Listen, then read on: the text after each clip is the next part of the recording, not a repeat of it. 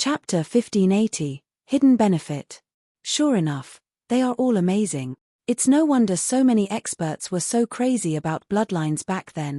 Feng felt slightly emotional when he saw the list of bloodlines in the past. Even superpowers had an extremely tough time getting their hands on bloodlines. Information on bloodlines was also heavily restricted. Even though Feng had been the guild leader of a second-rate guild, he had not possessed any detailed information on bloodlines. All he knew was that bloodlines improved a player's life rating and that they were of great help when players got promoted to higher tiers. Meanwhile, although the list of bloodlines the demon NPC gave him did not reveal a lot of information, what he could see was already more than enough to thrill him. Even the most ordinary bloodline would allow players to undergo a qualitative transformation. Take the Frost bloodline, for example. It increased the owner's compatibility with ice-type skills and spells, improving their skill and spell completion rates and base power. In addition, players with bloodlines would gain some extra basic attribute points every time they leveled up. In the case of the Frost bloodline, its primary focus was intelligence, while strength, agility, endurance, and vitality were secondary. Moreover, the bonus basic attributes gained through leveling up would further increase with each tier promotion eventually. As players rose in levels, the gap in basic attributes between players with bloodlines and players without bloodlines would also grow increasingly wider, to the point where the disparity could instill despair. However, looking at the cost of the various bloodlines listed, Feng could not help but frown. Of the two peak bloodlines available, one needed 340,000 SPS, while the other needed 360,000 SPS. In addition, both of them required 3 exploits each. These peak bloodlines were even more expensive than the top-tier fragmented legendary items. As for the 8 advanced bloodlines, they, too, were far beyond Feng's reach, as even the cheapest among them cost 200,000 SPS and 2 exploits, while the most expensive one cost 260,000 SPS and 2 exploits. Even if he managed to kill the mythic ranked guardian boss in the 40th Divine Shrine, accumulating 200,000 SPS was unlikely. It seems like an exchange for only a basic bloodline. Feng could not help but sigh. Revealing a bitter smile, he set his eyes on the 23 basic bloodlines. Even the cheap basic bloodline, which was named Boulder Bloodline, cost 100,000 SPS and 1 exploit. The Boulder bloodline improved a player's defense, and the main basic attribute it increased was endurance. It was a bloodline more suited for MTS rather than swordsman. In the end, Feng narrowed his choices to 3 bloodlines. Hurricane bloodline increases compatibility with wind-type skills and spells. Mainly improves agility, followed by endurance, strength, vitality, and intelligence. Requires 115,000 shrine points and 1 exploit to exchange. Scorching flame bloodline increases compatibility with fire-type skills and spells. Mainly improves endurance, followed by strength, agility, vitality, and intelligence. Requires 122,000 shrine points and 1 exploit to exchange. Earth Dragon bloodline increases magic resistance. Mainly improves strength, followed by endurance, agility, vitality, and intelligence. Requires 125,000 shrine points and 1 exploit to exchange. These 3 bloodlines were more suitable for a melee physical class like the swordsman class. Whether they were wind type or fire type skills, the swordsman class had a little of both.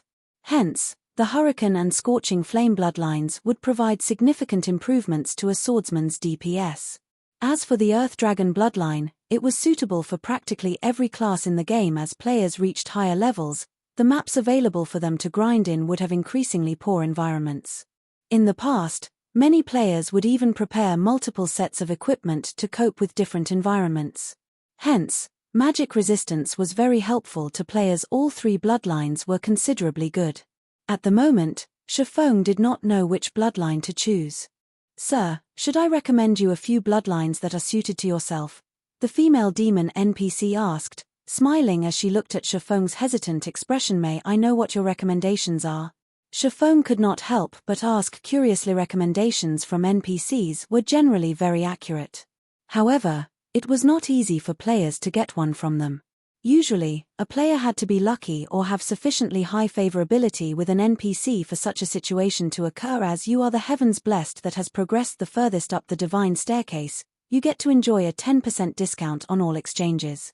Hence, I recommend either the Thunderblade Advanced Bloodline or the Dark Iron Basic Bloodline, the female demon replied as she called out 2 displays showing the details of the bloodlines she mentioned, saying the number 1 ranking player in the Divine Staircase gets a 10% discount.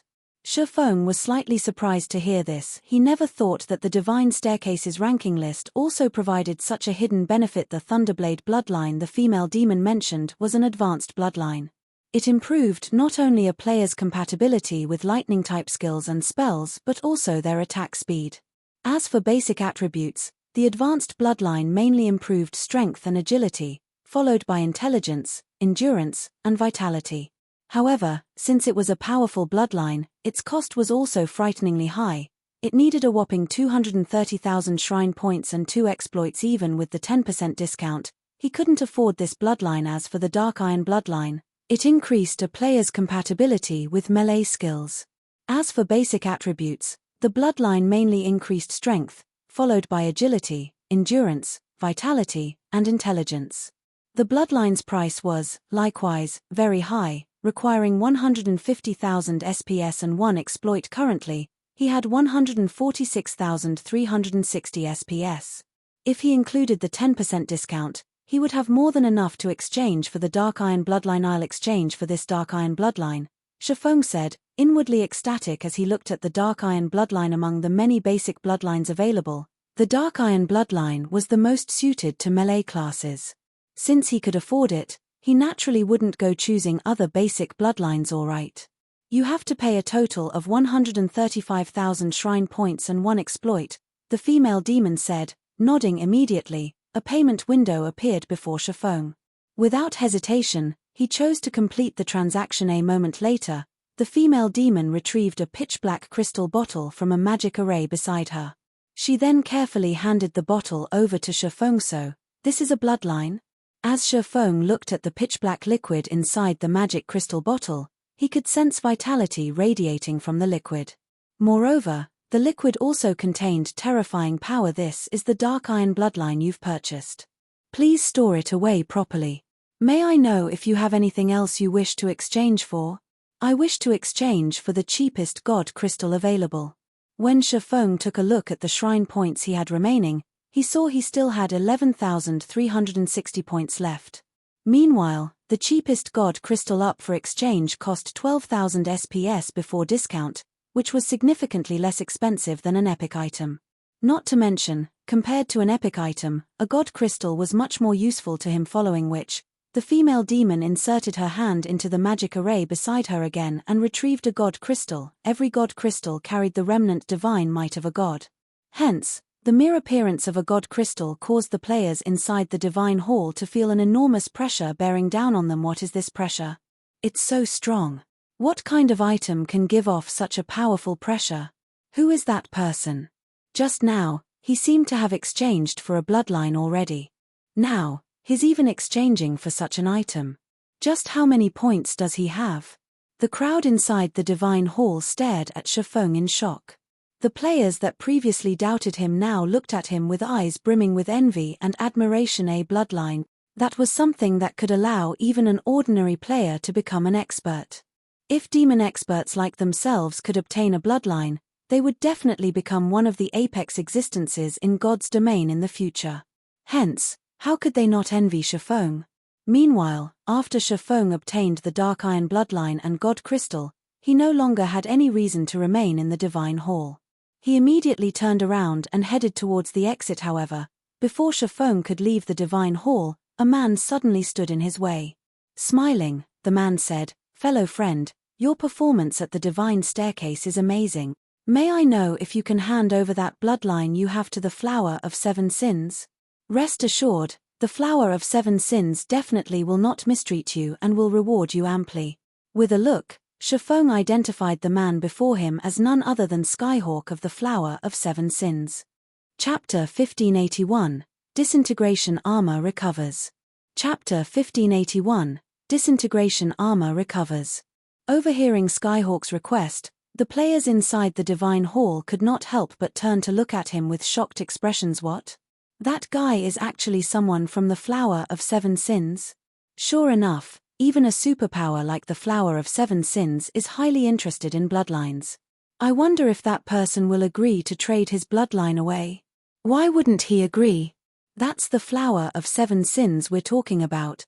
It's the strongest assassination organization in the virtual gaming world. Who would dare defy them? The surrounding onlookers started a quiet discussion among themselves as they looked at Skyhawk. The Flower of Seven Sins was known by practically everyone in the virtual gaming world.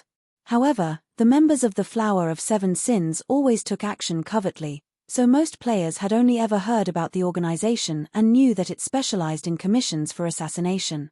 As long as one could afford the price, the Flower of Seven Sins would dare to take action even against super guilds. Moreover, every member of the Flower of Seven Sins was an expert among experts. Even super guilds felt fearful of some of the organization's experts. Meanwhile, regarding the matter of Feng acquiring a bloodline, although the onlookers felt very envious of him, they also knew that any player capable of exchanging for a bloodline was definitely no ordinary expert. Hence, there was very little chance they could steal the bloodline from Feng. However, it would be a different story if the Flower of Seven Sins was the one asking for it. The Flower of Seven Sins dared to take action against even the old monsters of super guilds.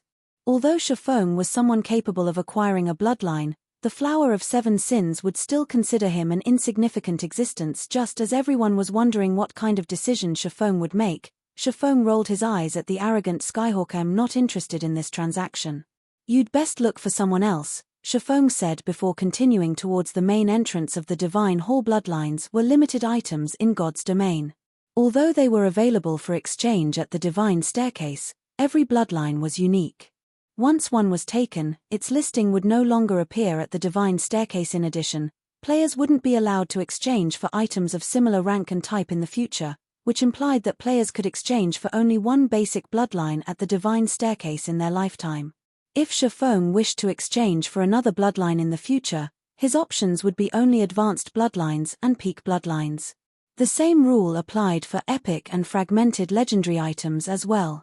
Players were limited to only one such item. Hence, Feng naturally wouldn't be so foolish as to trade away his bloodline. Moreover, even if he could exchange for an unlimited number of bloodlines, he still wouldn't trade the Dark Iron bloodline away. Bloodlines were incomparably precious. Aside from the Divine Staircase, Feng had no idea where he could obtain a bloodline with absolute certainty. Hence, if he managed to get his hands on additional bloodlines, he would naturally give it to the other members of his guild. Only a fool would try to sell their bloodlines away. Upon Feng's departure, Skyhawk's complexion darkened immediately. "That guy's dead. He actually dared offend someone from the Flower of Seven Sins. As expected of an expert.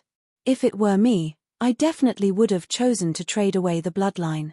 Everyone could not help but send Feng looks of pity and worship as they watched the swordsman leave the Divine Hall. When it came to tracking and investigative capabilities, the Flower of Seven Sins could rival even the Secret Pavilion. If the organization wanted someone dead, there was almost no escaping the organization's grasp. Hence, if given a choice, independent experts would rather provoke a super guild than the Flower of Seven Sins commander. That person sure is arrogant. He actually dares disrespect the Flower of Seven Sins. The Guardian Knight belonging to Skyhawk's party said as he approached Skyhawk, shock and anger on his face as he looked at Feng's departing figure. "Since he refuses to trade it to us, we'll just take it away from him by force." Skyhawk sneered as he looked at Feng. "Did you use the tracking scroll?" "I did. For the next 12 hours, no matter where he runs to, we'll be able to find him." The Guardian Knight smiled and nodded. Taking a look at his system map, he continued, "He seems to be heading for the World Summit." In God's domain, while it was indeed true that only rangers and assassins possessed tracking abilities, other players could rely on special magic scrolls to track players. Meanwhile, as these special magic scrolls did not deal any damage, even when used on a player, the said player would not notice the tracking marker and neither could they remove it. Unless the targeted player logged out of the game, they could be located regardless of where they went. The only flaw of these special magic scrolls was that they could not be used repeatedly on the same target. Once a player was marked, no other tracking marker could be placed on them within the next 48 hours. What a confident person. Notify Ink Hunter and have him get ready.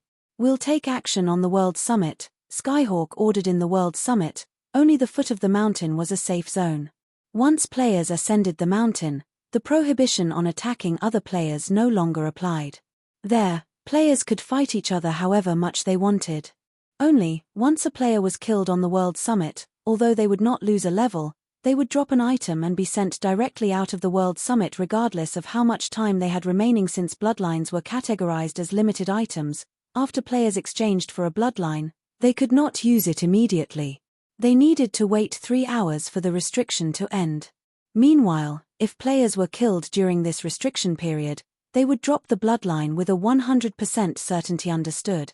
The Guardian Knight licked his lips in anticipation as he contacted their cleric companion. Meanwhile, after Feng ascended the World Summit, he did not make a beeline for the area where the epic shrines were located. Instead, he found a secluded spot and retrieved the Disintegration armor and God Crystal from his bag. Hopefully, it doesn't require too many. Feng took a deep breath as he chose the fusion option in the system interface. In the Divine Staircase's exchange menu, God Crystals were considered only unique items and not limited items. However, players had a cap of 1 God Crystal per visit to the World Summit. If Feng wished to exchange for another God Crystal, he could do so only on his next visit. After he chose to fuse the Disintegration armor and God Crystal, the magic circuits carved on the Disintegration armor released a dazzling silver glow. At the same time, the disintegration power the armor radiated intensified. A short moment later, a stream of evil, pitch-black energy flowed out of the Disintegration armor. This pitch-black energy felt as if it could corrode all items in existence. In fact, it even began corroding the ground, air, and even space around the Disintegration armor. What a strong power! Feng involuntarily retreated 3 steps in a hurry as he looked at this pitch-black energy, deeply afraid of getting tainted by this corrosive energy. However, shortly after this pitch-black energy started corrupting its surroundings, the space around it began trembling. The boundless energy permeating the entire World Summit actually started dispelling this pitch-black energy. In the blink of an eye, it obliterated the pitch-black energy. The World Summit truly is a place created by gods. Feng could not help his surprise as he looked at the formerly decayed grass and air that had reverted to their original states. The corrosive energy was capable of suppressing even the Disintegration armor's mighty disintegration power. Yet, when this pitch-black energy came into contact with the energy in World Summit, it got wiped out almost instantly. Meanwhile, after this pitch-black energy was removed, a small change occurred to the Disintegration armor. The formerly dull and tattered armor was actually glowing right now.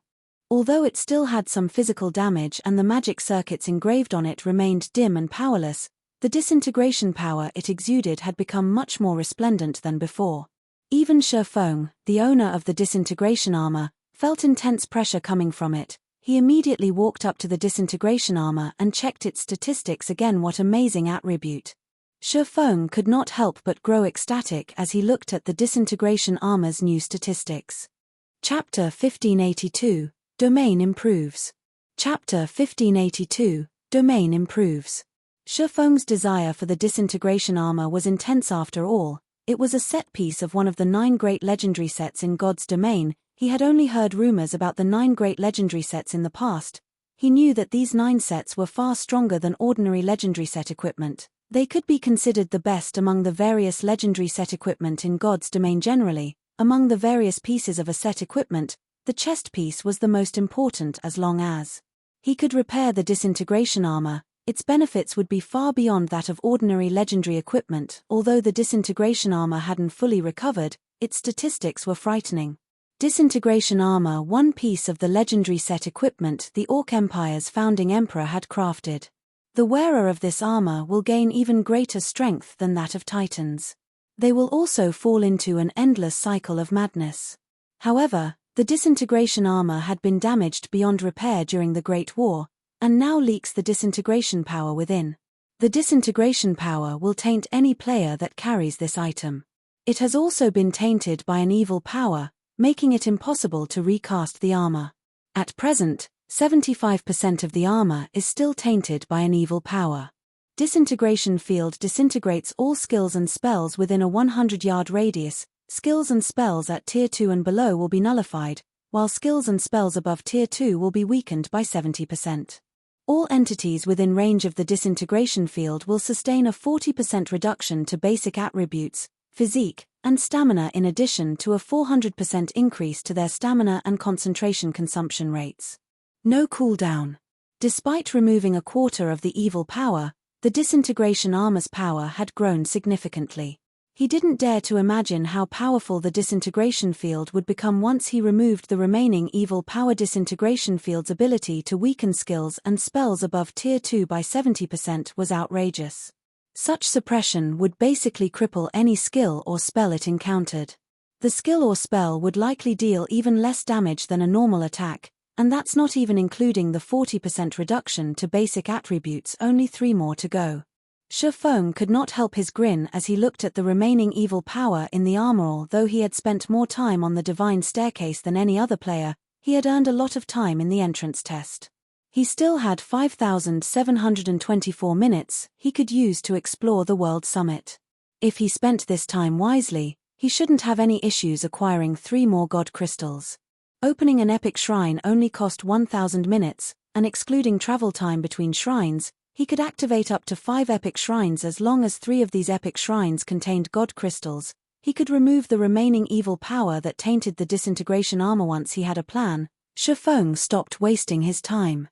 After storing the disintegration armor, he dashed towards the epic shrine area. Feng ascended the World Summit's mountain far faster than he had during his previous visit, even though he was still suffering a weakened state from activating twofold berserk. After climbing the mountain for a little over an hour, he had made it past the bronze area and was already past the mysterious iron area. During his climb, he had spotted many players who tried to make the most of their remaining time as they entered as many low-rank shrines as possible. Unlike the Dark Gold and Epic shrines, which cost 400 minutes and 1,000 minutes to activate, respectively, lower-ranked shrines were relatively cheap to activate.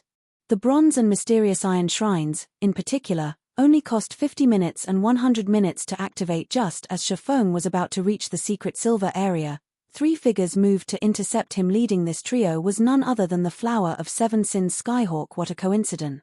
"We meet again," Skyhawk said, smiling at the cloaked Feng. "A coincidence." Glancing at Skyhawk and his 2 companions, who currently wore sneers, Feng said, "I'm wearing a black cloak like many of the players in the World Summit. Quite a few of them are swordsmen as well. Aside from using a tracking scroll, I don't think you have any other methods of differentiating me from anyone else. Such a quick and astute observation is only to be expected from the expert that earned enough SPS to purchase a bloodline," Skyhawk praised and clapped. "You are correct. To find you, I used one of the only 2 tracking scrolls I had on hand. Are you willing to sell us the bloodline now?" Tracking scrolls were extremely rare and precious items in God's domain. They were treasures used to hunt players. If Feng had merely obtained an epic weapon or piece of equipment from the divine staircase, he would not have bothered to waste a tracking scroll on the swordsman. However, Feng carried a bloodline. Skyhawk would even willingly spend 10 tracking scrolls to hunt this swordsman down. "What if I refuse?" Feng asked. "Refuse?" Skyhawk could not help but laugh at Feng's question. "You can refuse, but the Flower of 7 Sins always gets what it wants. Or do you think that you can actually escape our pursuit?" Skyhawk's statement had been quite loud, and his words quickly caught the attention of nearby players who came and went from the secret silver area. "What's going on? Members of the Flower of 7 Sins are actually robbing someone. Is this for real? That person sure is unlucky."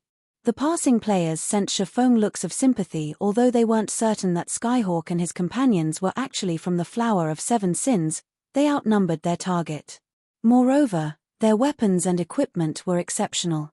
These 3 players definitely weren't ordinary experts. Feng would clearly be at a disadvantage if the trio decided to take action. "Commander, those people seem to think that Flower of 7 Sins members are robbing someone," a savage-like man, who had just descended from the secret silver area, reported to the cold beauty beside him as he looked towards Feng. "The other members in the World Summit should be in Skyhawk's party. Should we go and take a look?" "There's no need. It's Skyhawk's party," the woman said as she looked at the man with a broken, massive, pitch-black blade across his back. If Skyhawk weren't preoccupied, he would notice that the cloaked savage and the cold beauty were none other than Brute Spear and Hidden Soul. "Seriously? What exactly happened? Why are they resorting to theft?" Brute Spear could not help but gape at the distant berserker. The Flower of 7 Sins only had 7 commanders. Meanwhile, Skyhawk commanded the Sin of Wrath, an existence that stood among the flower of 7 sins' upper echelons. Normally, Skyhawk felt it beneath himself to attack someone for an epic item, yet this man was trying to rob someone. If news of this reached the organization, it would cause chaos. I don't know, but this is quite interesting. Let's head over and find out what's going on.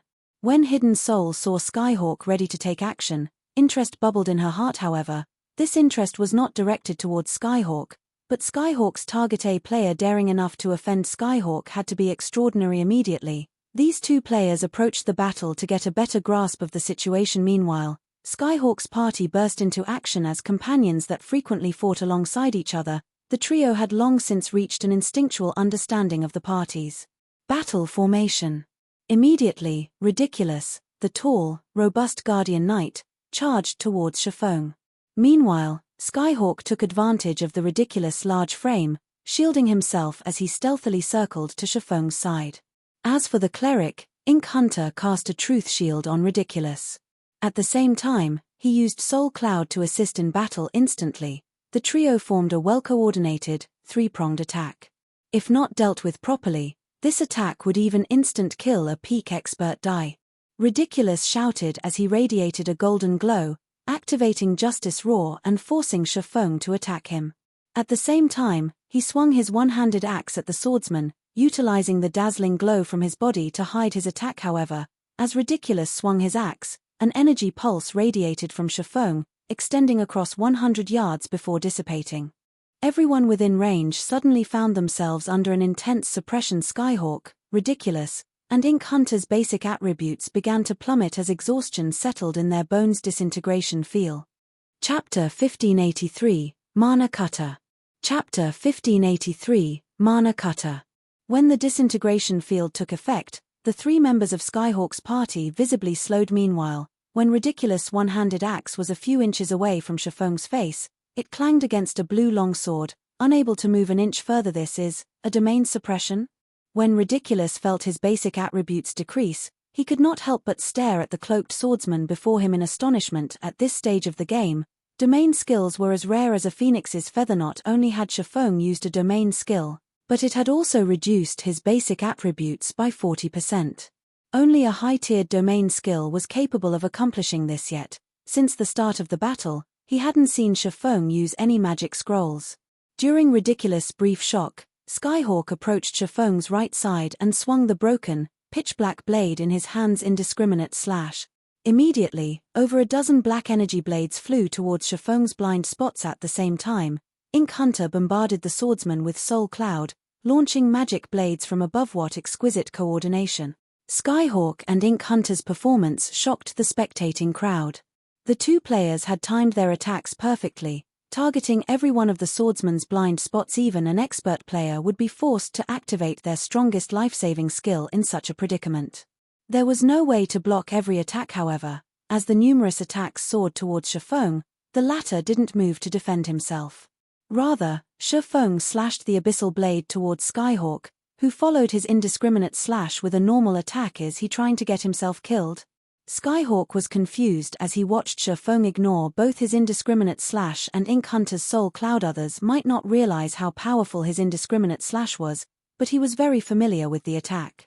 Even though his attributes had decreased, if every one of the dozen or so energy blades struck an MT of the same level, they'd either be near dead or lose half of their HP. Dang.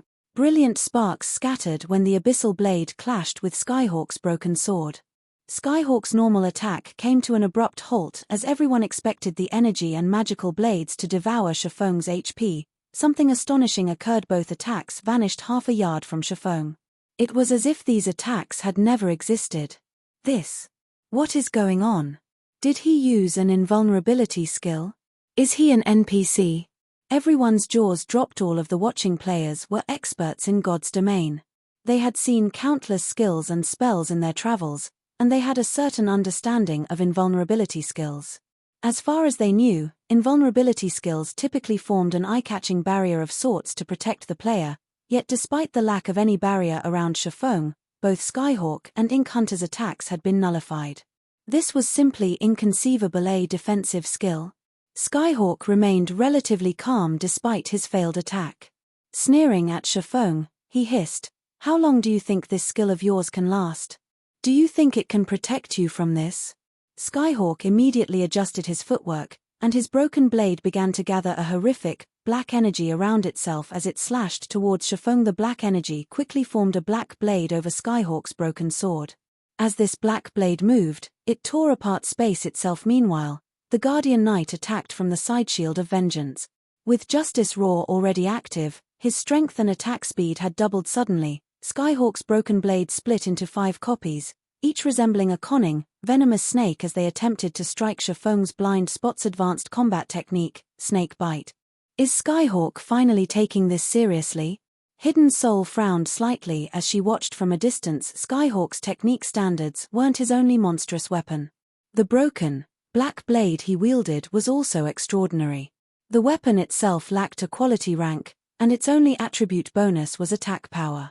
It didn't provide any additional basic attributes in exchange. However, the broken blade had 2 incomparably powerful skills. The first skill was Mana Rebound, the second was Mana Nullification. With this effect, the weapon could even slice through invulnerability skills. One could say that the weapon was a magic killer. In fact, this ability suited the broken blade's name perfectly. Mana Cutter. All defensive spells and skills were useless in the face of Skyhawk's attacks. Moreover, if melee players weren't careful with the skills they used to attack Skyhawk, Mana Rebound might turn their own attacks against them rather than damage Skyhawk. Because of this weapon, Skyhawk was the most formidable of the Flower of Seven Sins 7 commanders. If one wanted to defeat Skyhawk, they had to rely on techniques or basic attributes. Unfortunately, Skyhawk was a monster in both regards. If Hidden Soul had to face such an offensive, even she'd have no choice but to activate Vanish, receiving ridiculous attack, before putting as much distance between herself and Skyhawk as possible. If she tried to fight the Berserker and Guardian Knight simultaneously, she'd have no hope of victory. The Mana Cutter. Shifeng felt a little jealous as he watched the broken, pitch-black blade, which had transformed into 5 black snakes in the past. Every player had known about the Flower of Seven Sins commanders. They were just as popular as Super Guild's guild leaders. Their weapons and equipment had been just as famous among them. Countless berserkers and swordsmen dreamed of wielding Skyhawk's Mana Cutter. Realizing that Skyhawk and ridiculous attacks were about to hit their target, Shifeng disregarded the idea of intercepting them forcibly. Instead, he used Divine Steps and split into 11 copies, spreading out to circle his 2 opponents. Shifeng still suffered a weakened state, and although the duration was much shorter than earlier, it still reduced his basic attributes by 80%. Overall, his basic attributes were only slightly higher than Skyhawk and Ridiculous, who were still suppressed by Disintegration Field. He didn't have the ability to deflect the incoming attacks, which targeted his blind spots and weak points. Doppelgangers. The instant Mana Cutter slid through Shifeng's body, Skyhawk followed up with a whirlwind slash, giving Shifeng no chances to escape his grasp. By swapping positions with his doppelgangers reacting in a similar manner, Ridiculous followed up his attack with Devotion, an AoE skill that only attacked his enemies. Based on his experience with skills that summoned doppelgangers, he immediately determined that Shifeng's doppelgangers were likely invulnerable to attacks and couldn't be differentiated from the true body. In that case, he simply needed to attack all 11 clones with an AoE to find Shifeng. This, however, Ridiculous was dumbfounded after he used Devotion. All 11 doppelgangers remained unharmed. They're all fakes. Skyhawk looked at each clone carefully. He had prepared to launch an attack as soon as his companion revealed Shifeng's real body, but since none of the copies had taken damage, he was at a loss. Using his opponent's shock as an opportunity, Shifeng appeared before Ridiculous and activated the Aura of Time's Forbidden Domain. His 2 blades then transformed into streaks of light as the bit into the Guardian Knight before him. Tier 2 skill, Instant Strike. Although Ridiculous noticed Shifeng's attack, due to his weakened physique and the swordsman's attack speed, which had been increased by 500%, he couldn't react in time. He didn't even have time to activate his life-saving skill before Shifeng's attack struck. In the end, he could only watch as the Abyssal Blade and Killing Ray slashed down at him in succession before Skyhawk could react. The Guardian Knight's 30,000 HP had fallen to 0. Chapter 1584, Wrong Opponent. Chapter 1584, Wrong Opponent. As Ridiculous HP hit 0, silence descended on the spectating players as they watched the battle. Everyone realized that Skyhawk, Ridiculous, and Ink Hunter were definitely peak experts. The trio's combat standards were even better than theirs, and their weapons and equipment were nothing compared to the trio's yet. Despite 3 such excellently geared peak experts working together, Feng killed one of them without receiving a single point of damage. Moreover, the swordsman had taken out the player with the highest defense and HP. This was simply inconceivable. How is this possible? Ridiculous stared at Feng in shock as his vision began to fade to black. No matter how he thought about it, he couldn't rationalize what had just happened. All 11 clones should have been Feng's doppelgangers. Feng's main body should not be among them. When he had used devotion, none of the clones had been affected in the slightest. The only logical explanation was that all 11 clones were doppelgangers, yet one of these clones had killed him. Ridiculous wasn't the only one confused. Skyhawk and Ink Hunter were just as shocked. There were doppelgangers in God's domain that could attack, and those that could not. Doppelgangers that could attack were generally much weaker and easier to kill than the main body. In contrast, the majority of doppelgangers that weren't capable of attacks were invulnerable.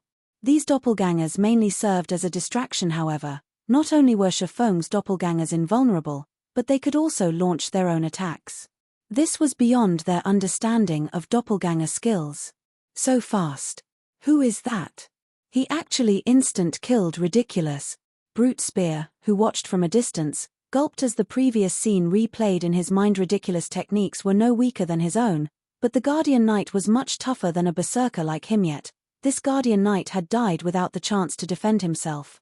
Brute Spear felt every hair on his body rise. No, there's something wrong with Ridiculous, Hidden Soul said, shaking her head. Although that player's attack speed is incredible, it's so fast that Ridiculous wouldn't have time to react and activate a life-saving skill. Had Ridiculous activated his life-saving skill, he wouldn't have died so quickly.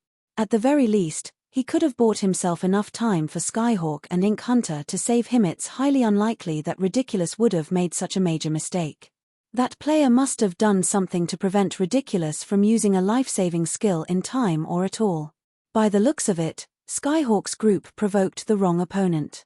Brute Spear nodded his agreement. Hidden Soul's deduction sounded logical, or rather, he wanted to believe in Hidden Soul's reasoning.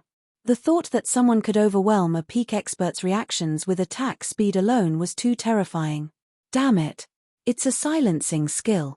Ink, we're retreating. Skyhawk couldn't help but grit his teeth as he glared at Feng.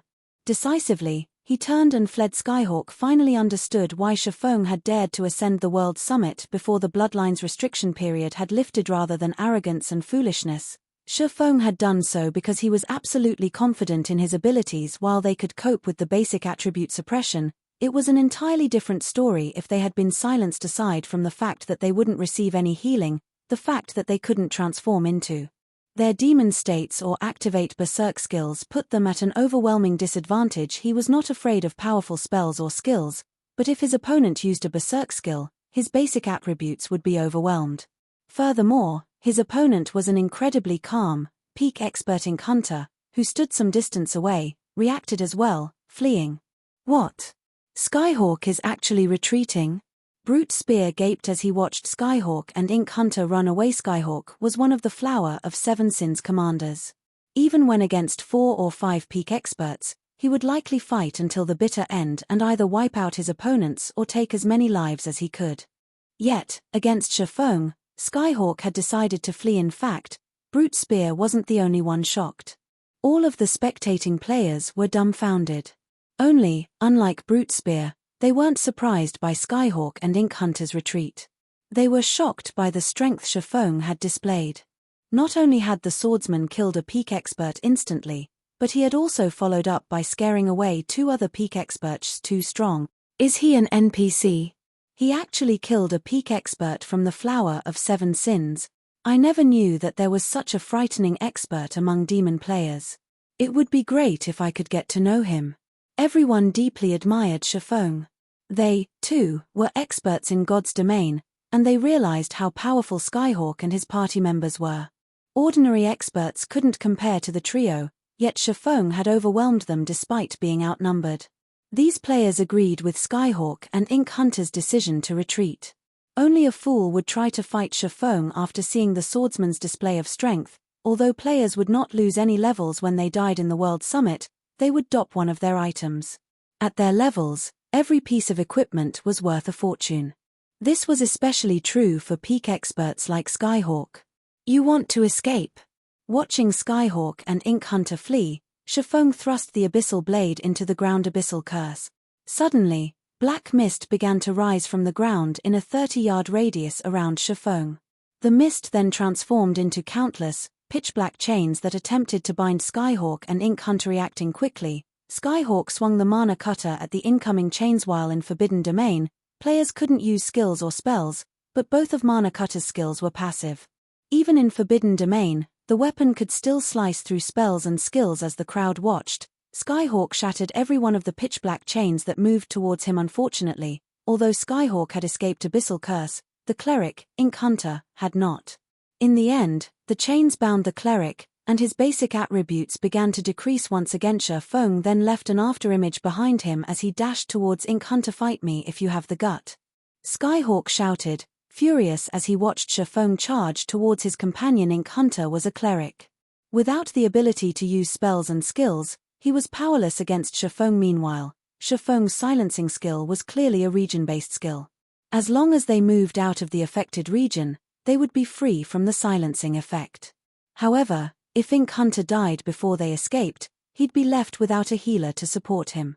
He'd definitely have a difficult time against Feng alone. As Skyhawk declared his challenge, and before the watching players had realized it, Feng had appeared before the Berserker, his sacred sword descending on the commander from the Flower of Seven Sins Shadow Blade.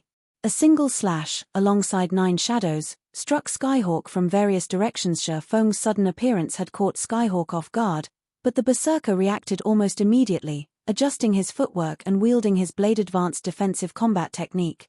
Iron Wall. The broken blade's trajectory seemed strange as it deflected the incoming attacks. As Mana Cutter countered more of the attacks, its speed seemed to increase. In the end, Skyhawk managed to deflect 9 of the 10 incoming attacks, receiving only 1. When the attack struck, he had lost a little over 2,000 HP and retreated several steps. Skyhawk had basically lost 1/10 of his suppressed HP. However, Skyhawk did not pay much mind to the damage. At the very least, he had lured Feng in. With this, Ink Hunter could escape the silencing AoE. Once they were free of the silencing effect, recovering his lost HP would be a piece of cake. However, before Skyhawk could celebrate his success, he realized that something was amiss. Originally, there had been 11 copies of the enemy swordsman on the battlefield, but now there were 12. The clone charging towards Ink Hunter had never deviated from its path. At this point in time, said clone had also arrived before the cleric and activated Shadow Blade. Already the cleric, with low HP and defense, died instantly as the 10 attacks bit into his body. How is this possible? Skyhawk shifted a bewildered look between the Feng that had claimed Ink Hunter's life and the one that stood before him. What he did not know was that Feng had never intended to let any of them get away. Feng had sent the doppelganger he had summoned with Phantom Kill after Ink Hunter, while his main body had used Void Steps to approach Skyhawk. Chapter 1585, Slaying Skyhawk. Chapter 1585, Slaying Skyhawk. Everyone was stupefied yet again when Ink Hunter had died. They were confused about how Feng had 2 main bodies on the battlefield and could actually attack Skyhawk and Ink Hunter simultaneously. Meanwhile, Skyhawk's complexion darkened considerably after he recovered from his momentary shock. Not only was he still stuck in the silencing AoE, but he had also lost his healer. If Feng used a Berserk skill now, killing him would be very easy. However, what Skyhawk did not know was that Feng had recently used twofold Berserk and was still in a weakened state, which prevented him from using Berserk skills. Otherwise, he wouldn't have needed to expose trump cards like Forbidden Domain and Phantom Kill. Feng didn't give Skyhawk much time to think about his situation as he sent another quick slash at the Berserker Flame Burst. Although he had already killed Ink Hunter, Skyhawk wasn't an opponent he could take lightly. If he allowed Skyhawk to escape Forbidden Domain and activate a Berserk skill, he would definitely be placed in a very passive state. Suddenly, the 2 swords in Feng's hands released a burning glow as they approached their target. Feng didn't bother with complex techniques, relying on bold, simple movements instead. Experts like Skyhawk had practically no weak points. Skyhawk was more than capable of countering any technique he could use against the Berserker. Hence, rather than wasting stamina and concentration executing powerful combat techniques, it was far more efficient to force Skyhawk to defend himself with simple movements, turning this battle into a contest of stamina and concentration. Don't even think of killing me that easily, Skyhawk shouted. Reacting, he brandished Mana Cutter to deflect Shifeng's attacks. Boom. Boom. Boom. Every time the swords clashed, the resulting impacts radiated powerful shockwaves. Even Hidden Soul and the other spectators, who stood a safe distance away, could clearly feel these shockwaves. Meanwhile, the ground under Skyhawk and Shifeng's feet cracked and shattered. To the watching crowd, it felt as if they were watching two gigantic, humanoid beasts clash, rather than players. Even the terrain changed in the wake of their might. In terms of basic attributes, Feng was just slightly superior to Skyhawk. Hence, even if Skyhawk received the full force of Feng's attacks, he wouldn't take much damage. Furthermore, the Berserker deflected his opponent's attacks rather than block them. However, Feng's slashes were far more powerful than Skyhawk's with Flame Burst's explosive power. Although Mana Cutter could slice through projectile skills and spells, it wasn't effective against skills that enhanced their user's power. As a result, every time Skyhawk deflected an attack, he was forced back several steps. His HP fell by over 700 as well. After deflecting 15 consecutive attacks, Skyhawk's HP had fallen to 50%. That guy is amazing. His actually suppressed Skyhawk despite only having a slight advantage in basic attributes. Not even the other commanders are capable of something like this. Brute Spear could not help but sigh with admiration as he watched Feng back Skyhawk into a corner. It's no wonder why the boss always warns us to be careful in the fields. If we accidentally provoke such a hidden expert while adventuring, we'll definitely be in for a painful lesson. Skyhawk's combat standard was extremely high, and Mana Cutter only bolstered his strength. He had never been suppressed in a melee duel against the Seven Sins' other commanders. Normally, he was the only one to suppress the other's. Hidden Soul nodded in agreement, but as she watched Feng's figure, something about the man felt familiar. Could he be Maple Leaf? The thought drifted through Hidden Soul's mind as she watched the battle. She thought it was unlikely that two unknown, monster-level experts had visited the World Summit at the same time. Moreover, the doppelganger skill Feng had used against Skyhawk was the same skill he had used against the Purgatory Puppets. She also found the situation somewhat hard to believe. Every expert had strengths and weaknesses. For example, some experts focused on fighting monsters, and against monsters, they could display extraordinary strength. Meanwhile, some experts preferred to fight other players, and they could display much greater strength against players than they could against monsters. Feng had previously displayed incredible combat standards against the Purgatory Puppets, proving that he put quite a bit of effort into fighting monsters. Even Hidden Soul had to admit that she wasn't as skilled as Feng in monster battles yet. Despite facing Skyhawk's three-man party, Feng had displayed the same extraordinary tactics and combat standards. His performance wasn't inferior to his fight with the Purgatory Puppets in the least. This proved that he was just as familiar with PvP. As Hidden Soul pondered over Feng's identity, the battle between the swordsman and the Berserker grew more intense. They began to exchange blows so fast that even many of the watching demon experts could no longer keep up with the battle. Damn it. Not being able to use my skills is too much of a problem. Skyhawk was frustrated as he desperately repelled Feng's frenzied attacks. The standard of his techniques was considerably higher than Feng's. In a fight where neither combatant could use skills or spells, he'd have no fear of Feng yet. Feng had used a skill that boosted his attack's destructive power before launching swift and straightforward attacks, forcing him to receive the attacks one way or another. Had Feng relied on projectiles, he could have easily found an opportunity to use Mana Cutter to turn the tables on the swordsman, but as if Feng had known about the weapon's abilities, he refused to give Skyhawk such an opportunity. This forced him into a passive situation, having to focus on his own defense. As a result, he could only watch as his HP continued to decrease. Moreover, Feng had yet to use a berserk skill or his demon state. That's not right. Considering the events up to this point, Skyhawk suddenly realized a possibility as to why Feng would bother to fight him for so long. With a sneer, he hissed, "I understand now.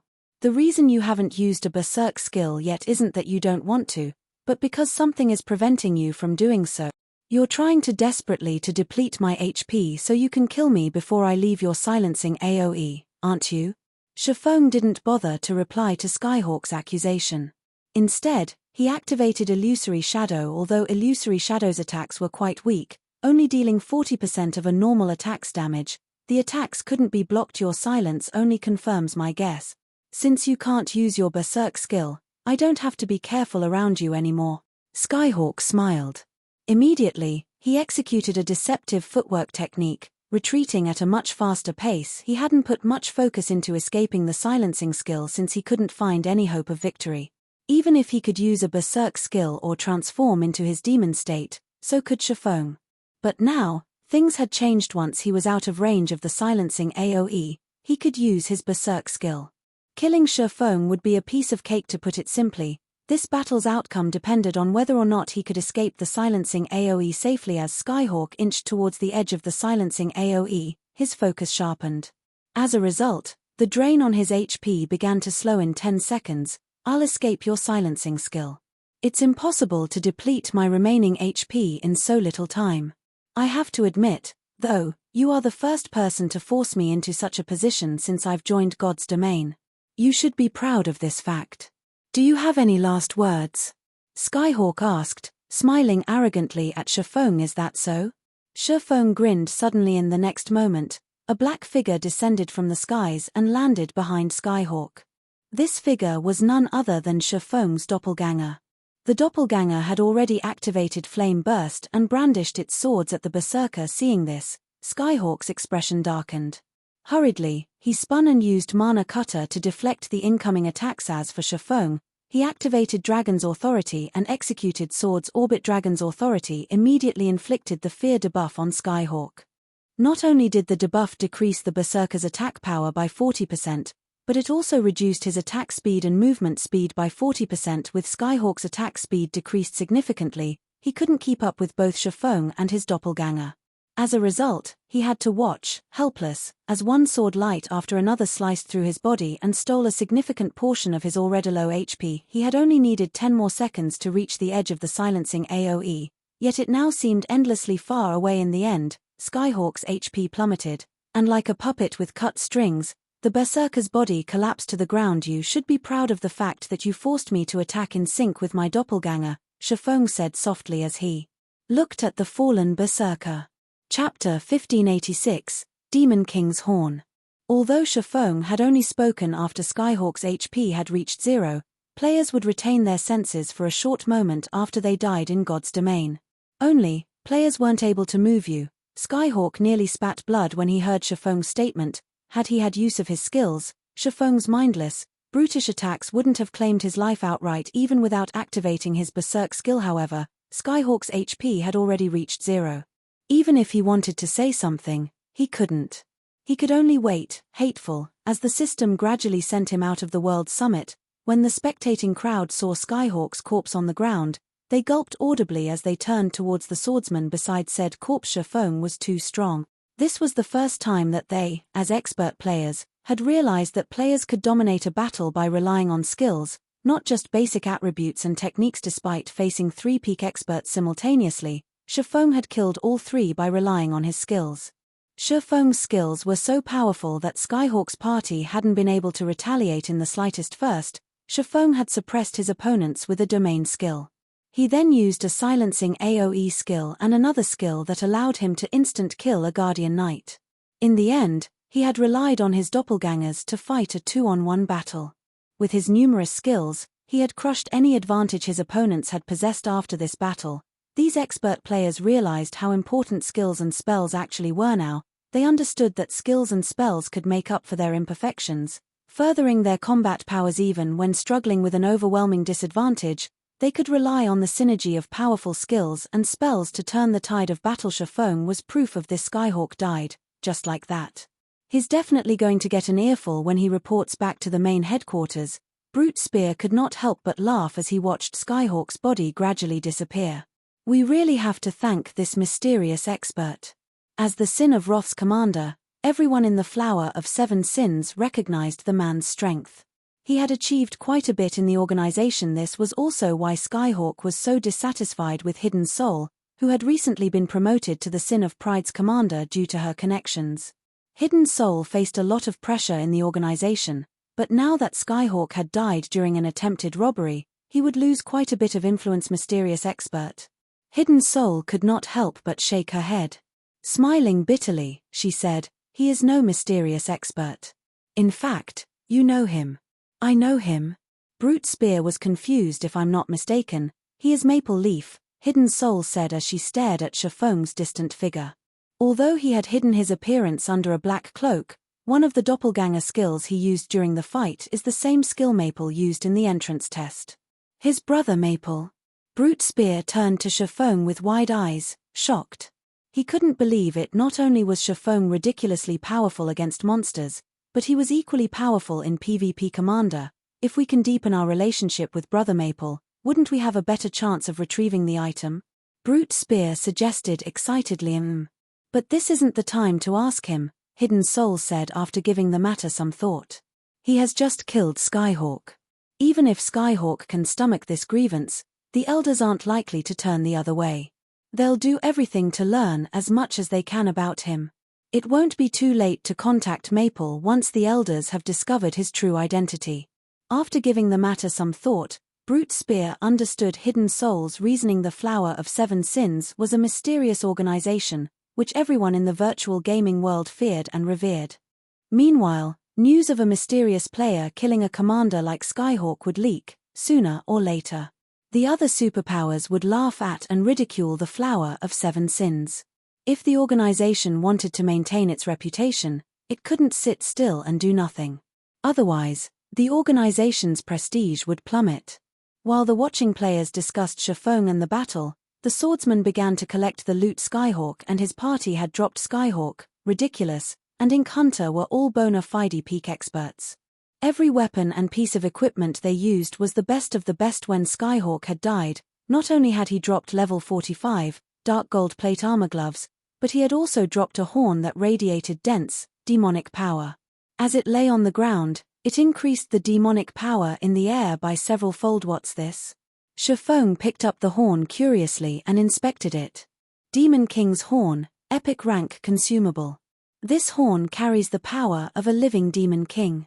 Activating the horn will allow you to execute an attack with the power this Demon King had during his life. Activating the Demon King's power will cost 30,000 magic crystal. Can be used 2 more times. Feng was dumbfounded when he read the Demon King's Horn's description.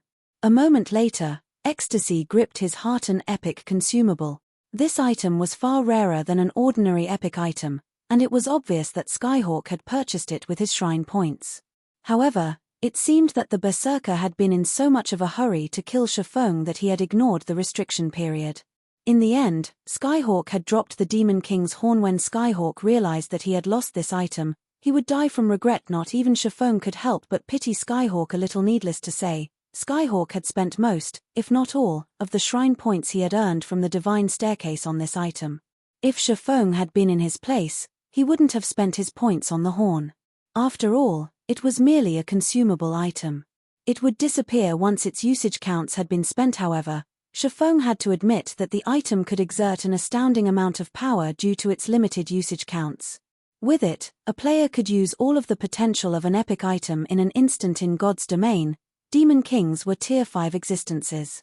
Although their life ratings were lower than fallen angels, they were still Tier 5 creatures.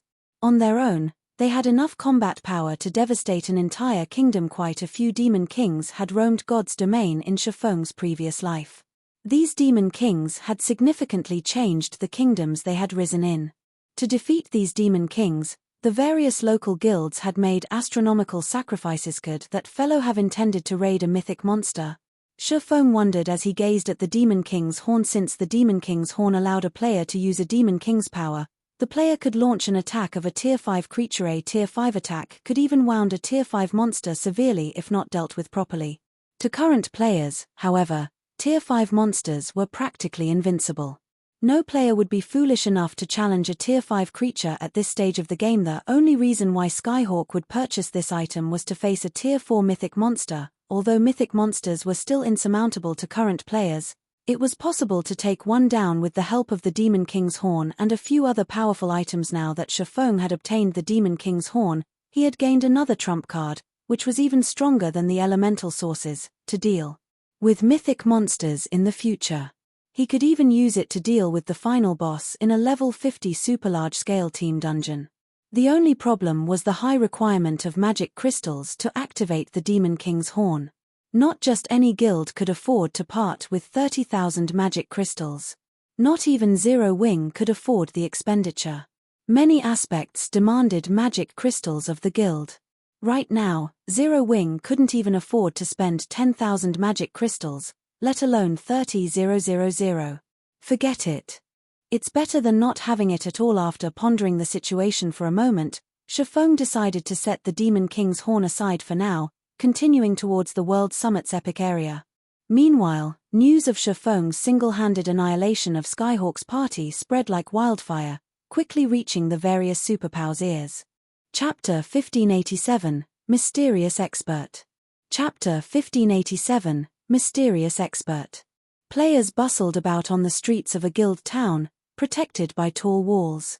Quite a few of these players were architects, busily constructing all types of buildings. From the top floor of an open-air restaurant in the town, a middle-aged man in dark grey armor quietly watched these architects. A flame-shaped shield rested beside his chair. Suddenly, a young man burst into the room, running up to the middle-aged man. "Uncle Yuan, something big has happened," the young man excitedly reported. "We just received news that Skyhawk, one of the Flower of Seven Sins commanders, has been killed." The middle-aged man in question was none other than the Secret Pavilion's Yuan Taishan. He had already reached level 50 and wore the level 50 fine gold ranked landslide set, a set equipment for shield warriors which could only be obtained from level 50, 100-man team dungeon. "Skyhawk has been killed?" Yuan Taishan turned towards the young man in astonishment. "How is that possible? Did someone organize an expert team to ambush him? No, that can't be right. We're talking about one of the Seven Sins commanders here. The Flower of Seven Sins definitely won't take such a blow lying down." Skyhawk was one of only 7 commanders in the Flower of Seven Sins.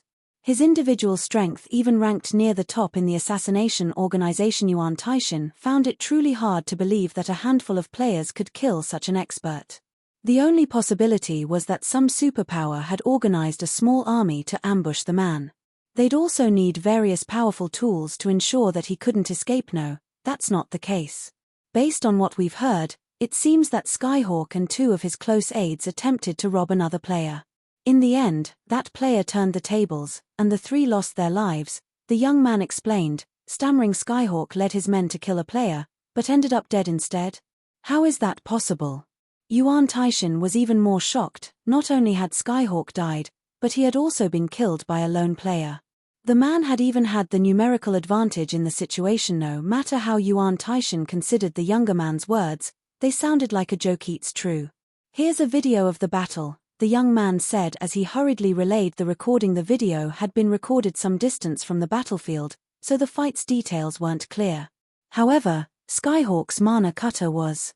There was no doubt that the berserker wielding the broken blade was indeed Skyhawk. What powerful skills. Although Yuan Taishan could not see the entire process of the battle clearly, he could, more or less, deduce the reason that Skyhawk's party had lost. Just who is that player? We're already doing our best to investigate this matter. Unfortunately, we can only glean a limited amount of information from the video. Although the Flower of Seven Sins should have access to more details, our spies in the organization are too low ranked to gain access to the information.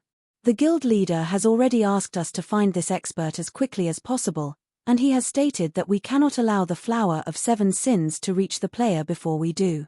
I understand. I'll do my best to look into the matter. After Yuan Taishan finished with the video, he became interested in the mysterious expert who had killed Skyhawk's 3-man party. He immediately ordered his subordinates to investigate the battle video. Meanwhile, God's Domain's other superpowers began their own investigations.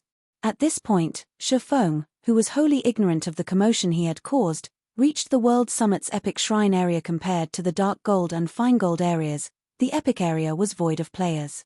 The majestic epic shrines in the area remained unoccupied. Feng didn't need to worry about any competition over the shrines. The god crystals aren't as valuable as epic items, but the shrine's difficulty increases with altitude. Correspondingly, the shrines should offer more treasures. I may be able to find god crystals in the lowermost shrines. After a quick inspection of the epic shrines dotting the mountainside, Feng began his mission. The lowermost region of the epic area had a total of 21 epic shrines. Feng did not put too much thought into the matter and approached the closest shrine. When he reached the shrine's entrance, Feng placed a hand on the doors before him. System: inferior legendary shrine key detected. You are qualified to open the doors of the epic shrine. Do you wish to spend 1,000 minutes to open them? Feng clicked agree without hesitation. Immediately, the shrine doors swung open, allowing Feng to enter. The moment Feng stepped into the shrine, he felt as if he had entered a different world. He stood on a platform above the clouds, and from time to time, Feng spotted flying beasts soaring by. These monsters were all frighteningly strong, and even the weakest among them was a level 150 Great Lord. Some of these flying beasts were even level 180 mythic monsters. Any one of these monsters could easily extinguish Feng's life. Multiple humanoid statues had been erected in the center of the platform, and dazzling items in translucent, crystal boxes had been placed before each statue. Even from this distance, Feng could tell that every one of these items was extraordinarily valuable. When Feng tried to approach one of the statues to inspect the items before it, the sound of another system notification reached his ears. System: you may choose one item before the numerous statues. As long as you fulfill the requirements, you may obtain the item you desire. If you fail to complete the requirements within the given time limit, you will be teleported out of the shrine automatically. Sure enough, the system won't let players take these items easily. Feng wasn't particularly surprised. Although every shrine in the World Summit offered its own rewards, not every shrine granted players a reward upon entry. Some required players to pass certain tests. The Shrine of the Lord of Destruction, which Feng had previously visited, was one such example. If players did not choose the appropriate shrines based on their strength, they might walk away empty-handed. A total of 12 statues occupied the platform. Among the items before the statues, 4 were damaged items, and there were 5 pieces of intact epic equipment, 2 epic weapons, and 1 epic item. According to the acquisition difficulty in God's domain, the epic item would be the most difficult to obtain, while the damaged items would be the easiest.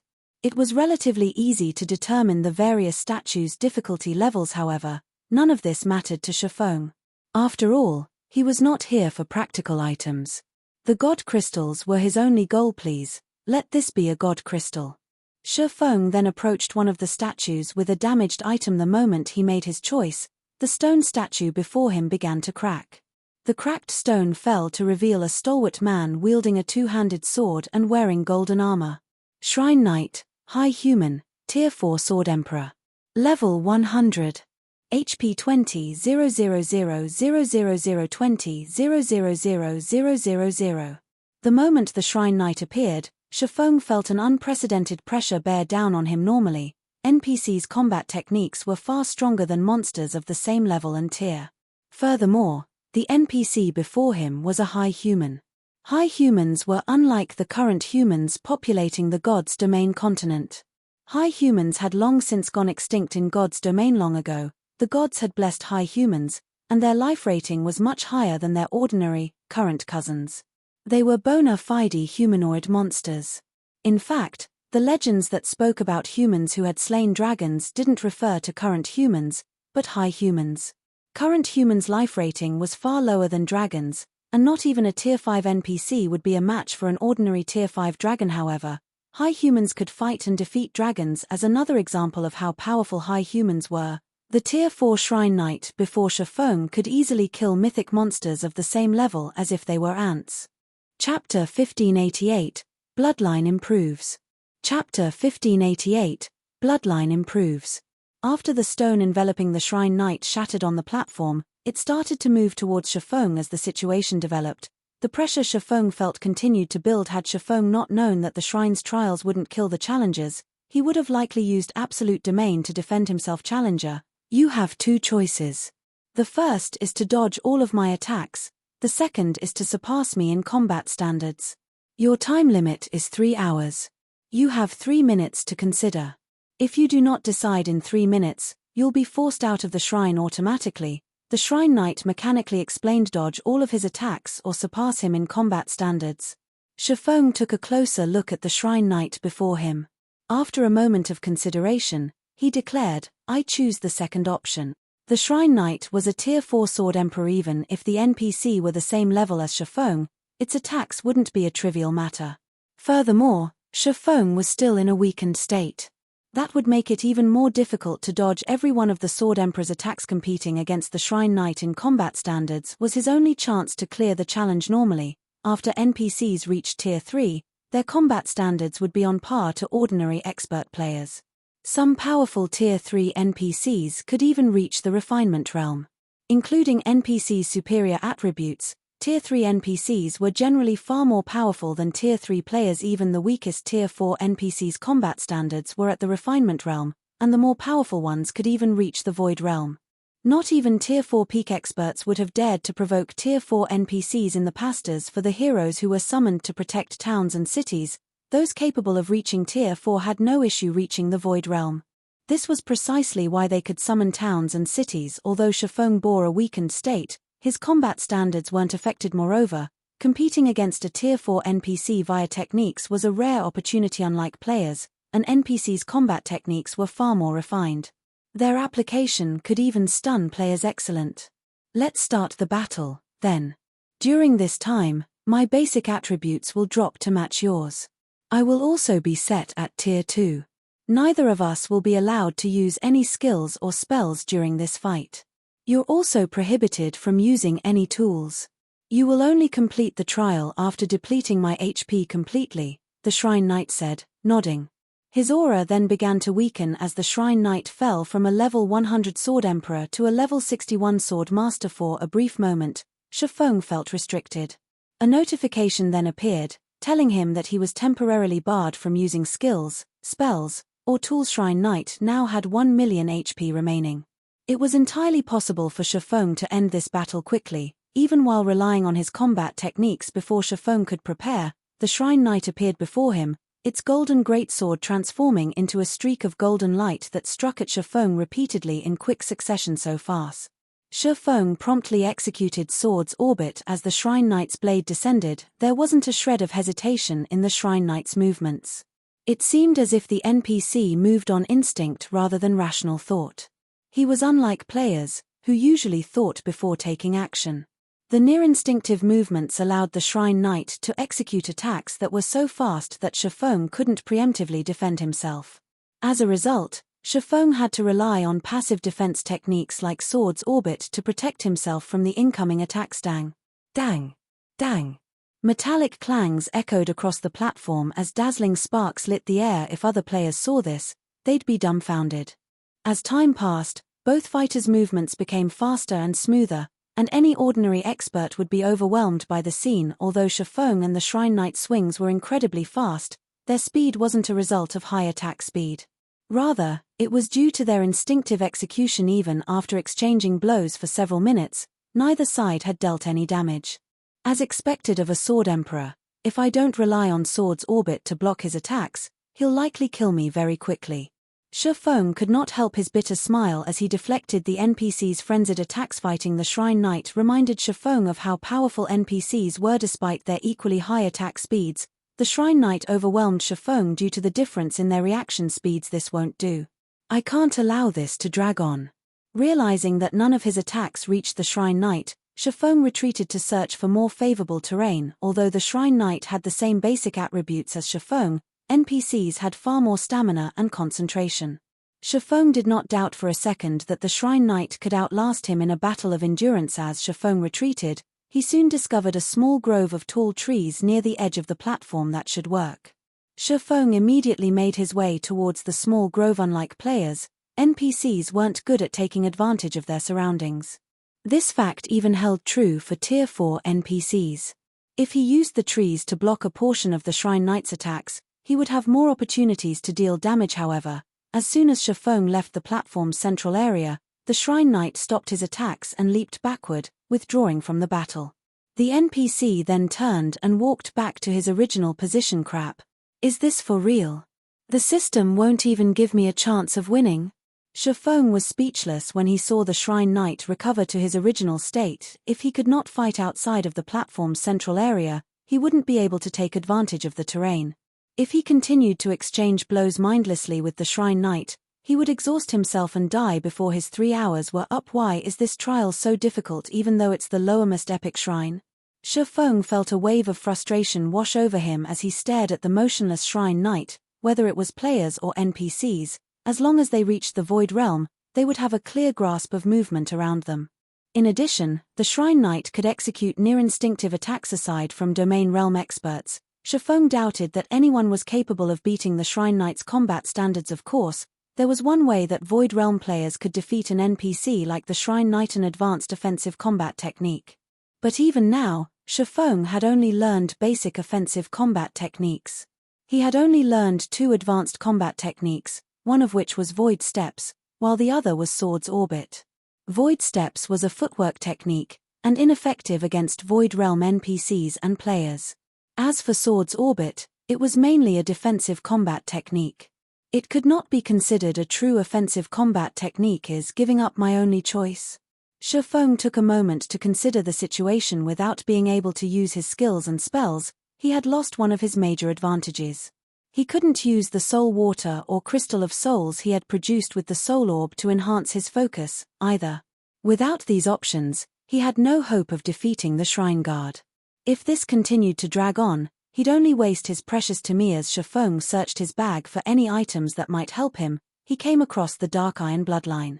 The restriction period had already ended, and he could now use the Bloodline. Fortunately, this didn't count as a prohibited item. That's right. How could I forget about the Bloodline? Feng laughed as he gazed at the Dark Iron Bloodline in his bag. When consumed, Bloodlines improved a player's life rating. When a player's life rating in God's domain increased, every aspect of their being improved. Reaction speed, stamina, and concentration were just a few of these aspects. Feng retrieved the Dark Iron Bloodline from his bag. Removing the crystal bottle's lid, he consumed the pitch-black liquid contained within. Chapter 1589, Frightening Bloodline Power. Chapter 1589, Frightening Bloodline Power. As Feng consumed the Dark Iron Bloodline, the mana on and around the platform began to gather around his body. Suddenly, 2 threefold magic arrays appeared above and below him. It looked as if the magic arrays had formed a barrier, enveloping Feng. The surrounding mana then poured into the threefold array above Feng, and golden, divine runes began to surround his body. As more divine runes appeared around Feng, his aura intensified. When the divine runes covered Feng entirely, a pillar of golden light emerged from Feng's body and shot into the sky.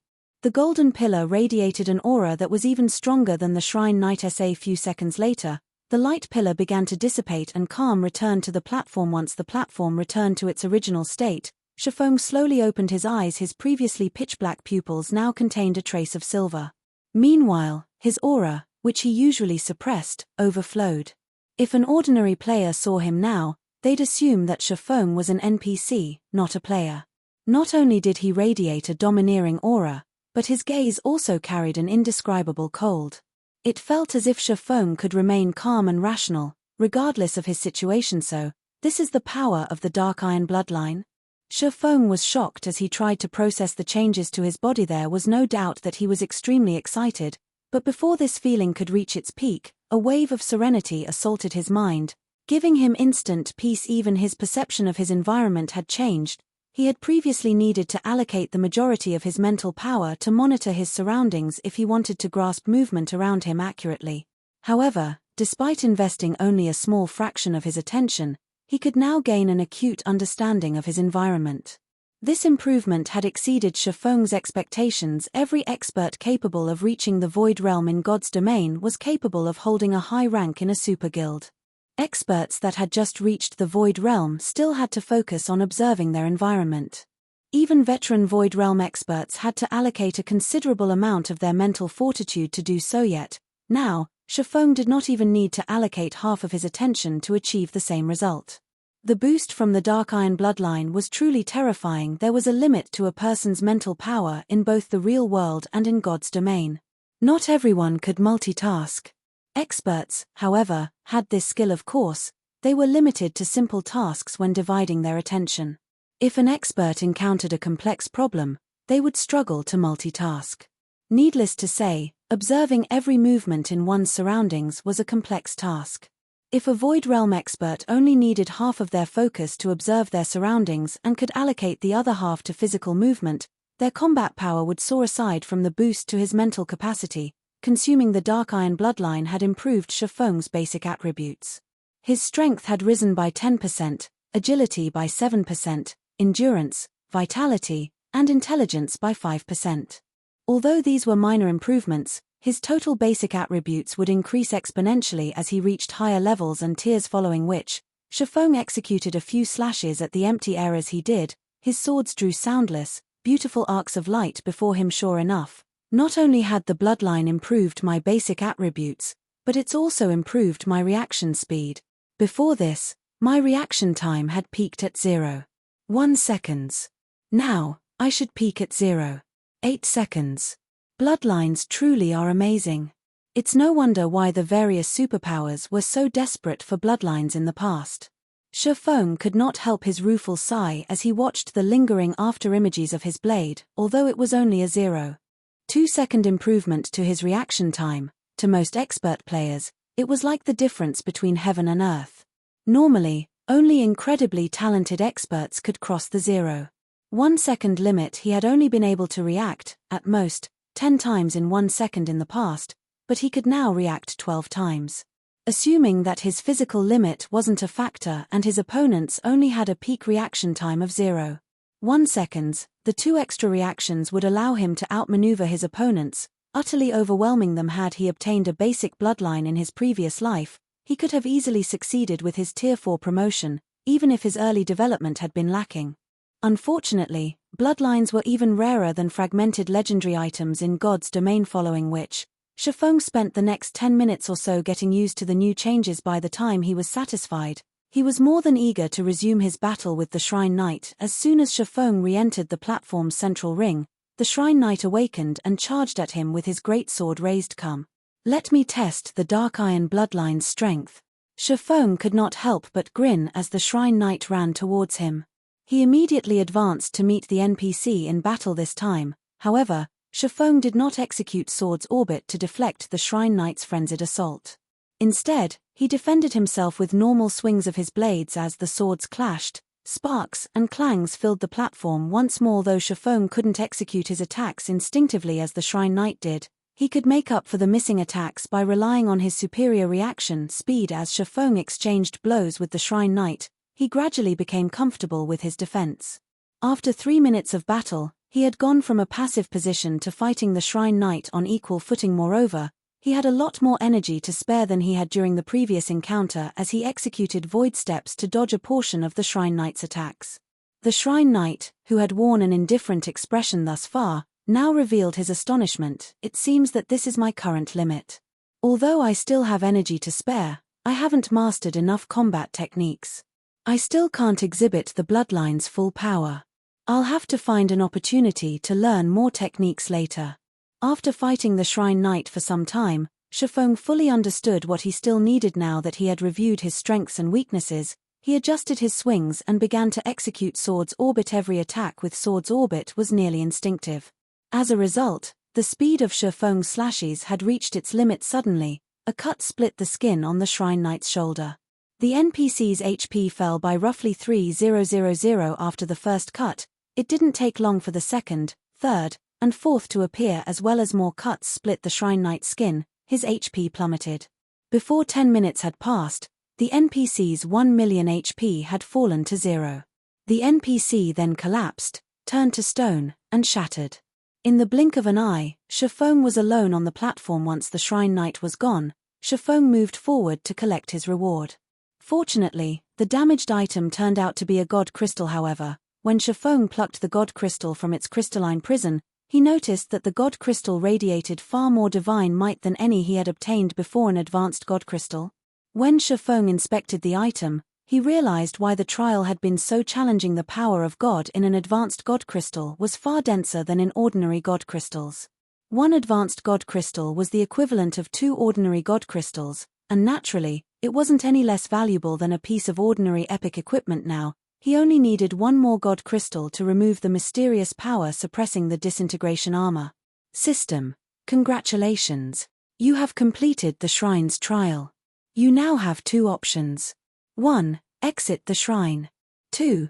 Challenge another trial at the cost of 1,000 minutes.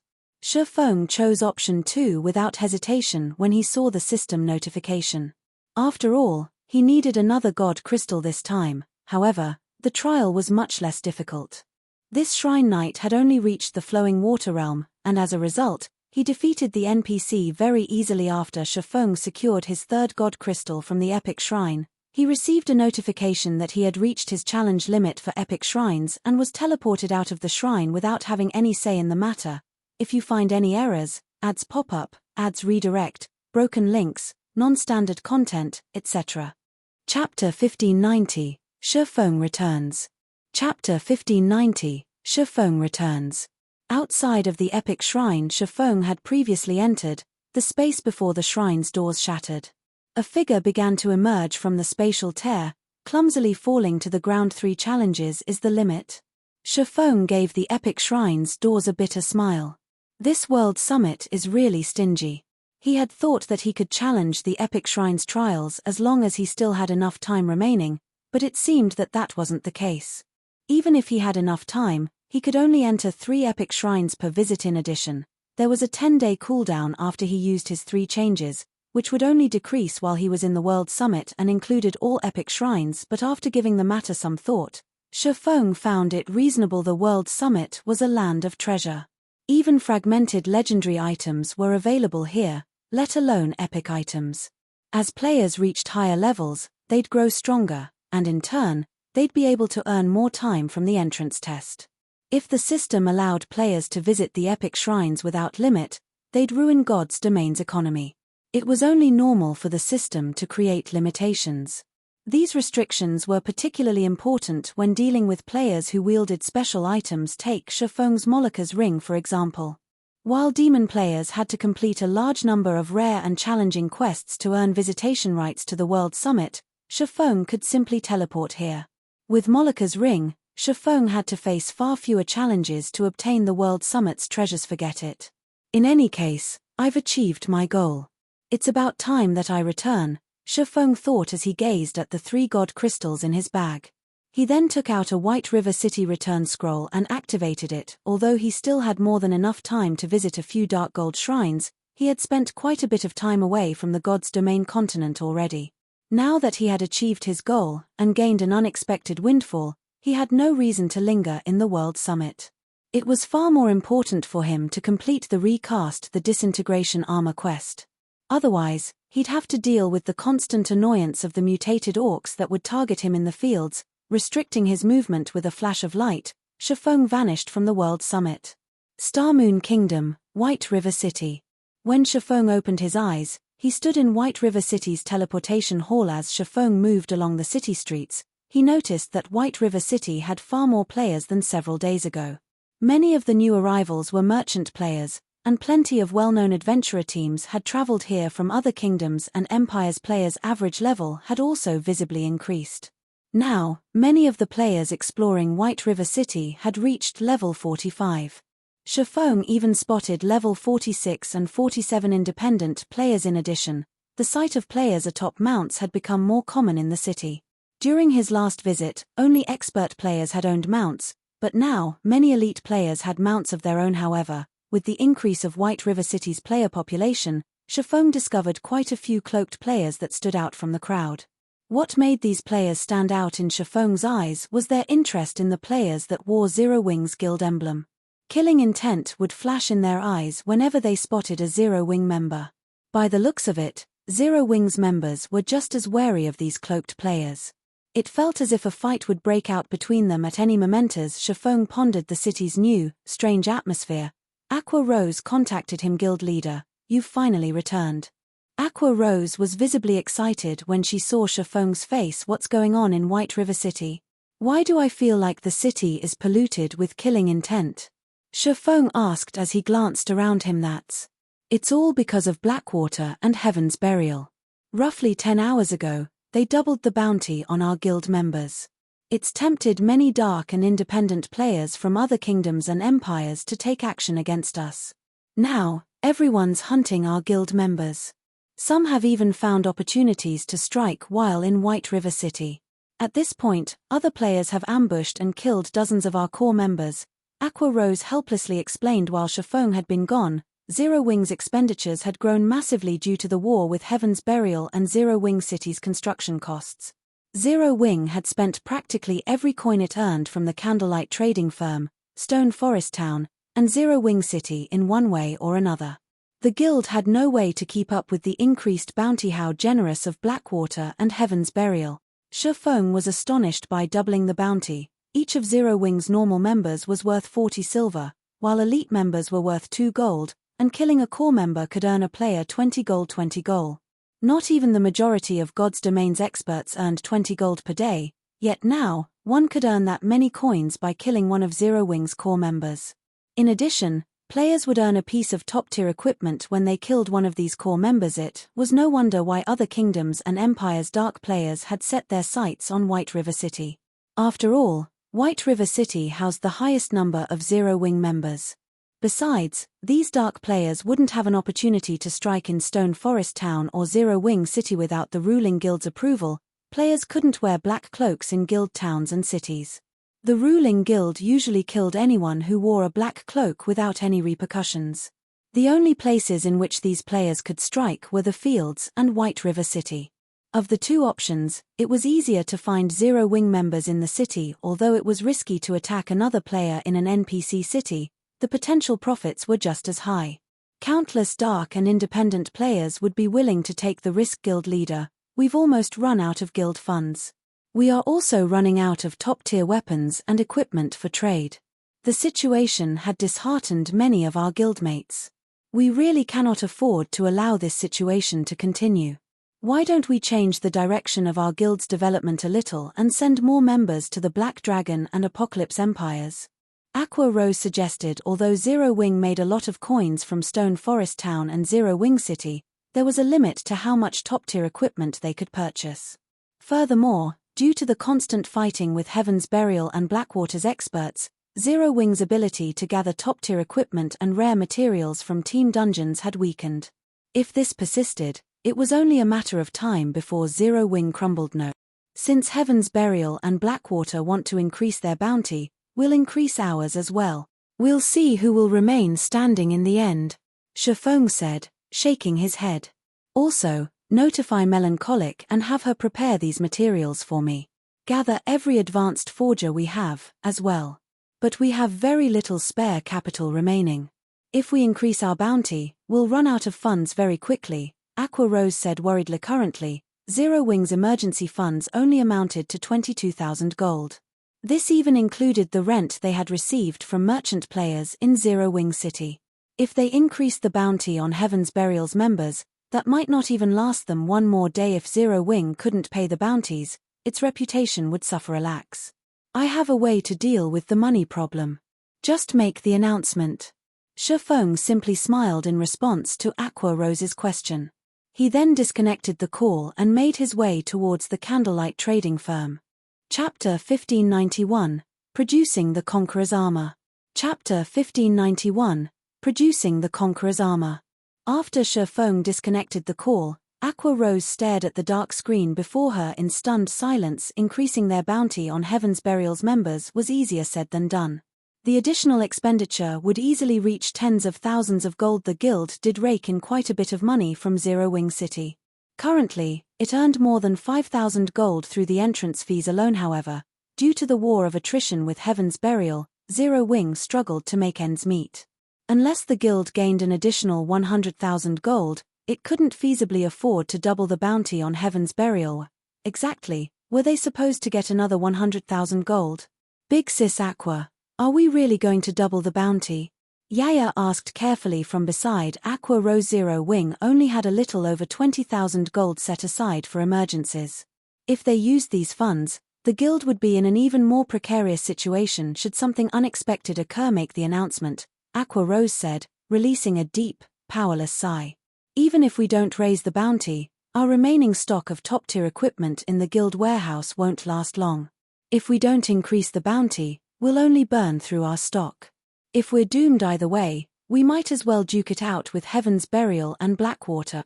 Following which, Yaya posted the increased bounty on Starmoon Kingdom's official forums. As the news spread, it attracted the attention of every player in Starmoon Kingdom. Yaya's post quickly garnered over 1 million views. Zero Wing is really trying to fight it out with Heaven's Burial. It actually followed Heaven's Burial's lead and doubled its bounty. It seems that Zero Wing is finally getting serious. Heaven's Burial has Blackwater's support, so it's expected that the guild has a massive amount of funding. But how has Zero Wing secured so much money? Maybe Zero Wing's putting up a final struggle, trying to scare Heaven's Burial into backing off? Based on what I've heard, Blackwater mobilized a bunch of experts to help Heaven's Burial and offered the guild an additional 200,000 gold. With the income from ancient Rock City, how can Zero Wing possibly beat Heaven's Burial in wealth? Indeed. I've heard that ancient Rock City's player population has already exceeded 6 million. Although Heaven's Burial isn't charging entrance fees, it's still making a ton of money through repair and accommodation fees. Let them raise their bounties on each other. The higher, the better. That way, I can earn enough money to buy my mount. In the public eye, Zero Wing was at an overwhelming disadvantage in its war with Heaven's Burial. And yet, everyone celebrated the war. It wasn't every day that players had such a golden opportunity to make money. Orc Empire, Heaven's Burial's residence in ancient Rock City. Guild leader singular. It seems that Zero Wing has quite the budget as well. Are you sure that you won't have any issues? Lei Jingyang could not help his frown as he read the latest forum post from Zero Wing. To whittle down Zero Wing's strength as quickly as possible, Heaven's Burial had doubled its bounty on the other guild's members. This increased the number of bounties they had to pay by several times. Each day, they had to shell out roughly 60,000 gold in bounties. That was the equivalent of several days of ancient Rock City's income. Despite what the public thought, Heaven's Burial wasn't as secure as it seemed. Young Master Lei, rest assured, I am very familiar with what Zero Wing is capable of. Based on the reports from my spies in the guild, Zero Wing doesn't have much money left. It's already struggling to maintain its current expenditures. This is merely Zero Wing's final act of defiance, Singular Burial said, not particularly surprised to hear that Zero Wing had doubled its bounty. I've also reached an agreement with Blackwater. Not only have they invested 200,000 gold in Heaven's Burial, but they also intend to send another 300,000 gold later. 500,000 gold coins is more than enough to crush Zero Wing. Besides, we've also located a new mine in the Orc Empire. That mine has a magic iron vein and a certain chance of producing magic crystals. As long as we capture the mine, Zero Wing has no hope of outlasting us, even if it gains the Dragon Phoenix Pavilion's full support. Magic iron veins were one of the few ore veins that produced magic crystals, and the vein Heaven's Burial had discovered was only a dozen or so hours' walk away from ancient Rock City. Although other superpowers had discovered the vein as well, their guild towns were much farther away. As a result, these superpowers couldn't compete with Heaven's Burial. I guess you're right. But as a precaution, we should move up our timetable. The other superpowers have already shown interest in the magic iron vein, and although we have the terrain advantage, securing the vein won't be easy. Lei Jingyang nodded his agreement. He was starting to think that he may have overestimated Zero Wing a little. Although Zero Wing was powerful, the guild lacked the support of a major corporation. It relied on its own power. Meanwhile, in White River City's candlelight trading firm, as Feng entered one of the special forging rooms on the building's top floor, he noticed Melancholic Smile and nearly 100 other advanced forgers waiting for him. Guild leader, I've withdrawn all of the materials you've requested from the warehouse.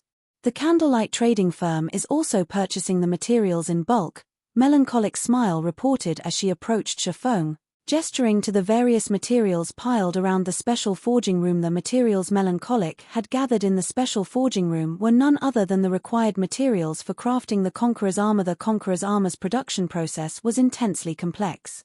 Among the various processes, the most time-consuming were the smelting and material refinement. Fortunately, these tasks could be completed by forgers who hadn't learned the Conqueror's armor forging design, which was precisely why Feng had called upon these forgers to assist. With this, he could focus on forging the Conqueror's armor, saving plenty of time. However, when Feng considered the material's purity, he decided that it'd be best if he left the smelting and refinement to advanced forgers. Good. Put whatever tasks you're currently working on hold for now. I need all of you to smelt these materials, Feng addressed the advanced forgers. He then turned to Melancholic Smile and asked, how is the market for lunar potions right now? Lunar potions? Shaking her head, Melancholic Smile said, although the lunar potion is common, demand has skyrocketed due to the increase in players exploring ruins, yet the Moonlight Flower, the lunar potion's main material, is quite rare. As a result, the Moonlight Flower's market price has increased drastically. Now, each flower sells for 6 silver. As for the lunar potion, it's sold for 12 silver. Although we've tried to purchase the flowers to produce lunar potions, we've only crafted a little over 2,000 bottles thus far. The various large guilds urgently needed lunar potions, but due to the Moonlight Flower's rarity, it was impossible to acquire in large quantities. The fact that the Candlelight trading firm had accumulated a stock of over 2,000 lunar potions was impressive, so it's finally begun. Feng smiled. The Moonlight Flower's price was already higher than he had expected. Following which, he retrieved the Moonlight Flowers he had stored in his epic spatial bag and spacetime herb garden. Use these to brew lunar potions and sell them for now. Send all of the money to Aqua to cope with our current predicament. Feng had used the spacetime herb garden to grow Moonlight Flowers ever since he obtained it. With the herb garden's increased survival rates, the Moonlight Flowers he planted had a 25% survival rate. As a result, each harvest netted around 15,000 Moonlight Flowers. He had already collected over 350,000 in total. Since each stack consisted of 100 flowers, he had 3,521 stacks of Moonlight Flowers. When Melancholic Smile saw the stacks of Moonlight Flowers Feng had revealed, her jaw dropped. It was difficult enough to purchase a few dozen Moonlight Flowers from the market, yet Feng had pulled over 3,000 stacks from his bag, almost filling hers. If they used all of these Moonlight Flowers to brew lunar potions, they'd definitely make a fortune. Chapter 1592, Frantic Purchase. Chapter 1592, Frantic Purchase. After receiving Feng's instructions, Melancholic Smile promptly left the special forging room and contacted every advanced alchemist in the Candlelight trading firm, passing on the order to begin the lunar potions mass production at the same time. Melancholic Smile retrieved the stockpiled lunar potions from the trading firm's warehouse and had her subordinates sell them in Zero Wing's advanced auction house and White River City's auction house. In addition, she sent a few other players to the Black Dragon Empire and other kingdoms to sell the potions. Not only could they sell the lunar potions quickly by doing so, but they could also maintain the market value. Meanwhile, in another of the Candlelight trading firm's special forging rooms, Feng took out the Philosopher's Stone, which he had retrieved from his private warehouse earlier, and began to synthesize mana barrier crystals from the mana barrier crystal fragments. Feng had obtained a total of 45 mana barrier crystal fragments from his latest trip to the World Summit. If he had NPC alchemists help synthesize the mana barrier crystals for him, they'd only have a 40% success rate, and each attempt required 10 crystal fragments. He'd be lucky to end up with 2 mana barrier crystals. On the other hand, the Philosopher's Stone provided a 100% synthesis success rate. However, something unexpected and shocking happened when Feng synthesized the first batch of crystal fragments. After placing only 5 crystal fragments into the Philosopher's Stone, a complete mana barrier crystal had appeared on the table before him. What? I only need 5 crystal fragments to form a complete crystal. Feng was astounded as he stared at the mana barrier crystal on the table. If he only needed 5 crystal fragments, he could synthesize 9 complete mana barrier crystals. Meanwhile, teleportation arrays like those in White River City's teleportation hall needed 5 magic crystals for each activation. Hence, they would also need 5 mana barrier crystals to operate normally. As for the 4 Towers of Elements teleportation function, it only needed 3 magic crystals. Originally, Feng had planned to activate the teleportation function only after he had gathered enough mana barrier crystals. After all, It was simply impossible to sustain the teleportation array's consumption with Zero Wing's current magic crystal income. Now, however, it would seem that that was no longer necessary. Fortunately, he could use 9 mana barrier crystals interchangeably. Moreover, in addition to the mana barrier crystal's self-recovery ability, each mana barrier crystal contained as much mana as 100 magic crystals. Feng immediately contacted Melancholic Smile and had her send Aqua Rose the synthesized crystals and a message to activate the 4 Towers of Elements teleportation functions. Once he finished with the mana barrier crystals, Feng took out the Conqueror's armor forging design and began to study. Unlike basic forging designs, players couldn't learn advanced forging designs with the click of a button. Advanced forging designs also contained special forging techniques and magic arrays. Players needed to learn all of these details themselves. This thing is really complex. After looking through the Conqueror's armor's production process, Feng was astonished. It's no wonder why players struggled so hard to produce equipment with battle arrays in the past. So, the process of creating the battle arrays involves advanced magic arrays. Fortunately, I didn't leave the Conqueror's armor's production to Coco and the others. Otherwise, it'd take even longer to craft the armor. Basic magic arrays in God's domain were quite complex, and even experts needed a considerable amount of time to grasp the skills required to craft them. Needless to say, intermediate magic arrays were even more complex. Otherwise, Feng wouldn't have left the secret silver-ranked secret technique tablet in the guild's warehouse instead of putting it to use. Even now, Zero Wing didn't have enough players who could draw the intermediate magic arrays throughout Zero Wing. Only Feng knew how to draw advanced magic arrays thus far. Everyone else was still a long distance away from being able to draw them effectively. Fortunately, the required advanced magic array isn't too difficult to draw. I should be able to learn it in a few hours. Feng breathed a sigh of relief after examining the necessary advanced magic array. Although he could already draw advanced magic arrays, there were simple and complex versions. Feng could draw the simple arrays in a handful of hours, but he might not be able to learn a complex advanced magic array yet with his current standards. If he couldn't draw the required advanced magic array, he wouldn't be able to forge the Conqueror's armor. Although it appeared as though Zero Wing and Heaven's Burial were competing via wealth, in reality, that wasn't the case. The true competition still lay among the guild's experts. Due to Lei Jingyang's partnership with Heaven's Burial, the guild had recruited a lot of expert players. Now, Heaven's Burial also had the assistance of a large number of Blackwater's experts. As a result, the gap between Zero Wing and Heaven's Burial's strengths had grown. Unfortunately, Zero Wing didn't have enough Tier 2 experts to deal with the enemy's overwhelming numbers. Even if Feng took up arms personally, there was very little he could do to change the situation. But it would be a different story if Zero Wing had the Conqueror's armor. If 5 elite players wore the armor, they would immediately rise to expert status.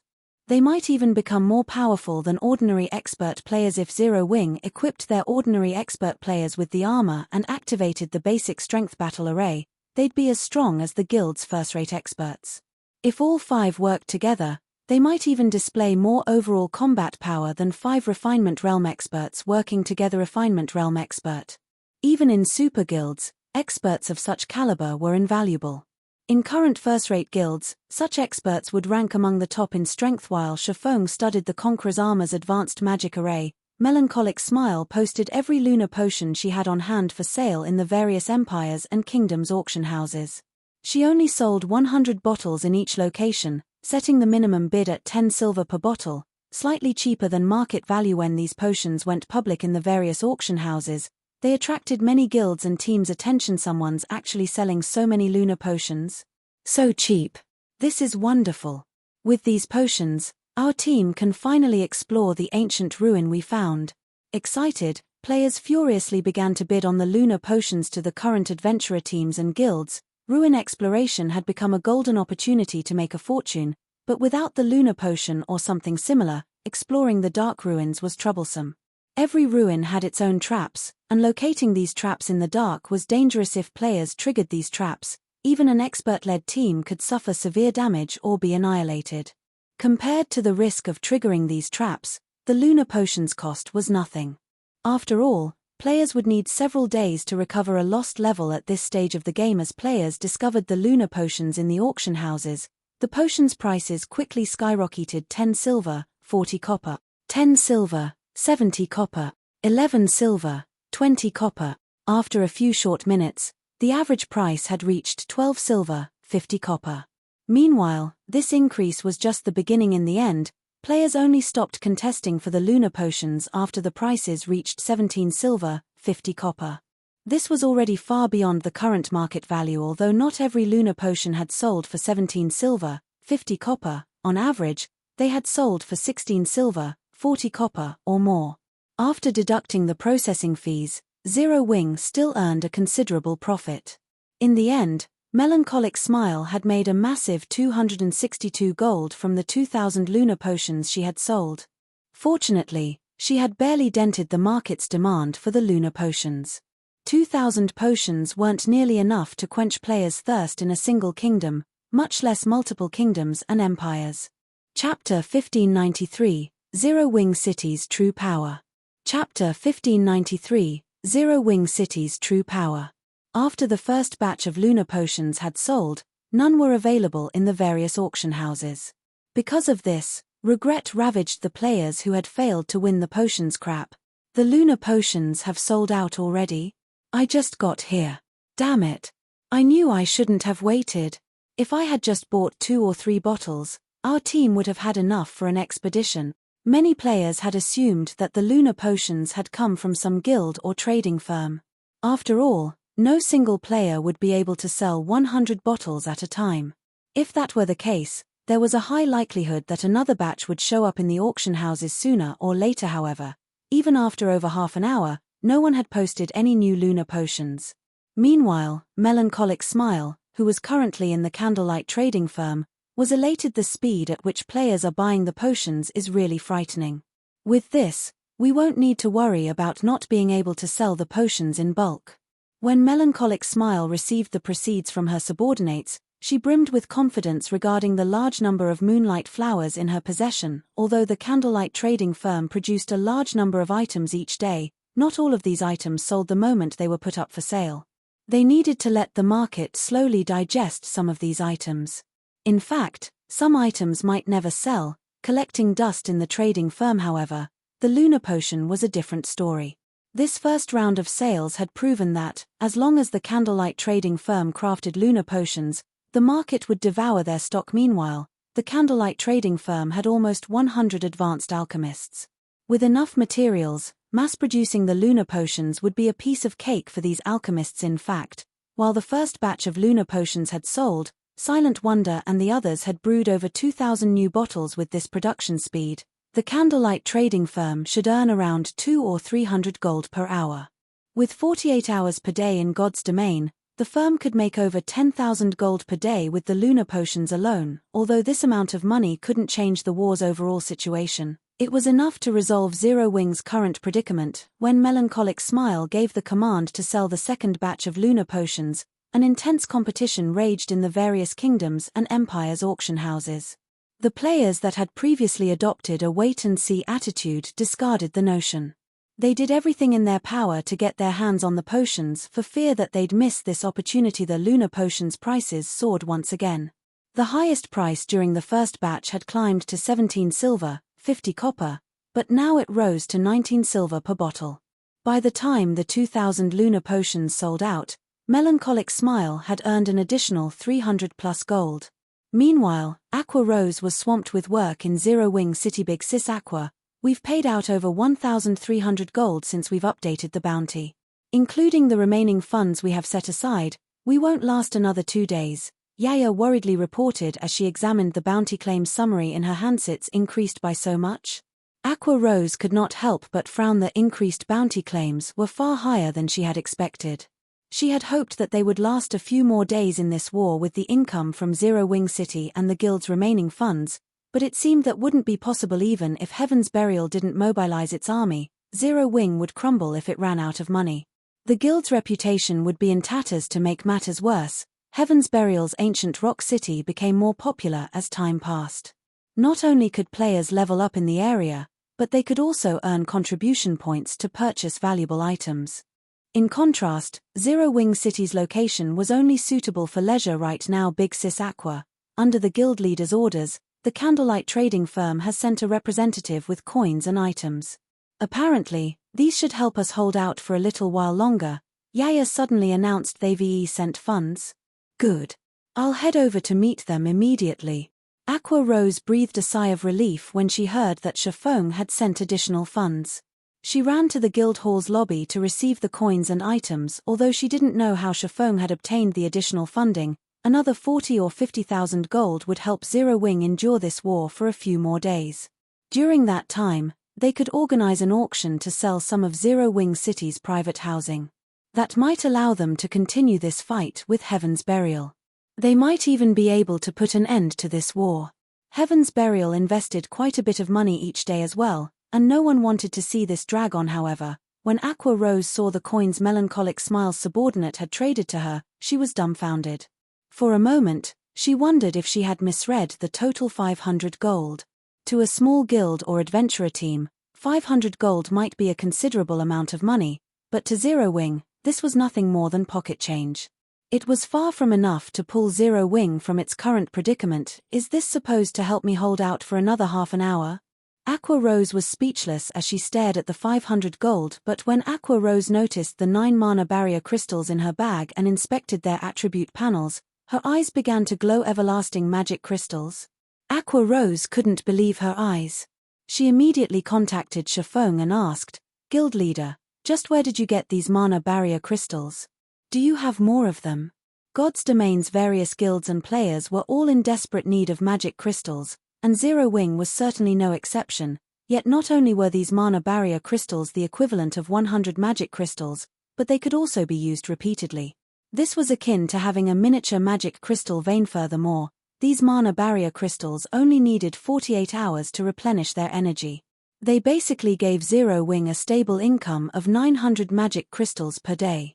If they stored the mana barrier crystals in a location with sufficient mana density, their cooldowns would be even shorter. Although the mana barrier crystals could not be used in places like the Divine Colosseum, they were extremely valuable. Uve already received them. Seeing Aqua Rose's excitement, Feng smiled bitterly as he said, "Mana barrier crystals are extremely rare items. Obtaining more is impossible at the moment." Naturally, Aqua Rose was a little disappointed to hear this. If they had 50 or 60 mana barrier crystals, Zero Wing would be set for life. However, after giving the matter some thought, she found it reasonable.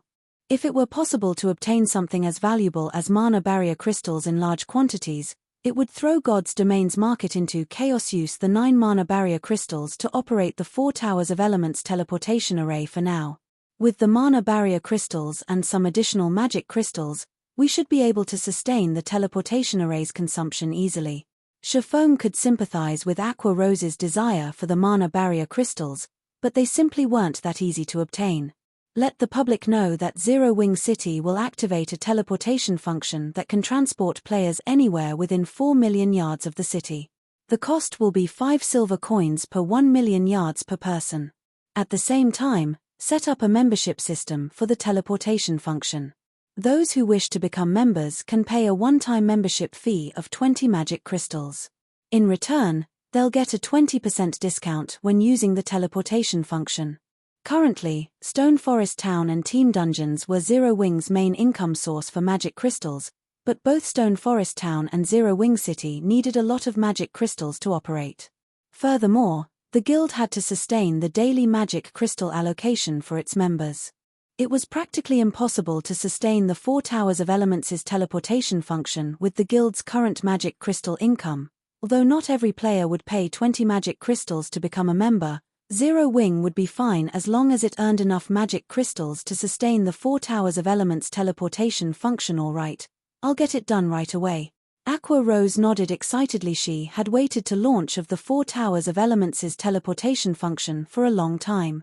Unfortunately, Zero Wing hadn't had enough magic crystals to sustain the teleportation array until now. Now that they had the mana barrier crystals, they could finally show off Zero Wing City's true power. Chapter 1594, Surging Towards Zero Wing City. Chapter 1594, Surging Towards Zero Wing City. Starmoon Kingdom, Starmoon City. Light flashed in the teleportation hall as a team of 20 players arrived in the lively Starmoon City. When these players appeared, many players in the hall turned to look. All of these 20 players' levels were impressively high, and they were well equipped. The lowest level among them was level 47, while the most inferior equipment was level 45 fine gold rank. The pair leading the team, a man and a woman, were even more awe-inspiring. Both were level 49 and wore nothing but level 45 dark gold equipment. Not even first-rate guilds experts could compare to this team. Most surprisingly, none of these experts wore a guild emblem, showing that they were all independent players. What a powerful team. Who are they? Don't you see the flaming fox logo sewn on their cloaks? They're members of Firecloud Fox, one of the top 50 adventurer teams in the Black Dragon Empire.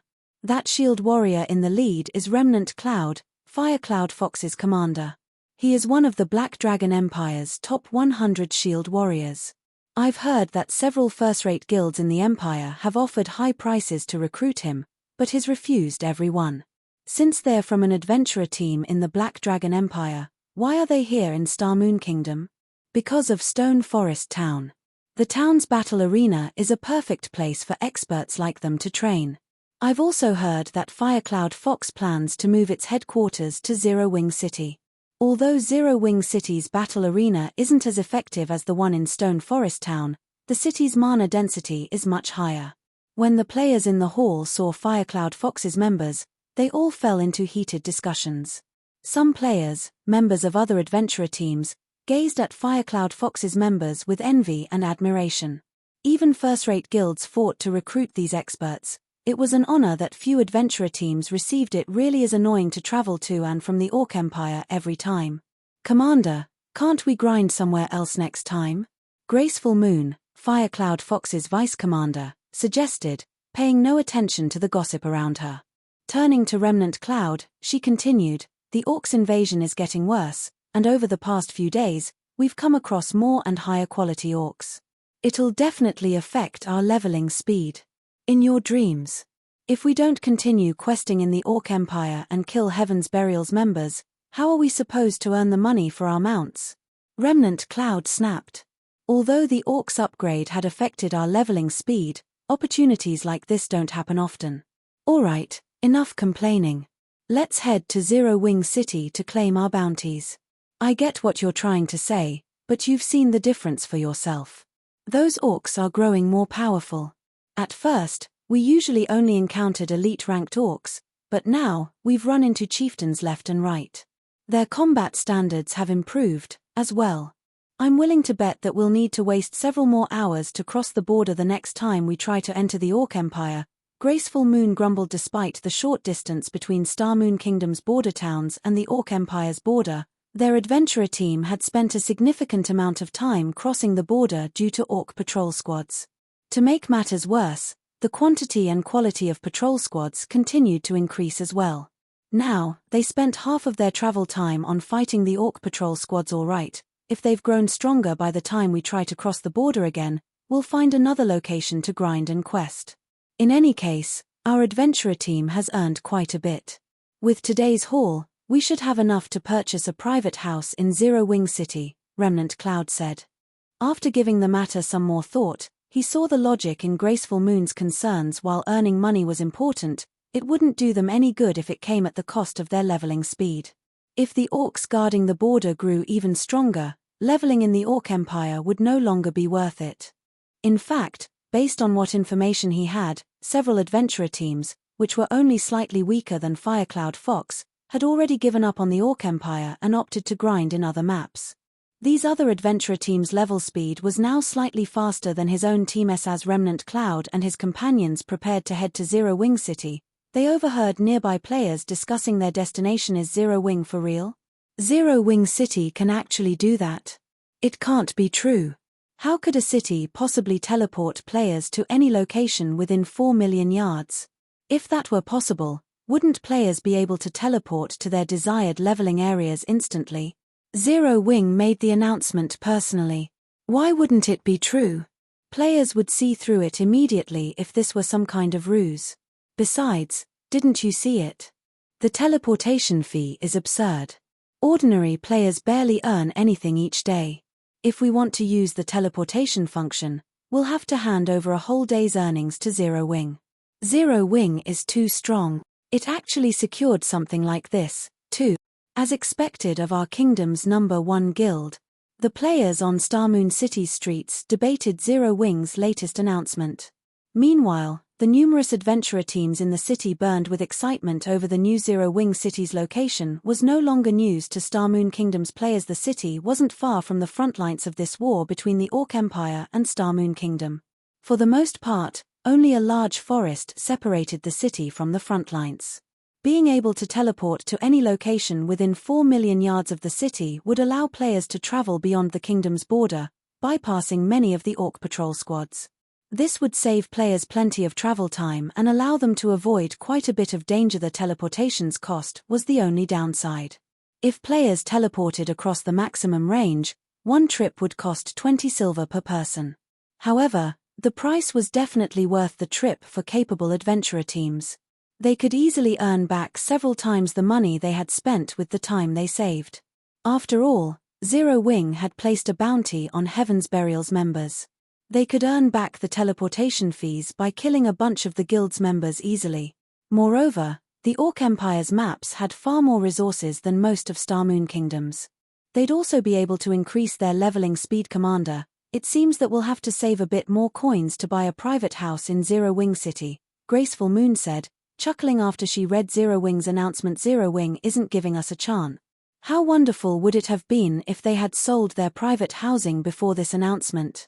While Remnant Cloud celebrated the news, he also felt a sting in his pocket. Zero Wing City had already offered amazing benefits, but now it also informed the public of its teleportation function. Needless to say, adventurer teams and experts who wanted to level in the Orc Empire would flood Zero Wing City. To players like them, the teleportation function was a major resource, and 20 silver coins wasn't a significant expenditure.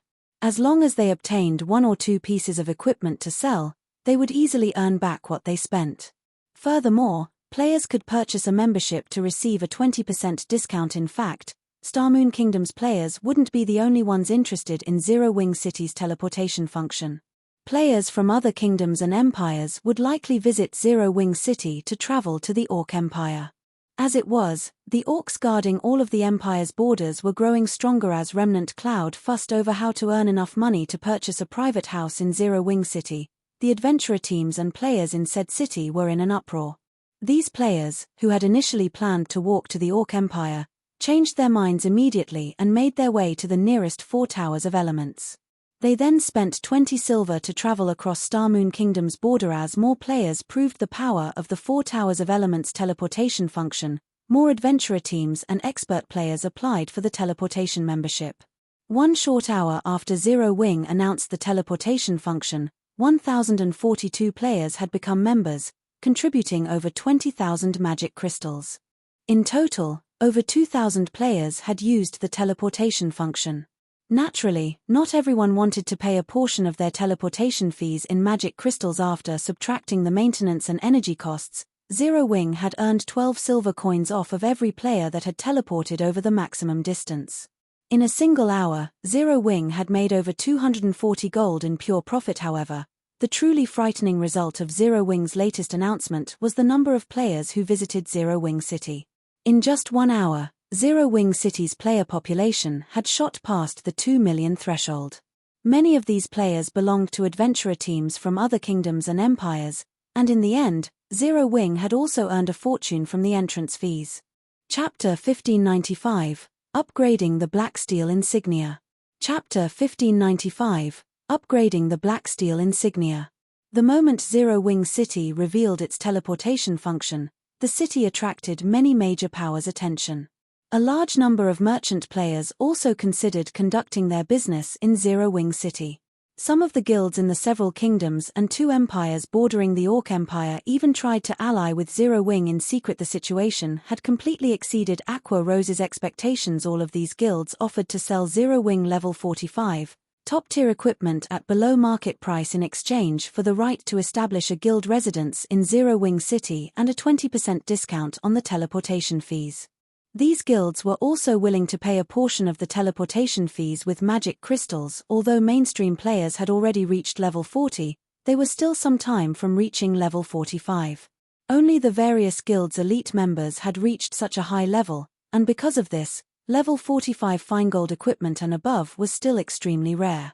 Although the equipment was available on the market, these pieces usually cost far more than market value. Moreover, there weren't many pieces available. Even if Zero Wing were willing to purchase the overpriced equipment, it wouldn't secure many pieces. These large guilds had offered level 45, top-tier equipment as payment. Aqua Rose had never expected this. If she accepted their offers, she'd solve the guild's shortage of funds and top-tier equipment. Furthermore, even after giving these guilds a 20% discount on teleportation fees, Zero Wing would still make quite a bit of profit. Guild leader, 3 first-rate guilds and 11 second-rate guilds have expressed interest in partnering with us thus far. If we agree, replenishing our top-tier equipment in the guild warehouse won't be an issue anymore, Aqua Rose said excitedly as she read the report in her hands rather than coins. Zero Wing urgently needed top-tier equipment for its war against Heaven's Burial. Every time their players died, they'd lose a piece of equipment. Occasionally, Heaven's Burial's members even used some special methods to force players to drop more than one piece when they died. Generally, Zero Wing compensated its members with GCPs, and these members would then trade their points for replacement weapons and equipment from the warehouse. Because of this, Zero Wing's members were rapidly depleting the guild's stock of weapons and equipment. If Zero Wing's guild warehouse ran out of top-tier weapons and equipment for its members, Zero Wing's GCPs would lose their value.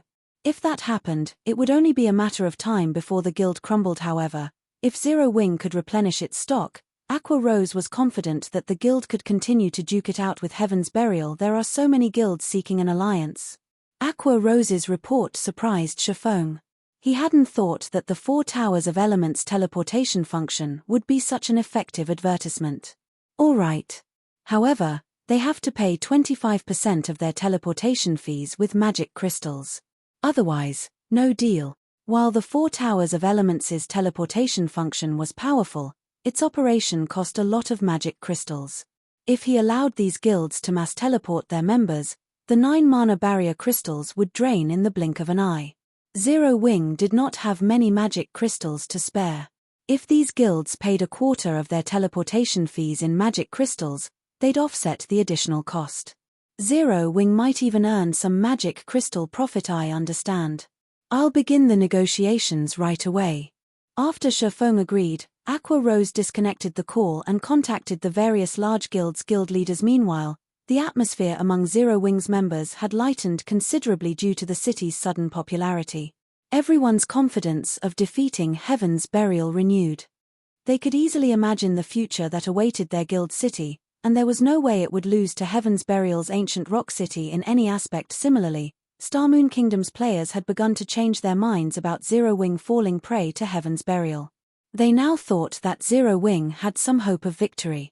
While Aqua Rose negotiated the contract's terms with the various guild leaders, Feng had finally learned how to craft the new advanced magic array and had begun to forge the Conqueror's armor. Although Zero Wing had solved its money and equipment problems, it still wouldn't be easy to defeat Heaven's Burial and Blackwater. Feng didn't even think that his current guild could do anything to the 2 guilds.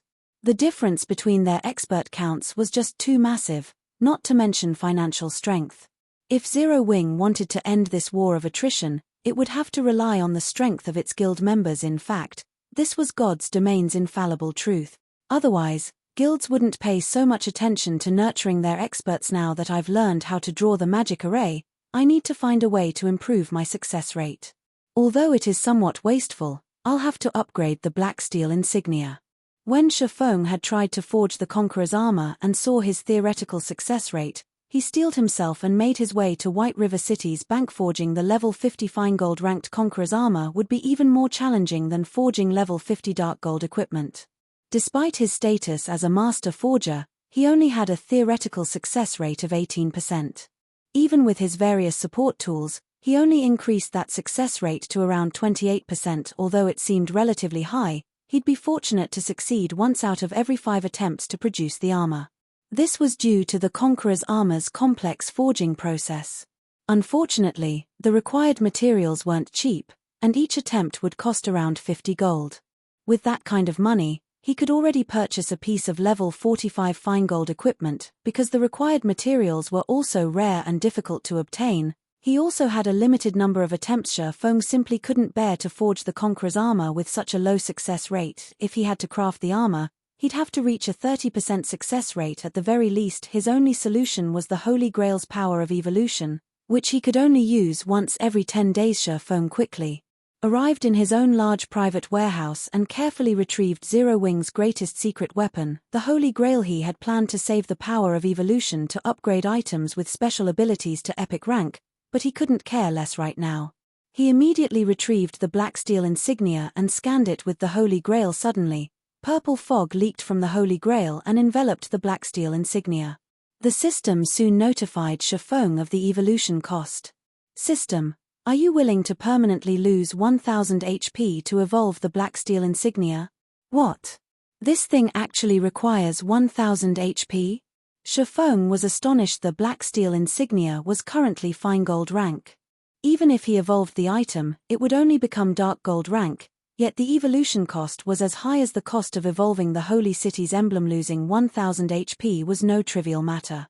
It was the equivalent of losing 50 endurance permanently. Even a Tier 2 player would have to level a few times to make up for this loss. Moreover, the evolution's success wasn't guaranteed.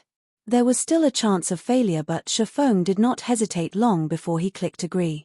He might have decided against evolving the Blacksteel insignia in the past, but now that he had the Dark Iron Bloodline, things had changed. The Bloodline provided some additional basic attribute points with each level up. Moreover, the bonus would grow as he reached higher levels. He could recover the lost 50 endurance very quickly. After Feng agreed to the evolution, the Holy Grail's purple fog wrapped around him. Immediately, Feng's maximum HP fell by 1000. Meanwhile, the Holy Grail radiated a purple glow as it absorbed the life force. Following which, plumes of purple fog seeped into the Blacksteel insignia. Suddenly, the Blacksteel insignia released a blinding glow that enveloped the private warehouse. This should mean it succeeded, right? Feng's heart pounded as he stared at the Blacksteel insignia in his hand. Chapter 1596, Budding Threat. Chapter 1596, Budding Threat. The Holy Grail's power of evolution did not have a 100% success rate. Moreover, the success rate would drop as Feng chose higher-ranked items. The cost would also increase.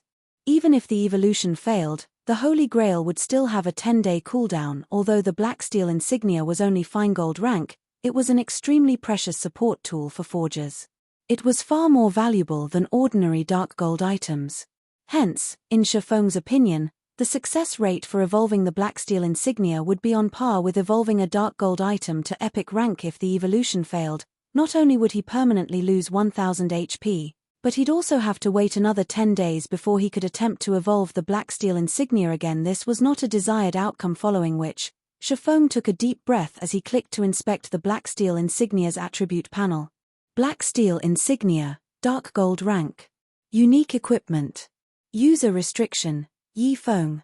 The Blacksteel insignia is the highest medal of honor amongst the Blacksteel dwarfs.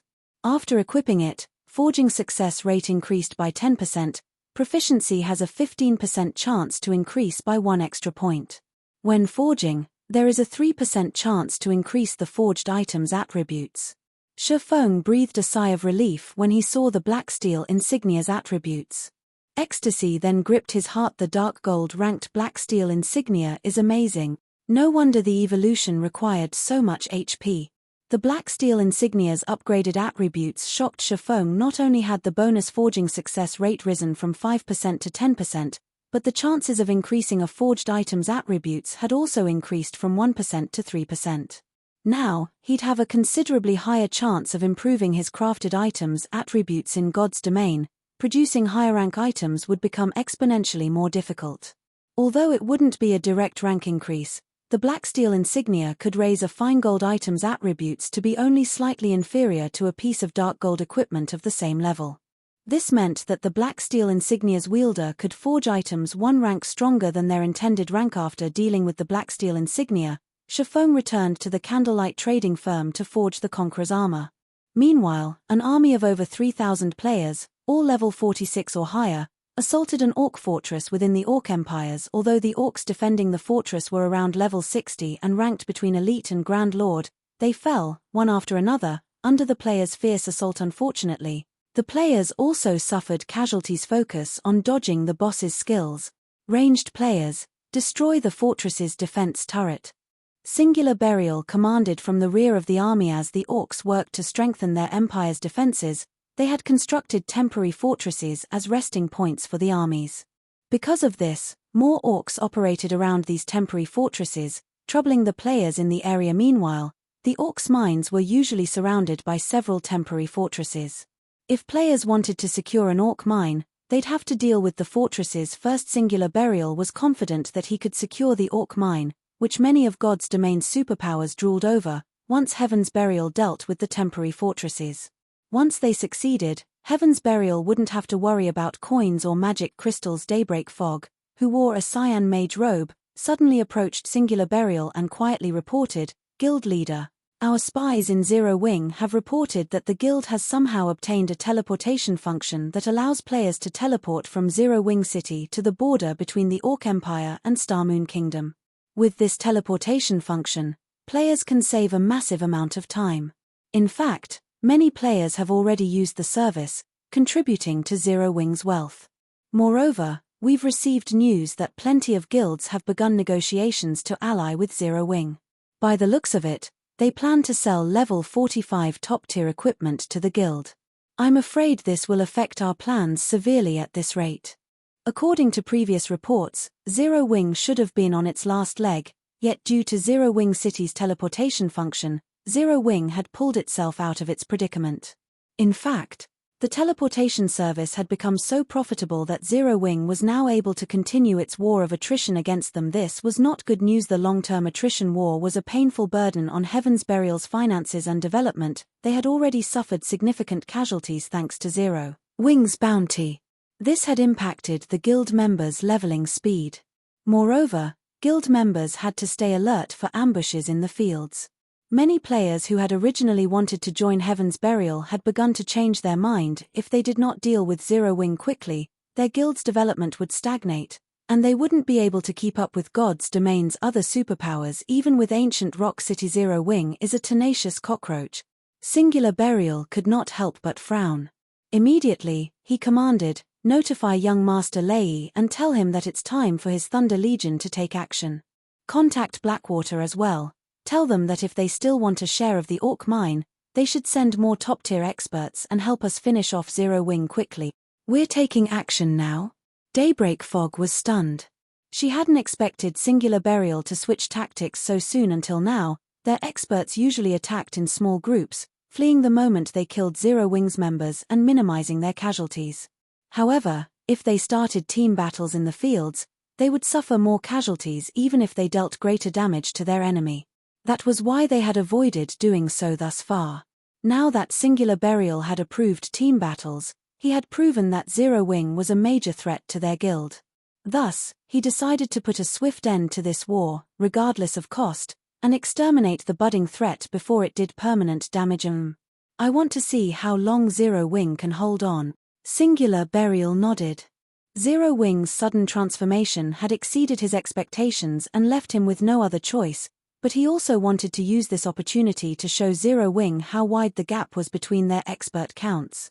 Starmoon Kingdom, White River City, in a special forging room located on the Candlelight Trading Firm's top floor. Feng sat alone beside a furnace, repeatedly swinging a hammer as he forged the Conqueror's armor. To sharpen his focus, he had even used the precious soul water. The Conqueror's armor required a lot of materials, including over 10 main materials and over 20 support materials. Every material needed to be smelted carefully. Just the smelting and refining all of the involved materials took more than half an hour. If Feng had gone through the entire forging process alone, he would have only had time to forge a few pieces of the Conqueror's armor each day. Fortunately, he could rely on Candlelight's advanced forgers to help him with the smelting and refining processes, saving him plenty of time. Fortunately, with the improved Blacksteel Insignia, Feng's forging success rate had broken past the 30% threshold. Fusing, stacking, fusing, stacking. As he continued to fuse and shape the extracted materials, the Conqueror's armor began to take shape. Once the armor was perfect, Feng released a deep sigh of relief and began to draw the advanced magic array. Due to the soul water's effects, Feng was able to complete the advanced magic array naturally and without pause. The instant he completed the advanced magic array, the Conqueror's armor released a mesmerizing crimson glow. This is the first Conqueror's armor I've forged, and I've already triggered the strengthening effect. Feng's excitement grew as he watched the crimson light, completely different from the usual glow on fine gold equipment. Chapter 1597, Improved Conqueror's Armor. Chapter 1597, Improved Conqueror's Armor. Despite being a master forger, Feng didn't have a particularly high success rate with forging the Conqueror's armor. Although God's domain had plenty of support tools, these tools would become less effective with more complex items. In fact, most support tools were nullified when producing an epic item. Only a small number of support tools could help a player craft an epic item. Feng hadn't expected, despite having barely over a 30% success rate, he would actually forge a successful Conqueror's armor on his first try. Moreover, he had triggered the Blacksteel Insignia's strengthening effect. After gazing at the armor for a moment, Feng clicked to inspect its attributes. Immediately, the system analyzed the Conqueror's armor's statistics. System: Blacksteel Insignia's effect triggered. Attributes increased. System: Conqueror's armor has been forged successfully. Forging proficiency increased by 4 points. Obtained 3 million EXP. Conqueror's armor, chest piece, plate armor, fine gold rank. Level 50. Equipment requirement: Strength 730 and Agility 730. Defense plus 2350. Strength plus 75, Endurance plus 84, Agility plus 72. Additional passive skill dash. Life sacrifice: the wearer will receive more power as their HP decreases to a maximum of 15% strength and 25% attack speed. Additional active skill dash. Basic strength battle array. Activation requires 5 or more players wearing the Conqueror's armor. Upon activation, wearer's strength increases by 25%, agility by 15%, endurance by 15% and physique by 10%. Grants basic perception sharing buff. Stamina and concentration consumption rates increase by 400%. Maintaining the battle array costs 1 magic crystal every 5 minutes. The Blacksteel Insignia is really quite amazing. Not only did it improve the armor's basic attributes, but it also boosted one of the armor's skills slightly. Although this Conqueror's armor still is not a match for level 50 dark equipment individually, it is not far from it. Feng was delighted as he read the Conqueror's armor's attributes. Level 50 was a major turning point in God's domain. Top-tier equipment past this level would become incredibly difficult to obtain. Even level 50, 100-man team dungeons only dropped level 50 fine gold equipment and set equipment at best. Generally, players could only obtain level 50 dark gold equipment from super large-scale team dungeons on its own. The improved Conqueror's armor was only slightly less valuable than a piece of epic equipment of the same level, but if he had 5 pieces of the improved version of this armor, each piece would be worth as much as a piece of ordinary epic equipment. Unlike the improved Conqueror's armor, epic equipment only provided powerful boosts to basic attributes and a few powerful skills. On the other hand, the Conqueror's armor's basic strength battle array could improve players' combat standards as well as basic attributes and physique. The only flaw was the armor's level limit. At best, players could use the armor until level 60. Most epic equipment, in contrast, could be used past level 100. Gazing at the improved Conqueror's armor before him, Feng's passion to forge the armor ignited. If he could mass-produce the Conqueror's armor and equip a 1,000-man legion, the result would be mind-blowing. If he geared a legion of 1,000 expert players in the Conqueror's armor, he'd have a legion of refinement realm experts instantly. Such a legion would be unstoppable on the battlefield. He'd even dare to challenge a true super first-rate guild head-on with such a force, not to mention Heaven's Burial. Dreaming of such a powerful legion, Feng continued to forge one Conqueror's armor after another, not resting for a moment. Since Feng had nearly 100 advanced forgers to handle the most time-consuming process, smelting and refining, he could complete each forging attempt in roughly 10 minutes. As he became more familiar with the process, he was even able to work faster than that. Perhaps he had used all of his luck during the first attempt because unfortunately, the next 4 attempts all failed. In the blink of an eye, he had wasted over 200 gold in materials. If any other trading firm suffered such a loss, they'd likely halt production immediately, but Feng was unfazed. If equipment with basic battle arrays were that easy to produce, the various super guilds wouldn't have struggled so much in the past, mass-producing such equipment. However, as Feng continued his forging attempts, he became increasingly familiar with drawing the crucial advanced magic array. He'd even used divine providence to improve his success rate later. Although luck was insubstantial, it could, more or less, affect production success rate. Before Feng had realized it, he had already gone through 300 material sets. In the end, he had successfully forged 96 pieces of Conqueror's armor. His overall success rate was slightly higher than the theoretical success rate the system had given him, and among the 96 chest pieces, Feng had forged another 3 pieces of improved Conqueror's armor, securing a total of 4 improved chest pieces. Meanwhile, Feng's experience bar had risen steadily due to his diligent work to craft the Conqueror's armor. His leveling speed was 3 to 4 times faster than God's Domain's other peak experts. Although his leveling speed was impressive, there likely wasn't another player in God's Domain who would dare to replicate Feng's leveling method. The 300 material sets Feng had used were worth 15,000 gold in total, and this was only the current market value. Players would likely have to pay far more than that if they tried to purchase the materials in bulk. As Feng was about to use up the remaining 24 or so material sets, Aqua Rose contacted guild leader, Heaven's Burial and Blackwater have suddenly increased the force they've mobilized against us. They've organized 100-man teams to ambush our dungeon raiding teams. Our casualty count is rising rapidly. We've already lost over 5,000 lives since they bolstered their forces. Although we've tried to retaliate, we're too outnumbered. We simply can't keep up with all of the attacks. Should I recall our guild members from the dungeon raids and grinding in the high-resource maps for now and concentrate on leveling up in a few safe maps? Due to Zero Wing City's rise in popularity, Aqua Rose was relatively confident that Zero Wing would survive the war with Heaven's Burial, but now Heaven's Burial and Blackwater had dispatched more experts to ambush their players in the various high-resource maps they occupied. The two guilds even targeted their 100-man elite and expert teams. This had never happened before. The wisest move right now would be to gather their members in a few, specific leveling maps close to each other.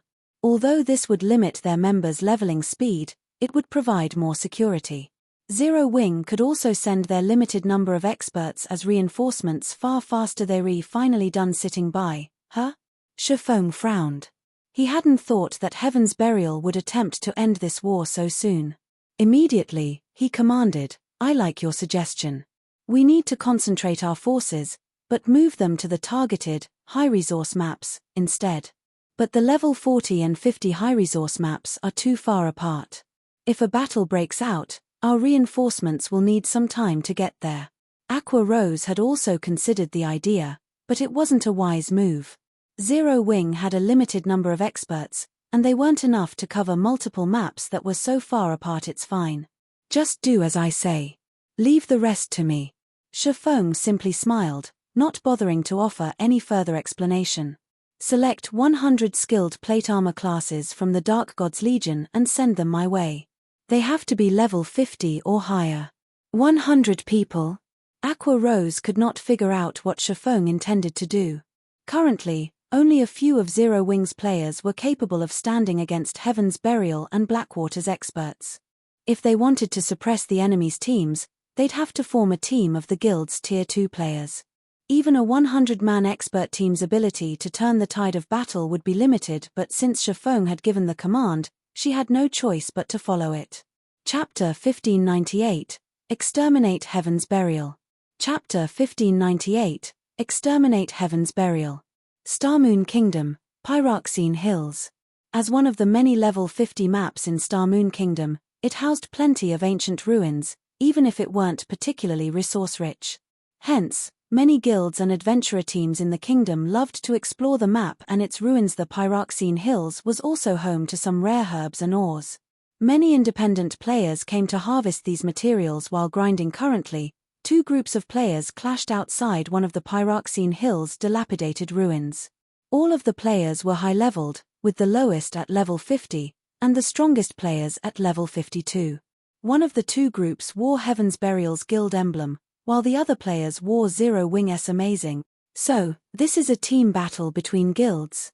The players passing by could not help but pause to watch the battle. They were captivated compared to the PvP battles between independent players they had seen before.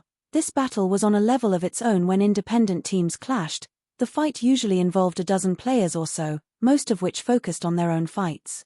It was more apt to call these battles free-for-alls, rather than team battles. There was no coordination between any of the players.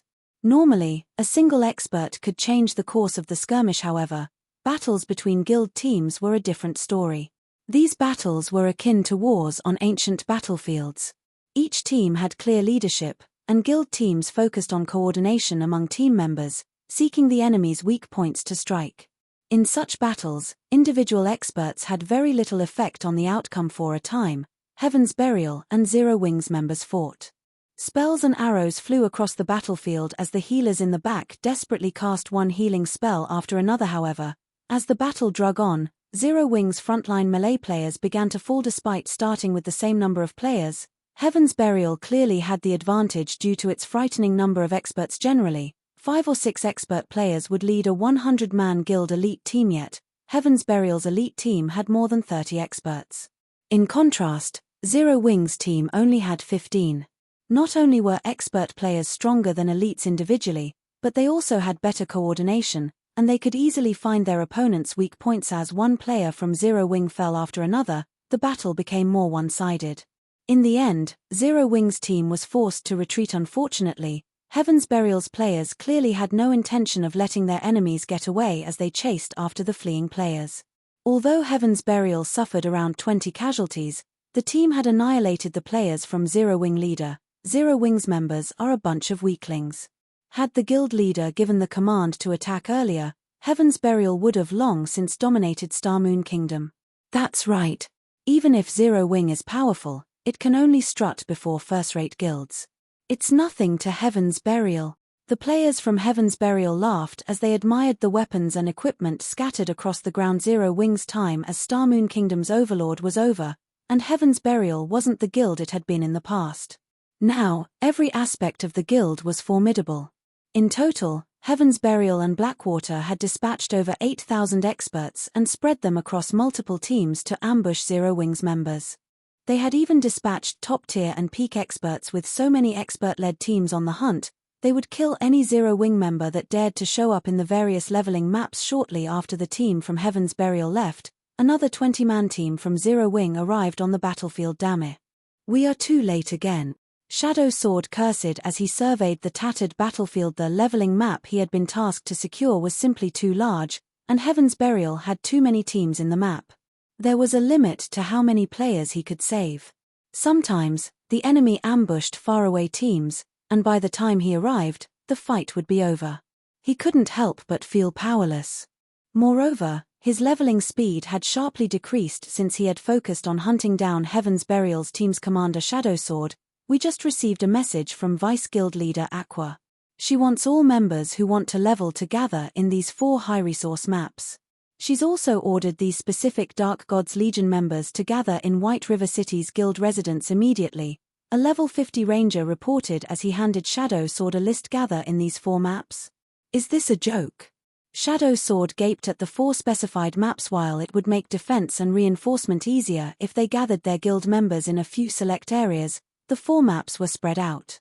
Sending their members to these maps was the equivalent of splitting the guild's power, making it easier for Heaven's Burial and Blackwater to slaughter them. The Vice Guild Leader has said that this is an order from our guild leader.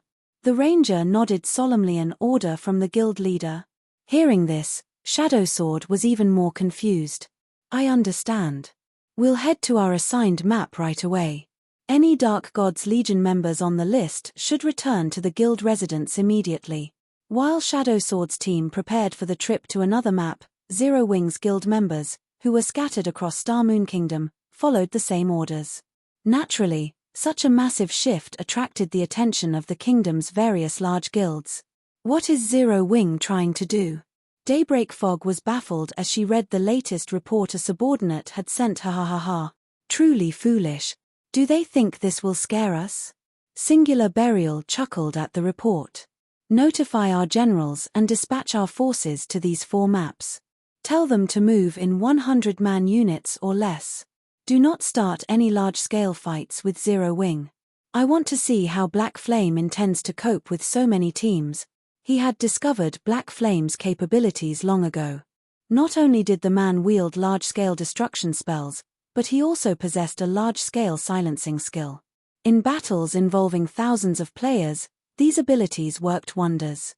Even if Heaven's Burial won due to its numeric advantage, the guild would suffer drastically, and that wasn't something he wished to see. Had Zero Wing gathered its members in a single map, he wouldn't have dared to send his guild members. Of course, he'd be more than happy to see Zero Wing do just that, since only so many resources were available in a single map. If every Zero Wing member cowered in one area, even if it were a high-resource map, there wouldn't be enough resources to go around. Ultimately, it would damage the guild members' leveling speed. However, to ensure that its members could level normally, Zero Wing had split its players across 4 high-resource maps that were fairly far from each other. With Zero Wing's limited number of experts, it could only dispatch a few to protect each area.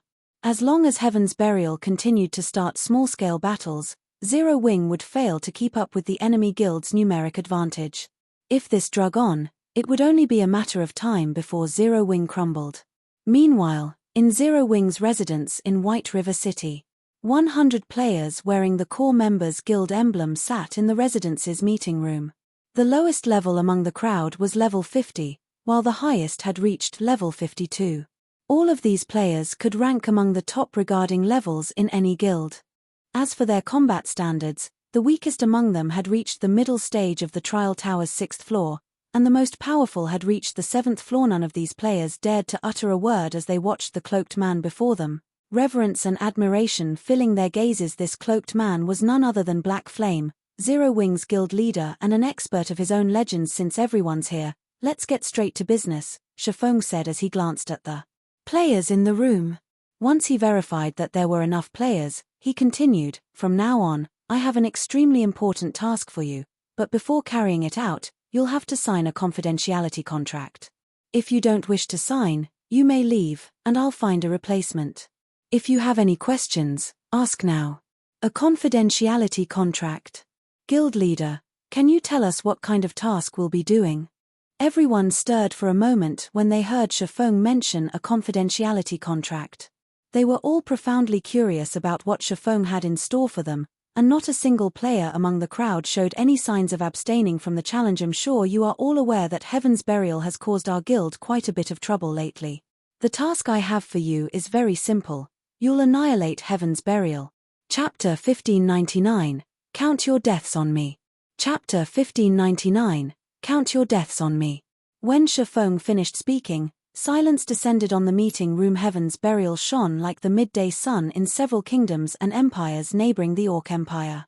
Not only had it annexed many workshops and adventurer teams, but it had also captured ancient Rock City.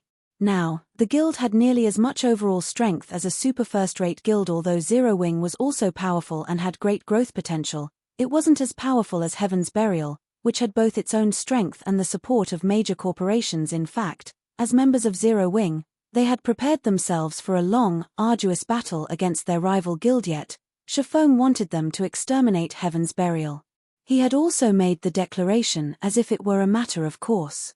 For a moment, they wondered if Feng had gone mad. However, they couldn't help but burn with fighting spirit, knowing that Feng had chosen them for this task. "Those bastards from Heaven's Burial have always been an eyesore. Guild leader, just tell us what we need to do.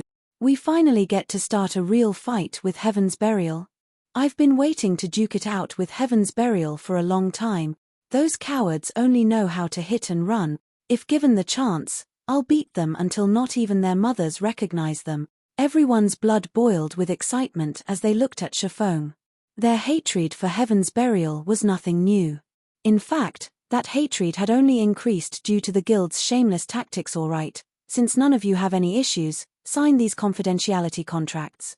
Feng nodded in satisfaction before handing out a contract. When players signed confidentiality contracts, they wouldn't be able to discuss the relevant information while logged into God's domain. Although the main God system could not regulate information in the real world, if one found evidence of someone violating their contract in the real world, they could hand the evidence over to the main God system. If the evidence were valid, the player would receive their deserved punishment, the severity of which would depend on the terms of the contracture. Feng wanted to keep the Conqueror's armor's battle array a secret. Although God's Domain's various powers and players were bound to discover battle arrays eventually, he wanted to reserve the armor as one of the guild's trump cards. The later the various major powers discovered battle arrays, the better the penalty Feng had set for breaking the confidentiality contract wasn't unusual. Any player who violated it would have their account permanently suspended. In general, guilds chose a consequence that would bar players from God's Domain permanently if they violated a confidentiality contract regarding extremely important secrets. It would not even matter if players deleted their accounts, they'd never be able to log back in. Hence, guilds' core secrets hadn't often leaked in the past. The consequences of doing so would be devastating to players who had grown comfortable with God's Domain's lifestyle. Permanently losing access to the game was more of a punishment than death itself.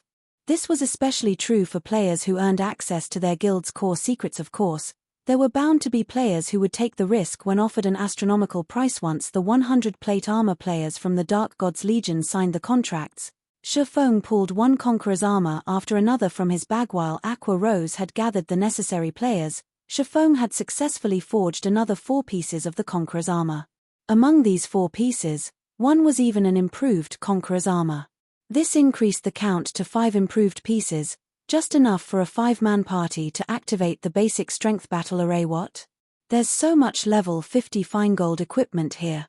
Wait, look at the attributes. They're insane. This basic strength battle array is amazing. It's basically a mini berserk skill. Moreover, it doesn't have a cooldown and only costs 1 magic crystal per 5 minutes. It can last until players run out of stamina. Everyone was flabbergasted over the 100 chest pieces Feng had revealed. They frequently grinded in level 50 plus maps, so they knew just how difficult it was to obtain level 50 equipment. Even mysterious iron equipment was incredibly rare, let alone secret silver rank.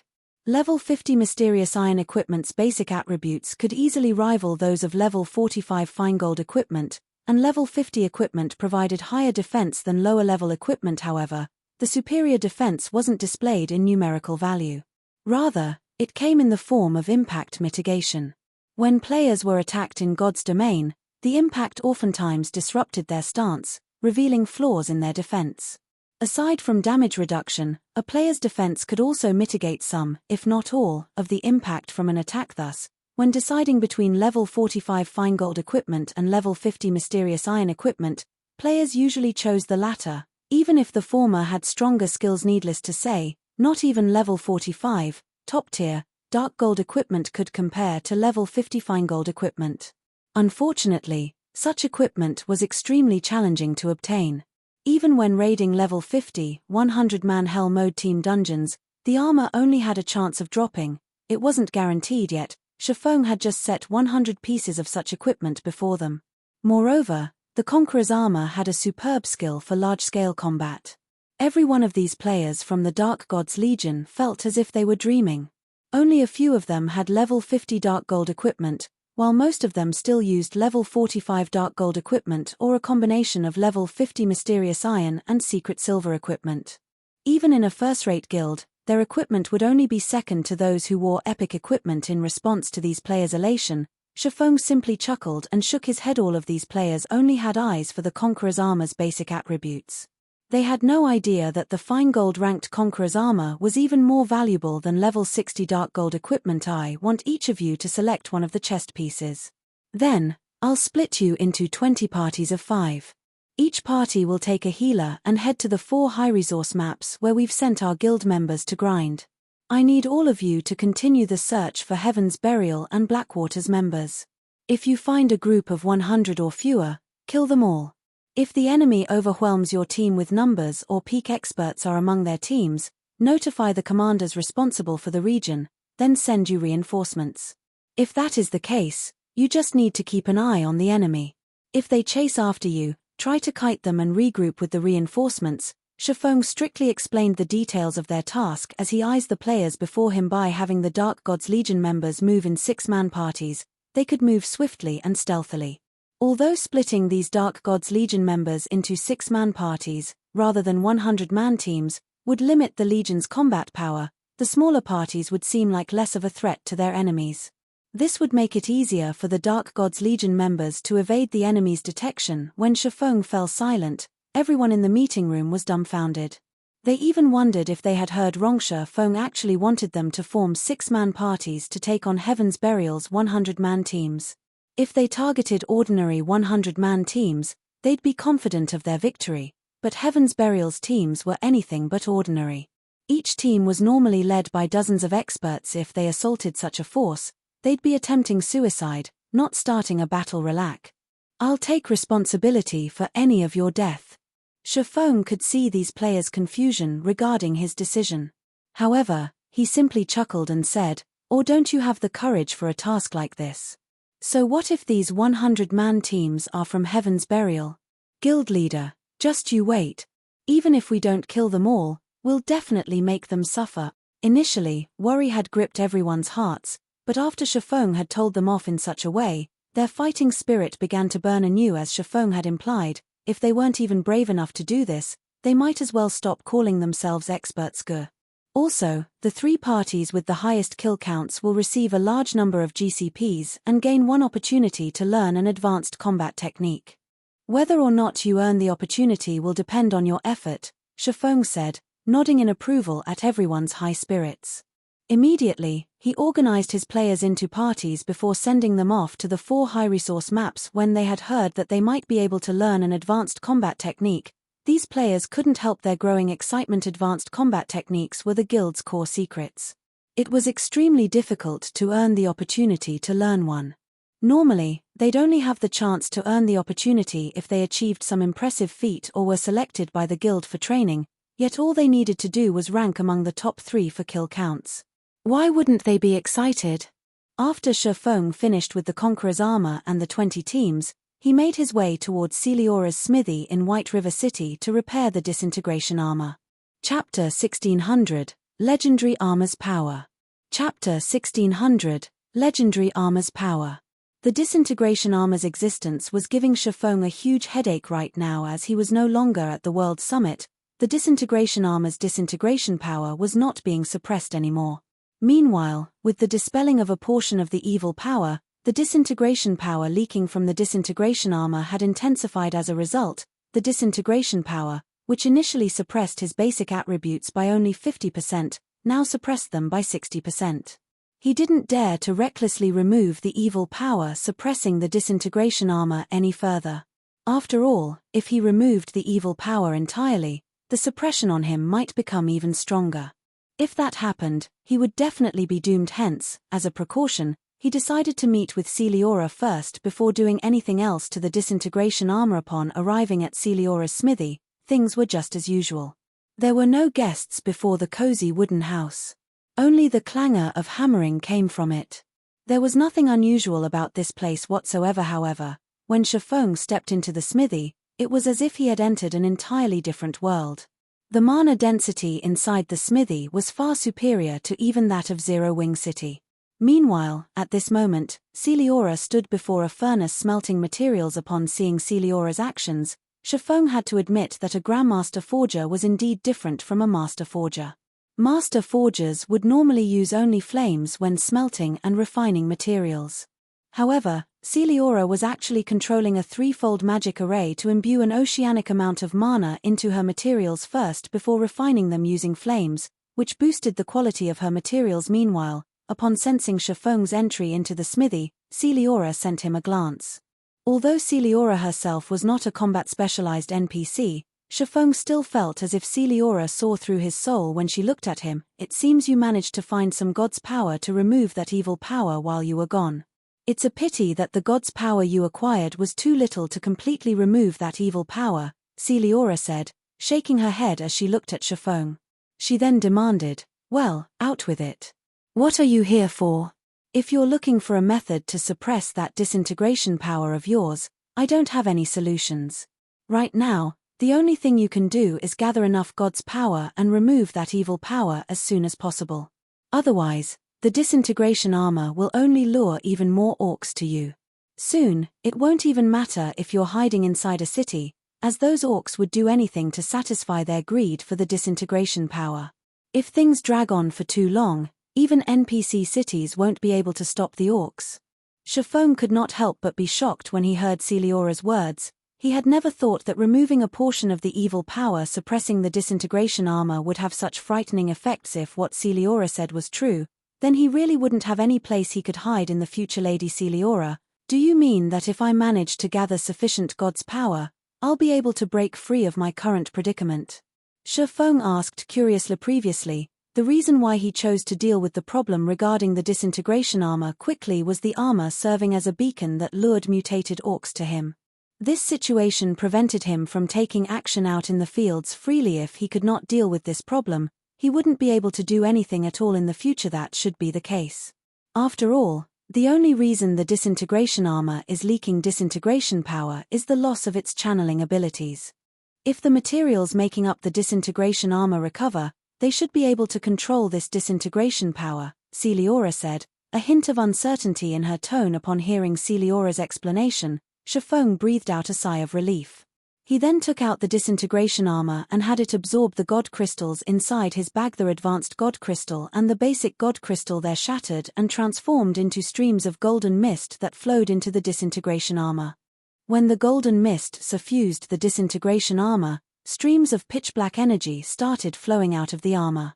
When Celiora saw this pitch-black energy corroding its surroundings, she could not help but be surprised and hurriedly activated the magic array set up inside her house. The magic array immediately started suppressing the pitch-black energy, nullifying its corrosive capabilities. Although the pitch-black energy's corrosive capabilities were suppressed, the energy itself showed no signs of disappearing.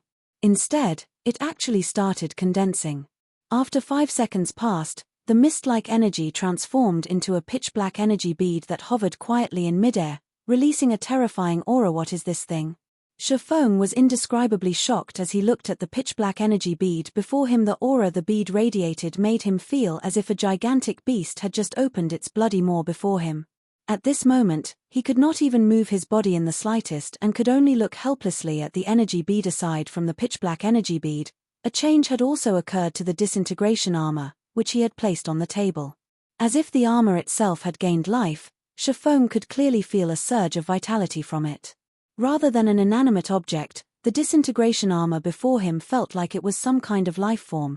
Instead, as the evil power no longer tainted the disintegration armor, the magic circuits covering the surface of the armor released a dazzling glow. Aside from the house becoming brightly lit, the mana inside the house had also frozen. Feng could not sense the slightest flow of mana whatsoever right now. However, this situation persisted for only a few short seconds, after which the entire house returned to its normal state. As for the disintegration armor, it was as if the armor had just received a complete makeover. Both the armor's external appearance and aura had changed significantly. Despite the armor merely sitting atop the stone table, it radiated a power that made even Feng's soul shudder in fear. In fact, the stone table the disintegration armor sat on had even started disintegrating, unable to withstand the armor's power. So, this is the disintegration armor's original power? Feng was at a loss for words as he looked at the stone table decomposing at a speed visible to the naked eye. It should be known that Celiora was a bona fide Grandmaster forger. Although the furniture placed inside her house appeared normal, in reality, that was far from the case. In fact, even the stone table before him had an extraordinary origin. From what Feng could tell, the table should be made of fire essence stone. Not only was fire essence stone incomparably tough, but it was also one of the top-tier magic resistance materials in God's domain. Yet, now, it actually couldn't withstand the disintegration armor's power despite the armor being in a passive state right now. This was simply inconceivable. However, before the stone table could fully disintegrate, Celiora quickly made her move, line after line of divine runes appearing before her. A moment later, a fourfold magic array formed around the disintegration armor. With the appearance of the magic array, the stone table stopped disintegrating. However, the magic array continuously produced crackling sounds, a sign that it couldn't withstand the disintegration armor's power. Either amazing, truly amazing. Even a fourfold void magic array isn't able to contain this thing, as expected of a mythical artifact created by the great Orc Emperor. Celiora's eyes glowed as she looked at her crumbling magic array. At this moment, it was as if her eyes had just been opened to a whole new world. Meanwhile, Feng was quite shocked as he looked at the disintegrating fourfold magic array. A fourfold magic array. That was a magic array that even mythic monsters could not destroy. Yet, a piece of equipment in its passive state was destroying such a magic array. It was no wonder the Disintegration set was considered as one of the 9 great legendary sets in God's domain. Despite the Disintegration armor being damaged, it still possessed such frightening capabilities. One could just imagine how powerful the founding emperor of the Orc Empire was when he wore the complete Disintegration set. Based on this, the legends of the founding emperor fighting against gods were not exaggerations. Ali don't have the ability to suppress the power this Disintegration armor is releasing. Do you wish to take this armor away, or let me recast it for you right now? Celiora asked, smiling as she looked at Feng. Take it away? Feng smiled bitterly. If Celiora couldn't suppress the Disintegration armor's power, he would be a fool if he thought even for a second that he could. He immediately replied, I'll have to trouble Lady Celiora, then. Chapter 1601, Recasting the Disintegration Armor. Chapter 1601, Recasting the Disintegration Armor. With Feng's permission, Celiora looked at the Disintegration armor before her and smiled. She then stretched out her hand and grabbed the armor directly. The Disintegration armor's frightening disintegration power could destroy even a table made out of fire essence stone. Yet, now, the armor had no effect on Celiora's gloved hand whatsoever. Amazing. Sure enough, a Grandmaster Forger really is an extraordinary existence. Feng was indescribably shocked as he looked at the leather gloves Celiora wore. The fact that the gloves remained unaffected by the disintegration power the Disintegration armor radiated could only mean that the pair of gloves was legendary equipment. In God's domain, legendary items were likewise items that NPCs could obtain only by chance. Even among Tier 4 NPCs, very few of them would have a legendary item.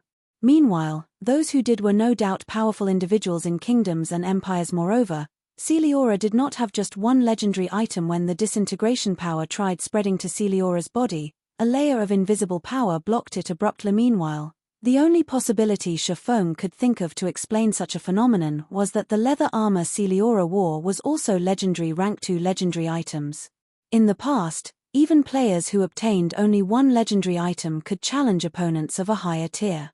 Meanwhile, players that managed to acquire 2 legendary items had been as rare as a phoenix's feather in God's domain, and every one of them was a Tier 6 God-ranked player. Just as Feng was admiring the legendary items on Celiora, the latter picked up the Disintegration armor and placed it in the heart of the magic array protecting the smithy. She then began drawing runes and chanting an incantation, following which, line after line of divine runes flew rapidly to surround the Disintegration armor. After just a short moment, hundreds of lines of divine runes encircled the Disintegration armor. These runes then transformed into magic arrays. In the blink of an eye, a 5-fold magic array formed around the Disintegration armor. The frightening pressure that the 5-fold magic array radiated made even Feng extremely uncomfortable. When the 5-fold magic array's formation was complete, the magic array thoroughly suppressed the disintegration power the Disintegration armor was leaking. Seeing this, Celiora took out a crystal, which glowed with a golden hue, and inserted it into the 5-fold magic array boom. The moment the golden crystal came into contact with the magic array, the entire magic array ignited with dazzling, golden flames. Unlike ordinary flames, these golden flames gave off a sacred and gentle feeling. Meanwhile, the Disintegration armor trapped inside the magic array started transforming. The incomparably tough materials making up the armor turned bright red and even showed signs of melting. What? This is sacred fire. Feng could not help but gape in shock when he saw the golden flame. Sacred fire was something he had only seen depicted in the ancient texts of God's domain. This kind of flame was known as a refining treasure. However, sacred fire did not exist naturally in the continent of God's domain. It only occurred in certain special spaces. Aside from ancient gods, nobody else could truly control it. Meanwhile, the sacred fires that could be found in God's domain were all sealed in special crystals left behind by the ancient gods and could be used only once. Even so, sacred fire was still a flame countless forgers dreamed of. Obtaining it was fervently sought after because this flame was the best flame for forging legendary items. In Feng's previous life, a crystal-encased sacred fire had appeared in the Blackwing auction house. Back then, many wealthy players and NPCs had contested over the item. In the end, though, the Super Guild Battle Wolves had purchased it for an astronomical price of 310,000 gold, shocking the entire God's domain back then. Many superpowers had ridiculed the Battle Wolves for being foolish. After all, the Super Guild had spent 310,000 gold for a one-time use item, which was a massive expenditure even for a Super Guild. However, in the end, one had to admit that it had been money well spent. Using the Sacred Fire, the Grandmaster Forger working for the Battle Wolves had created a legendary item. Although its performance was below average, it was still a legendary item at the very least. Fragmented legendary items could not compare to it. This outcome had also further whetted the various superpowers' desire for Sacred Fire. Feng had never imagined that Celiora had actually managed to get her hands on a Sacred Fire. Moreover, she even used it on the Disintegration armor without asking for payment. If he was required to cover the cost, even if he sold himself now, he wouldn't be able to gather enough money. While Feng was lost in his thoughts, the Disintegration armor inside the fivefold magic array had turned white-hot. Meanwhile, Celiora started writing another series of divine runes and merging them into the Disintegration armor. Despite Feng having a certain level of understanding of divine runes, his mind was a complete blank when he looked at the divine runes Celiora wrote. 5 minutes later, the white-hot Disintegration armor was covered entirely in golden runes. At this moment, Celiora stopped writing divine runes and breathed out a sigh of relief. Although her face was visibly tired, her eyes glowed with excitement. Good. Now is the time. Use your blood to establish a contract. Celiora suddenly shouted to Feng. As soon as Celiora said these words, a system notification entered his ears. System, do you wish to establish a blood contract and permanently contribute 200 points of every basic attribute to the Disintegration armor? 200 points of every basic attribute? Feng could not help being shocked as he looked at the system notification. Permanently losing 200 points in every basic attribute was equivalent to losing 1,000 attribute points. Losing so many attribute points was no laughing matter. If an ordinary expert were placed in such a situation, their accounts would be crippled instantly. Even Feng would have great difficulty making up for such a loss. Feng had never expected the price of the Disintegration armor to be so huge. System, you have 5 seconds remaining to make a decision. If you refuse, you will not have another chance in the future. Alright, I agree, Feng declared while clicking agree. Just like the system had stated, this was an opportunity for him. If he rejected it, who knew when he would gain another chance to obtain a legendary item in the future? Moreover, the Disintegration armor was top-notch even among legendary items in comparison. 1,000 attribute points was indeed an insignificant price to pay. Only some of the advantages he had accumulated thus far would disappear as a result of this decision. After Feng clicked agree, a blood-red magic array appeared before him. He then placed both his hands on the magic array without hesitation. He felt power leaving his body right away. At the same time, blood-red magic circuits appeared on the surface of the Disintegration armor. Once these magic circuits covered the entire Disintegration armor, the armor released a pulse, as if it had just gained life. This pulse of power instantly shattered the fivefold magic array. In the next moment, Feng felt an even more frightening aura coming from the Disintegration armor. However, unlike before, the aura the Disintegration armor exuded this time did not affect Feng whatsoever. On the contrary, he felt a sense of intimacy in this aura, as if the Disintegration armor was an extension of himself. Meanwhile, as the Disintegration armor's aura calmed down, another system notification entered Feng's ears. System, congratulations. You have completed the Recast the Disintegration armor quest. Rewarding 20 legacy skill points, 100,000 free skill proficiency points, 100 free mastery points, 50 humanity reputation points, 2 level increases, and the Disintegration user title. Chapter 1602, Legendary Reward. Chapter 1602, Legendary Reward. When the system notification ended, Feng's experience bar started increasing rapidly. In the blink of an eye, he went from level 61 to level 63. Meanwhile, his legacy skill point count, which had stagnated for a long time now, also increased by 20 points. What a bountiful reward. Feng could not help getting a little excited as he looked at the quest reward. Normally, aside from completing special quests, players would receive only 1 legacy skill point for every 3 level-ups. To put it simply, legacy skill points were extremely rare. Yet, now, he had obtained 20 points from a single quest, enough for him to exchange for 1 or 2 Tier 2 legacy skills in God's Domain. Skill books for the Tier 2 standard and higher were extremely rare. Normally, players could obtain skills and spells at Tier 2 and above only by using legacy skill points. Hence, even after reaching Tier 2, players would not have a lot of Tier 2 skills. They would mostly use Tier 1 skills for combat and keep Tier 2 skills as trump cards. In other words, gaining an additional Tier 2 skill was equivalent to gaining another trump card. Moreover, aside from legacy skill points, the quest had also awarded him with 100,000 free skill proficiency points, which would allow him to fast-track leveling up his skills. Needless to say, as a skill's level increased, its overall performance would improve as well. This, in turn, would enhance his combat power, following which, Feng spent all of his legacy skill points to learn Purgatory Pentaslash, a Tier 2 legacy skill with maximum explosive power. Purgatory Pentaslash, action type. Requires sword. Tier 2, level 1. Proficiency 030,000. Instantly execute 5 slashes, with each slash being stronger than the former. Each subsequent slash gains an additional 20% strength and 10% attack speed. Cooldown, 20 seconds. After learning the skill, Feng immediately invested 30,000 proficiency points to upgrade Purgatory Pentaslash to Tier 2, level 2. Now, each subsequent attack gained an additional 21% strength and 11% attack speed. Although the improvement was small, to a Tier 2 player, an addition of 1% strength could mean an increase of 10 strength.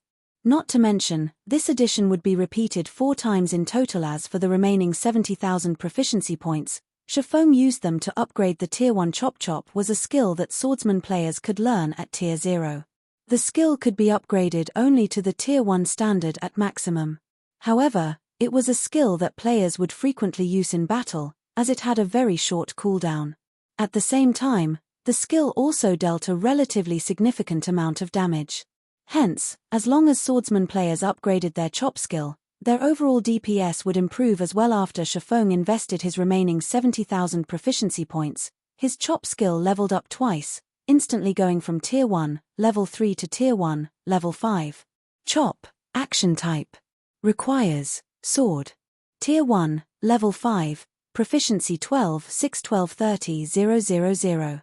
Additional 1,600 base damage. Deals up to 3 consecutive hits in 1 second. If attacks land in the same location, damage is increased by 60%. Attack range, 7 yards. Cooldown, 3 seconds. Compared to when the skill was at Tier 1, level 1, after it reached Tier 1, level 5, not only did the additional base damage it dealt increase by 1,000 points, but the bonus damage multiplier provided, if all 3 attacks landed on the same spot, had also risen from 50% to 60%.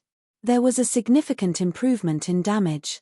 Most importantly, the attack range had also extended from 6 yards to 7 yards, which made it even more difficult for enemies to dodge the skill. Feng felt very satisfied with this outcome. In the past, level 60+ swordsmen normally managed to level up their chop only to Tier 1, level 2, or level 3. Very few had been able to level up the skill to Tier 1, level 4, much less level 5. After distributing his free skill proficiency points, Feng set his eyes on the Disintegration user title. Disintegration user, advanced title. The proof of ownership for the Disintegration power.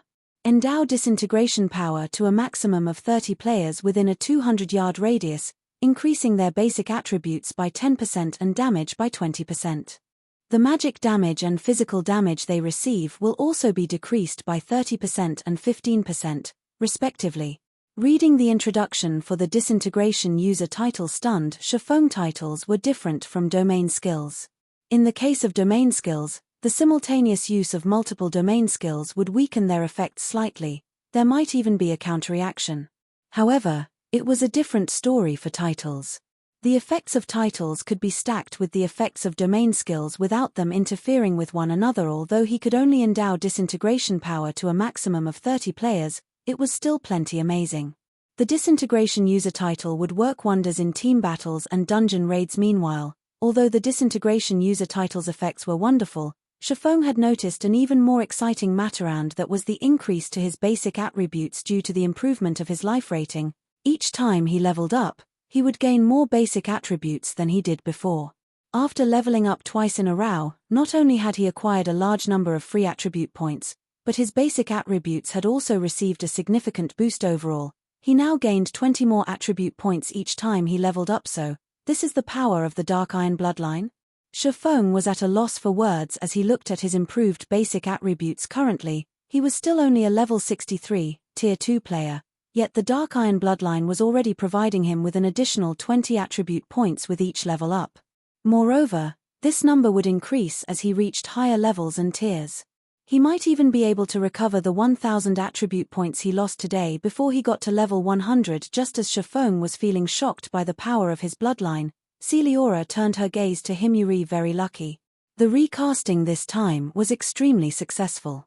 However, as you are too weak right now, despite having established a blood contract with the disintegration armor, you still cannot fully control the disintegration armor. Right now, all the blood contract is doing is preventing you from being affected by the armor's power. If you wish to fully control the armor, you'll need to become stronger," Celiora said as she turned her gaze back to the disintegration armor, which was still sitting in the center of her smithy's magic array. "However, you don't need to feel dejected. Although you cannot use the disintegration armor now, since you've already established a blood contract with it, you can utilize a small portion of its power." Although she had managed to recast the disintegration armor, at the end of the day, she was not the armor's creator. She only managed to shoddily re-establish the armor's magic circuits using her limited knowledge of divine runes. The divine runes she drew simply could not compare with those of the disintegration armor's creator. The final magic circuit she ended up forming still had many problems.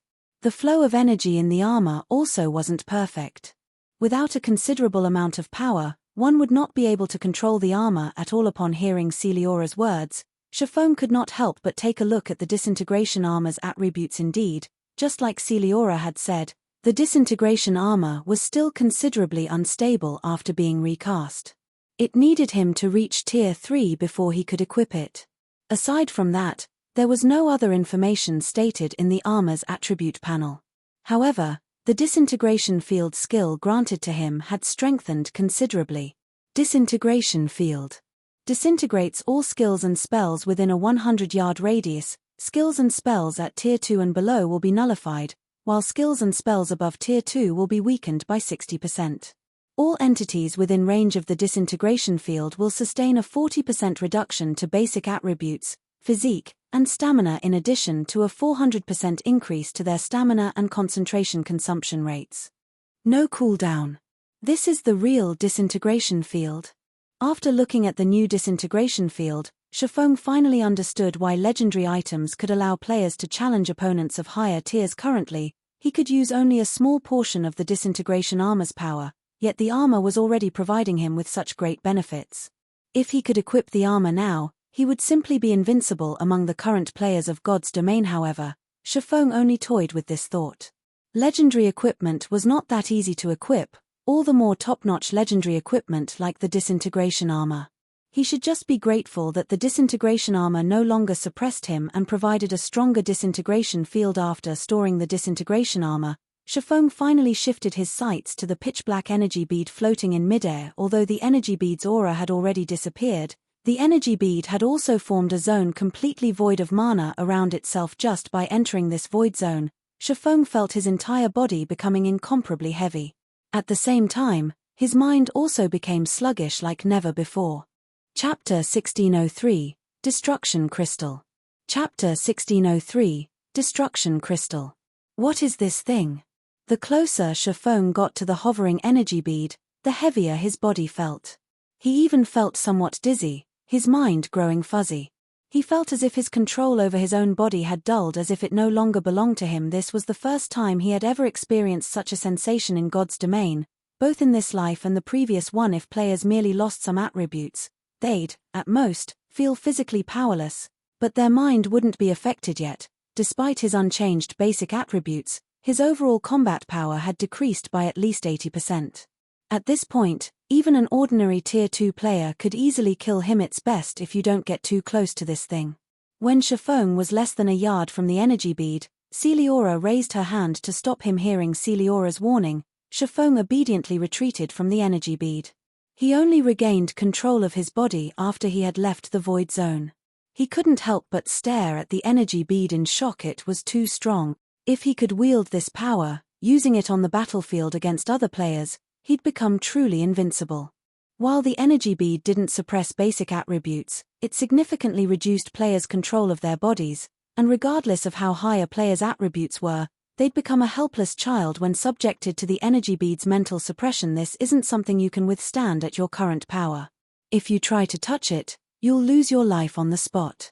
Even if you are a heaven-blessed individual, it'll still be some time before you can resurrect, Celiora explained when she noticed Shifeng's dumbfounded expression. Death upon touch?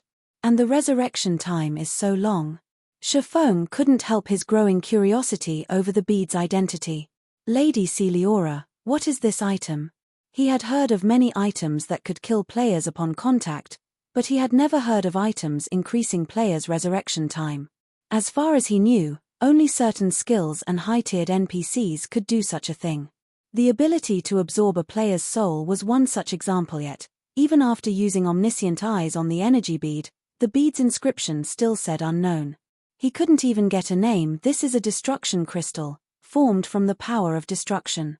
Not only can it destroy physical material, but it can also destroy souls. If even a strand of this power of destruction taints an immortal soul, it will need a long time to recover, Celiora explained as she watched the hovering, black bead. Although the destruction crystal is currently inactive, even the weak energy it's radiating is dangerous to you. After her explanation, Celiora began to chant an incantation, writing several lines of divine runes in the air. As she did so in seconds, the divine runes encased the destruction crystal. With a wave of her hand, Celiora sent the hovering crystal to Shifeng. You can consider this destruction crystal as an unexpected reward. Use it during a crucial moment to save your life, but be careful when you do. If not handled properly, you might sacrifice your own life during the process, Celiora gravely warned Shifeng. All right, you can leave now. I've gained a significant boon from recasting the disintegration armor, so I need to rest and process the information. Since I don't wish to be disturbed, I'll be leaving White River City for some time. Shifeng stored the destruction crystal and nodded to Celiora before taking his leave. Although it seemed as if Celiora hadn't done much, as a master forger, Shifeng was familiar with the delicacy of re-establishing the disintegration armor's magic circuits. The process would even exhaust a grandmaster forger like Celiora. After leaving Celiora's smithy, Shifeng could no longer bottle his curiosity as he inspected the destruction crystal in his bag. Destruction crystal, consumable. Sealed by Celiora. When unsealed, unleashes the power of destruction in a 1,000-yard radius. A 1,000-yard AoE? Shifeng's jaw dropped when he read the introduction text. The destruction crystal's AoE was even stronger than Tier 4 large-scale destruction spells, but unlike these spells, which could be cast from a distance, the disintegration crystal would explode the moment the seal was lifted. Even if a player threw the thing when they activated it, they'd be lucky to get it 100 yards away and would still get caught in the AoE. Meanwhile, the power of destruction would damage both the physical body and the soul. If this power killed a player, the consequences would be even more severe than if their immortal soul were absorbed. It was no wonder why Celiora warned him to take care when using the destruction crystal. I mustn't use this unless it's absolutely necessary.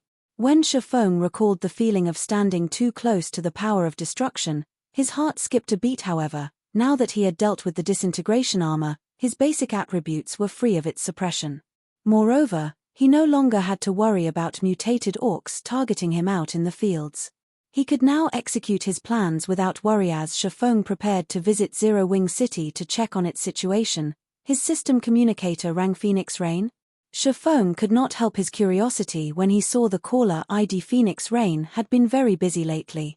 After gaining control of a portion of Thunder Island, she had quickly taken advantage of the opportunity to grow her faction's strength. In addition, she still had to keep an eye on Nine Dragons' Emperor. She should be busy as hell, without a minute to spare, yet she was contacting him naturally. Shifeng picked up the call. Feng, I've just received some important information. You should be very careful of Heaven's Burial, Phoenix Rain said somberly. Since Nine Dragons Emperor gained nothing on Thunder Island due to our partnership, he's secretly colluded with Beast Emperor. From what my subordinates discovered, Nine Dragons Emperor has only made one demand of Beast Emperor, Zero Wings' destruction. Furthermore, Beast Emperor has deep ties with Heaven's Burial. Now that your two guilds are at war, Beast Emperor won't miss this opportunity. Beast Emperor? Feng frowned previously. Due to his focus on the war with Heaven's Burial, he had temporarily set aside the issue of Beast Emperor and the Black Dragon Empire's evil god's temple. If Beast Emperor really got involved in this guild war, Zero Wing would be at a disadvantage. Yet Feng didn't know the evil god's temple's exact whereabouts in the Black Dragon Empire and Star Moon Kingdom. Beast Emperor also moved like a ghost, and right now, Feng had no way of dealing with the man. You should also be careful of Heaven's Burial's Lei Jingyang. Although Lei Jingyang only leads a workshop, the Thunder Legion under his command has quite a few refinement realm experts. Moreover, the Thunder Legion's members are extremely adept in field combat. When Crimson Emperor tried to contest Lei Jingyang's group over an ancient ruin, the guild actually lost. Even Cuttlefish, the commander of Crimson Emperor's trump card legion, died. It's best if you avoid small-scale field battle with Lei Jingyang's people, Phoenix Rain warned. Even Cuttlefish lost. Feng was surprised Crimson Emperor was a super first-rate guild and in no way weaker than the Dragon Phoenix Pavilion. Naturally, Cuttlefish, who commanded the guild's trump card legion, was a powerful individual. Although he was not a domain realm expert, he had a wealth of combat experience. He was also the Guardian Knight and ranked 77th on the God's Domain Experts list, earning the nickname Iron Wall. In a one-on-one fight, even domain realm experts would struggle to kill him. Furthermore, Cuttlefish was constantly surrounded by his own experts. Feng found it hard to believe that Lei Jingyang had actually killed the man. In any case, just be careful, Phoenix Rain reiterated. If you lack manpower, I'll send Blue and a group of experts to help. I'm sure that Heaven's Burial will hold back from doing anything drastic with the Dragon Phoenix Pavilion's members around. Thank you for the offer, but we'll handle this ourselves. After all, I'm sure that you have your own issues to deal with.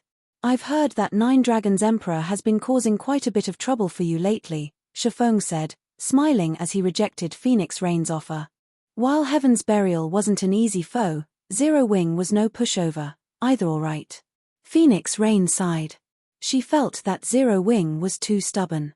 Although Zero Wing had grown quite strong, it still wasn't a match for Heaven's Burial. Moreover, its enemy had the support of Blackwater and Beast Emperor. If this war weren't dealt with properly, it might mean the fall of Zero Wing. After Feng disconnected the call, he contacted Aqua Rose and instructed her to gather the guild's internal members and the disciples from the White Tiger Dojo in White River City's guild residence. He had been preoccupied with his own matters, but now that he was free, it was time to introduce some new blood to the guild. Chapter 1604, Raising Levels. Chapter 1604, Raising Levels. Guild Leader, do you intend to include them in the guild's war of attrition?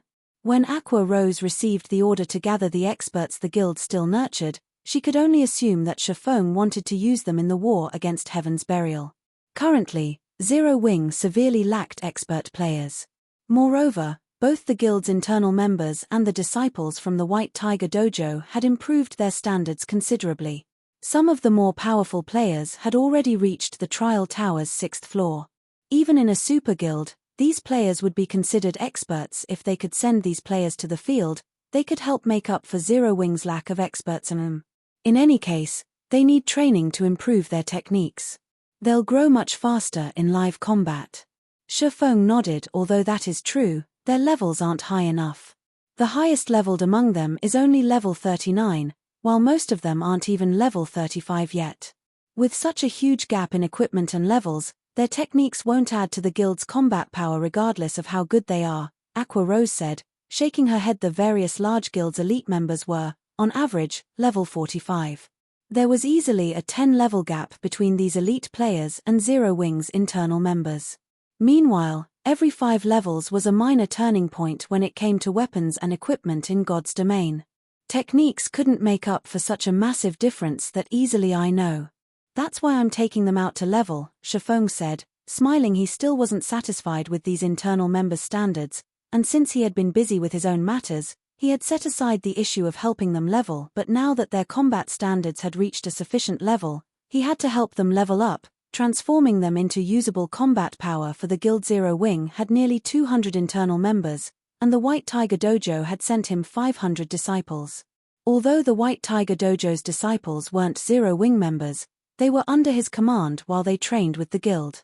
It'd be a waste not to put them to good use with this. He could add nearly 700 experts to the guild's forces as they fought Heaven's Burial. Thus far, Zero Wing had only accumulated a little over 2,000 experts who had reached the Trial Tower's 5th floor or beyond.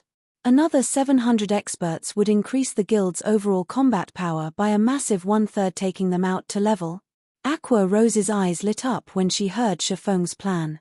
She was very familiar with Shifeng's leveling capabilities, knowing that his leveling speed was at least 2 or 3 times faster than other peak experts. He was also more than capable of helping others level up as quickly as he did. If he took command, it wouldn't be long before Zero Wing had another 700 experts, which would make it much easier to defend the 4 high-resource maps.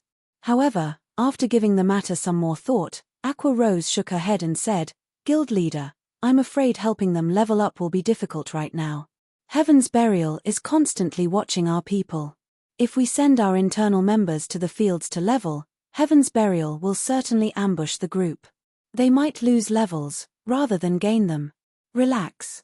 That is only true if Heaven's Burial can follow us," Shifeng said, chuckling when he had decided to take Zero Wing's internal members out to level. In truth, it had been a passing thought. Obtaining mana ore was his true goal. Although the Boneless land was rich with ores, it was also a good leveling area. Plenty of low HP and defense demonic creatures roamed the map, and their respawn rate was fairly fast.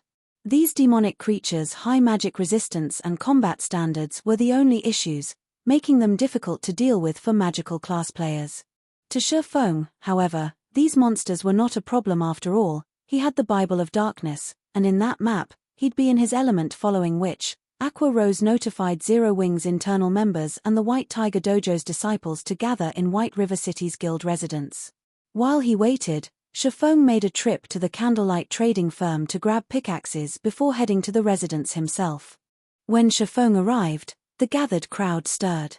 They had never expected their guild leader to take them out to level, and for a moment, they were all immensely excited. Every player who had played God's Domain for some time knew of the title Sword King. Shifeng's battle records were also listed on the God's Domain experts list, and many swordsman players had long since analyzed these records, using them as reference. Shifeng didn't bother to waste time with words. Instead, he had everyone head to the teleportation hall and travel to one of Starmoon Kingdom's border towns. He then found a relatively deserted location and activated Spatial Gate to get to the Boneless land. One had to cross more than 10 high-level maps. If players tried to do so on their mounts, they'd have to ride for several days and would encounter many level 100+ monsters during the trip. Not even Shifeng would dare to take on such a high-level monster right now, not to mention other players. After ensuring that everyone had made it through the Spatial Gate, Shifeng stepped through and closed it. Shortly after Shifeng's group had disappeared into the Spatial Gate, a few assassins, who had hidden in the distance, revealed themselves. All of these assassins wore Heaven's Burial's guild emblem and were level 47. They were also fully equipped in level 45 fine gold and dark gold equipment. "Boss, what should we do? They left using a teleportation gate. How are we supposed to track them?" "Forget it. This is outside our abilities. Let's just report this to the higher-ups." After the several assassins discussed the situation amongst themselves, they returned to Singular Burial and told him of the teleportation gate. Teleportation gates did not reveal players' destinations, and players would only discover where the gate led to after they entered. However, Shifeng was the last person to step through, and once he had, the gate had disappeared. They had no way of tracking the group from Zero Wing. "It seems we've backed Black Flame into a corner. At such a crucial moment, a guild leader like him is taking a bunch of level 30+ players out to level." Singular Burial could not help but laugh when he read the report. He then turned to Daybreak Fog and asked, "Have Lei Jingyang and Blackwater's men gathered in their designated locations?" "Most of their forces have arrived. They can take action at any time," Daybreak Fog replied. "Good. Have them activate the war barriers to lock down the maps. It's about time we give Zero Wing a taste of hell, Singular Burial said, laughing madly. To crush Zero Wing swiftly, they had dispatched 8,000 experts to hunt down the enemy guild's members in the 4 high-resource maps and utilized the war barriers to trap them within. In addition, they had dispatched 40,000 elite members to guard the map's entrances. Understood. Daybreak Fog immediately commanded the guild members to spread out across the 4 maps. With Daybreak Fog's command, Heaven's Burial's members went into action, activating the war barriers and preventing every player in the 4 maps from using return scrolls. If players wished to leave the maps, they'd have to do so through the map's entrances. Meanwhile, Heaven's Burial and Blackwater's experts scoured the maps for Zero Wing's members in 100-man teams. Boss Flo, there's a 6-man party from Zero Wing ahead, but they're all wearing cloaks, so we can't see their levels. Should we attack? A level 47 assassin reported through his team chat as he watched the small party walk through the forest ahead. A 6-man party? Are there any important players among them? Broken Flo, who wore level 45 dark gold set equipment, asked quietly. They knew just how powerful Zero Wing's experts were. This was especially true for Aqua Rose, Fire Dance, Cola, Flying Shadow, and the guild's other core members. Singular Burial had already warned them to stay as far away from these individuals as possible. Although Broken Flo wasn't pleased with the decision, he had no choice but to follow his guild leader's orders. No. None of the 6 players are on the list, but they seem to have pretty good equipment. They're likely an expert party from Zero Wing, the assassin reported after taking a closer look. Good. It seems that we've gotten lucky and come across one of Zero Wing's expert parties. Keep an eye on them. We'll head over right away, Broken Flo said as he licked his lips in anticipation. Immediately, he led his team towards the assassin's current position. Chapter 1605, Battle Array Activate. Chapter 1605, Battle Array Activate. In less than 2 minutes, Broken Flo's team found a 6-man party of cloaked players walking along a small forest path. All 6 players wore Zero Wing's guild emblem. Go. Don't let any of them escape, Broken Flo shouted in the team chat as soon as he laid eyes on the 6 Zero Wing members. Immediately, Broken Flo's 100-man team spread out, swiftly encircling Zero Wing's party and cutting off any escape route. Heaven's Burial? The 6 Zero Wing members readied their weapons as they were surrounded. You guys sure are unlucky to attract my attention. Broken Flo grinned at the 6 cloaked players. Immediately, he removed the level 45 dark gold greatsword from his back and approached the 6 at a leisurely pace. At the same time, he pulled a potion from his bag and drank it. He then commanded, "Everyone, guard the area. Make sure no one escapes. I want to take proper care of these Zero Wing members." When Heaven's Burial's members heard Broken Flo's command, they couldn't help their growing excitement and anticipation. These players sure are unlucky. It seems like the commander wants to finish them off personally. The last time the commander took action, he even gave an expert party from a first-rate guild a miserable beating. Not only were those experts powerless to fight back, but the commander also forced them to lose multiple pieces of equipment. I wonder if we'll get to witness the commander's trademark combat technique again. Hopefully these Zero Wing members aren't too weak and can put up a good fight. Otherwise, we won't get a share of the loot. Heaven's Burial's members laughed as they ridiculed the trapped Zero Wing members. The guild had already declared that, during this hunt, not only would they earn GCPs for killing Zero Wing members, but they also got to keep whatever loot dropped from their kills. Although Zero Wing's members had been ambushed countless times, the guild's experts had suffered minimal losses. Most of these experts still had their top-tier equipment. Even if the equipment they obtained wasn't suitable for their class, they could still sell the items and make a fortune. Despite the high demand for top-tier equipment, there was practically no supply. When ordinary players obtained a piece of top-tier equipment, they usually didn't sell it for coins even if they couldn't use it themselves.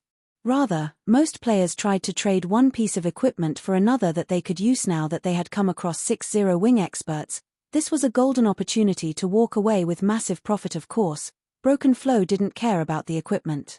Rather, he wanted to relieve some stress. Broken Flo had previously been defeated in a fight with Zero Wing's top-tier experts, and he had been waiting to restore his reputation for some time. Now, however, the guild had forbidden its members from fighting Zero Wing's top-tier experts.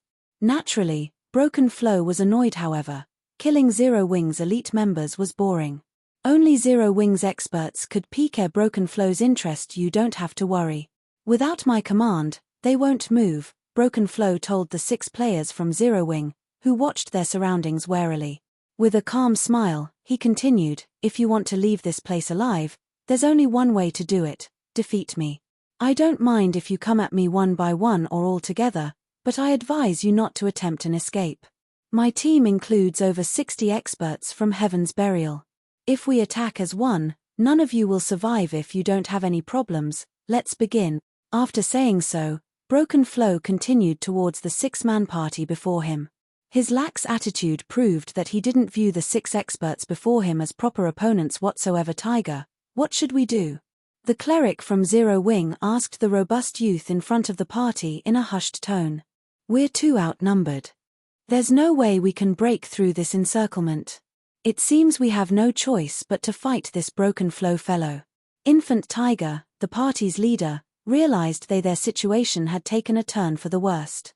They might not have had an issue if they'd come across an ordinary expert team, but he hadn't expected them to encounter a team led by one of Heaven's Burial's top-tier experts. In a moment, I'll distract him while you guys find an opportunity to strike. Don't worry about hitting me. When the other members heard Infant Tiger's plan, they nodded silently. Their leader's decision didn't surprise any of them. Although they were strong, there was a considerable gap in strength between them and Broken Flow. Only the guild's core members, like Yi Wumian and Minor Wind, could go toe-to-toe with such an expert. However, Broken Flow did not give Zero Wings party much time to consider their options. Once he was within 30 yards of the party, he abruptly accelerated and pounced like a ferocious tiger as it was freed from its cage. Broken Flow saw no value in Zero Wings' ordinary experts. He currently wore level 45 Dark Gold set equipment and wielded a level 45 Dark Gold greatsword.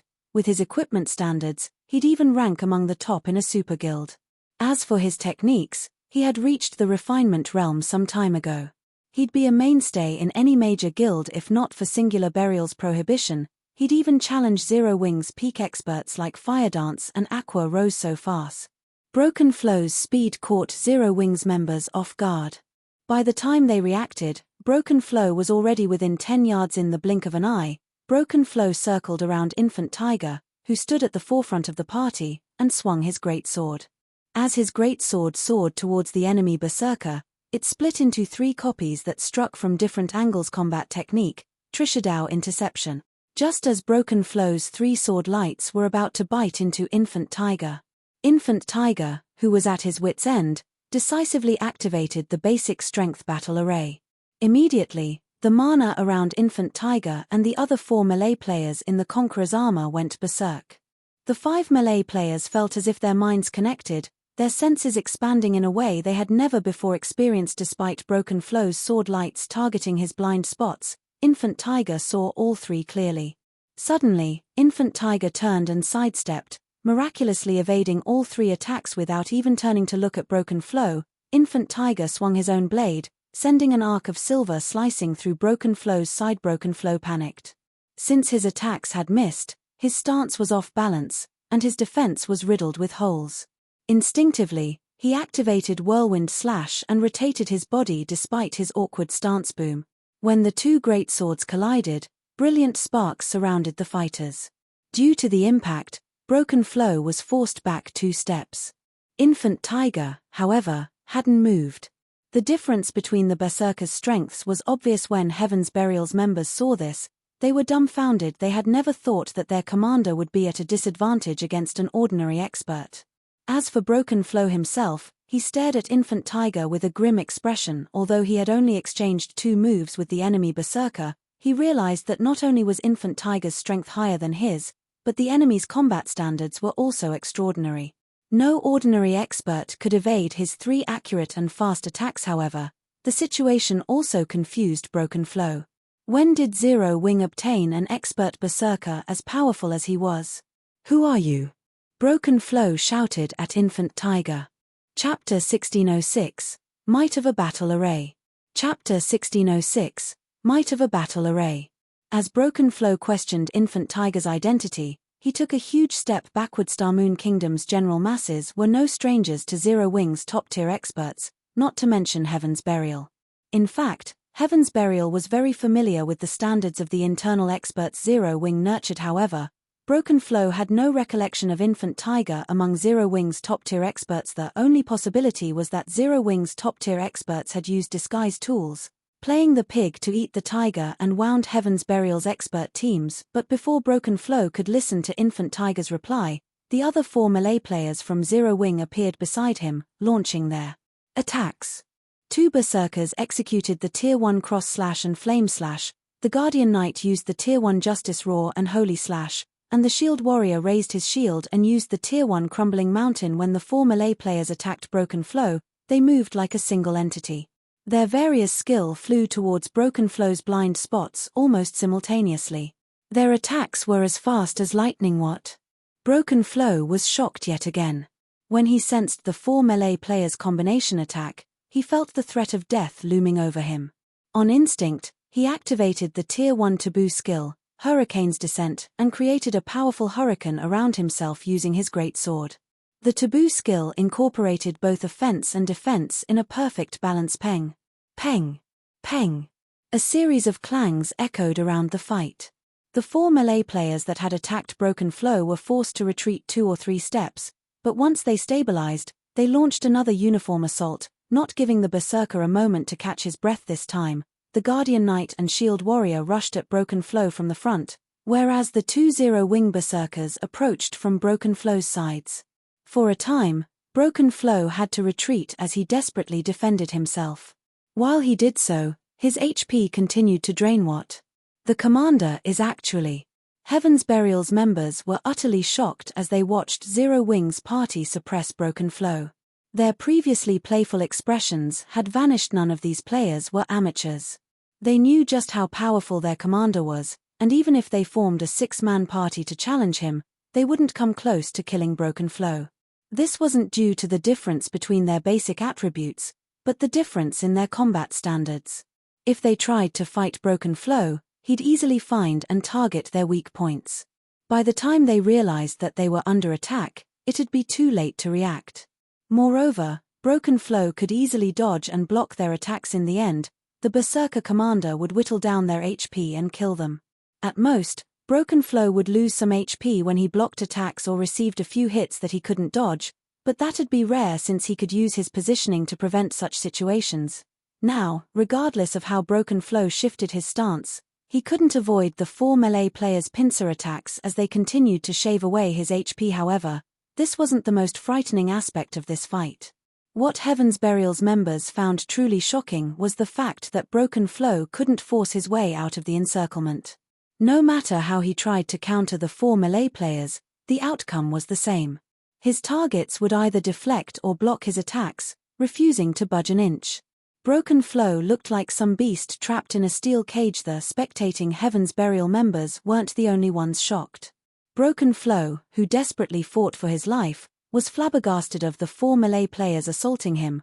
One had combat standards to rival Infant Tiger. This Zero Wing party actually had 5 Refinement Realm experts, even super guilds valued Refinement Realm experts, and they'd be top-ranked fighters in first-rate guilds. Yet this 6-man party had 5 of these experts. If he weren't familiar with the combat styles of Kola, Shadow Sword, Turtle Dove, Yi Wumian, and Zero Wing's other top-tier melee experts, he'd suspect that these 4 players were those experts in disguise. As Broken Flow continued to fend off the 4 Refinement Realm experts, whose basic attributes were even higher than his, a bitter taste filled his mouth. Although he had invited Zero Wing's party to attack him as one, he hadn't expected 4 Refinement Realm experts to gang up on him shamelessly. Even Infant Tiger danced around him, looking for the opportunity to land a fatal blow. What Broken Flow did not know, however, was that Infant Tiger and the others were just as shocked. They had never thought that the basic strength battle array would be this powerful. Not only did the battle array provide basic attributes akin to a miniature berserk skill, but their combat standards had also improved. Meanwhile, Infant Tiger wasn't moving around Broken Flow to land a fatal blow. Rather, he was helping his 4 companions by providing an additional view of the battle. By doing so, He gave his companions an accurate view of the enemy berserker's movements regardless of how Broken Flow retaliated. When Broken Flow noticed that his HP had fallen by 2/3, he dismissed his previous promise as he shouted, "Everyone, attack. Do not let any of these people escape." At the same time, Broken Flow activated his berserk skill to break away from the enemy encirclement. If he didn't escape now, Infant Tiger and the other experts from Zero Wing would kill him before reinforcements arrived. Unfortunately, Heaven's Burial's other members were still dazed even after Broken Flow issued the command. Their minds only reacted a short moment later, commanding their bodies to move as expected of Heaven's Burial. Its members' word is nothing more than a fart. Infant Tiger ridiculed Broken Flow. Hearing the insult, Broken Flow's expression twisted into something dark. Could Infant Tiger have any less shame? Although he had challenged Zero Wing's entire party by himself, how could he have known that 5 of the 6 party members were Refinement Realm experts? Moreover, their coordination was so seamless that they moved as if they shared one body.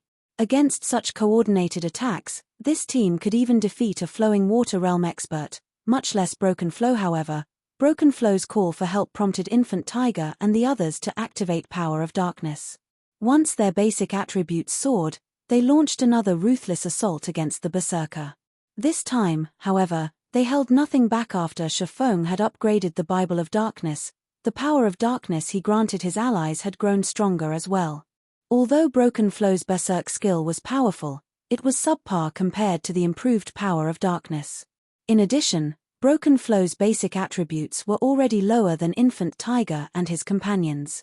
When both sides had activated their berserk skills, the gap between them only widened before the healers from Heaven's Burial could get within range. Zero Wing's Guardian Knight and Shield Warrior slammed their shields into Broken Flow, forcing the Berserker off balance. Infant Tiger and the other 2 Berserkers then appeared behind their target, launching a joint assault chop. Flame slash. Cross slash. Even under normal circumstances, Broken Flow would struggle to cope with these 3 simultaneous attacks. In the end, all 3 attacks landed squarely, draining his remaining HP. As his body collapsed, he dropped 3 pieces of level 45 dark gold equipment. "Commander, how is this possible?" Heaven's Burial's members were dazed when they watched their commander die. They had never dreamed that a peak expert like Broken Flow could be killed so easily. Moreover, Broken Flow had been slain by a bunch of Zero Wing members they had never even heard of. Chapter 1607, Difference in Teams. Chapter 1607, Difference in Teams. For a time after Broken Flow's death, Heaven's Burial's members were at a loss of what to do. However, Infant Tiger and his party members had no intentions of giving their enemies time to react. They immediately charged into the enemy ranks. They crossed the 30 yards to their targets in a few short seconds. Upon reaching the enemy frontline, the Shield Warrior and Guardian Knight slammed their shields into the enemy melee players, crumbling the battle formation. Meanwhile, Infant Tiger and the other 2 Berserkers nimbly weaved their way into the enemy lines before executing Whirlwind/3 powerful tornadoes instantly engulfed Heaven's Burial's members. Not only did the attacks push these players back, but they also lost a significant chunk of their HPs. Following which, the Berserker trio approached the nearest enemies and finished off their weakened foes in the blink of an eye. Several members of Heaven's Burial's team died there trying to break out of the encirclement. Kill them. Finally, some of Heaven's Burial's members reacted, moving to intercept Infant Tiger and his friends. Those with berserk skills promptly activated them as the healers and ranged DPS channeled and executed one spell and skill after another. However, Infant Tiger and the others paid the healers and ranged DPS no mind as they ruthlessly targeted players without berserk skills. With an overwhelming advantage in basic attributes and superior combat standards, they finished their targets off easily. Even half HP MTS fell after 2 or 3 attacks. By the time Heaven's Burial's healers had launched their healing spells, their team had suffered over a dozen casualties. Moreover, the majority of the players that had died were MTS. In contrast, Zero Wing's 5 melee players were mostly unharmed despite being surrounded by so many melee players. They only suffered superficial damage when the ranged DPS's attacks finally reached them. Not only did Infant Tiger and his companions seamlessly evade the attacks as if they had long predicted the trajectories, But they also used some of Heaven's Burial's members as human shields. Although Heaven's Burial's healers did their best to keep their allies alive, Infant Tiger and the other two Berserkers' attack power was simply overwhelming. Every one of the 5 melee players' attacks dealt over -10,000 damage if not blocked in time. Furthermore, the 3 Berserkers were capable of launching multiple attacks per second elsewhere on the battlefield. Although Heaven's Burial's members attempted to kill Zero Wing's lone healer, Zero Wing's 2 MTS had already moved to protect their comrade. Even when over a dozen melee players tried to corner the healer, Zero Wing's MTS easily repelled them all. In the end, they could only watch as the healer maintained Infant Tiger and the other Zero Wing Berserkers' HP as the human meat grinders slaughtered their allies. As time passed, Heaven's Burial's 100-man team continued to lose members. In the face of Infant Tiger and the other 4 melee players from Zero Wing, Heaven's Burial's numerous experts were a joke. Just who are these people? When did Zero Wing find such experts? The more Heaven's Burial's members fought, the more frightened they became. At this point, the difference in both sides' strength was clear for all to see. No matter what kind of attacks they used, Infant Tiger and his companions effortlessly dodged or blocked them. In contrast, the Zero Wing Berserkers' attacks always slipped past their defenses, landing direct hits and causing significant amounts of damage. And the more Infant Tiger and the others fought, the more familiar they became with the battle array. The battle array was too strong. Once they activated the battle array, they basically had a 360-degree view of their surroundings as long as they maintained proper positioning. Moreover, their improved physiques made it easy to cope with incoming attacks. In their eyes, Heaven's Burial's members were little more than children waving toy weapons. They had no problems predicting their enemies' attacks. They finally understood how God's Domain's peak experts were so powerful. They hadn't understood where the difference lay between them and these experts in the past, but now, they saw it clearly. They had to admit that being able to see everything around them and having control of their environment was intoxicating. It was no wonder why Feng had taken responsibility for their deaths. With this improved perception and control, they would be utter fools if they let a bunch of ordinary experts kill them. Only top-tier experts and peak experts with superior strength and techniques had any hope of defeating them. After 3 short minutes, only 20 players remained of Heaven's Burial's 100-man team. The survivors were fear-stricken as they stared at Infant Tiger and the other Zero Wing members. They felt as if these people before them were demons that had crawled up from hell, not players. Despite the cooperation of over 60 of their guild's experts, they had done nothing to Infant Tiger's 6-man party. In fact, they hadn't even dropped their enemies' HPs to below 50% throughout this fight. Meanwhile, when Infant Tiger and the others saw the corpses strewn across the ground, they couldn't help but feel a little proud. They had dreamed of defeating a 20-man expert team from Heaven's Burial, yet they had slain several times that retreat. Run away. Suddenly, the only thought Heaven's Burial's members had was of escape. Without hesitation, they turned and fled. Even with over 60 guild experts, they hadn't been able to do anything to Infant Tiger and his team.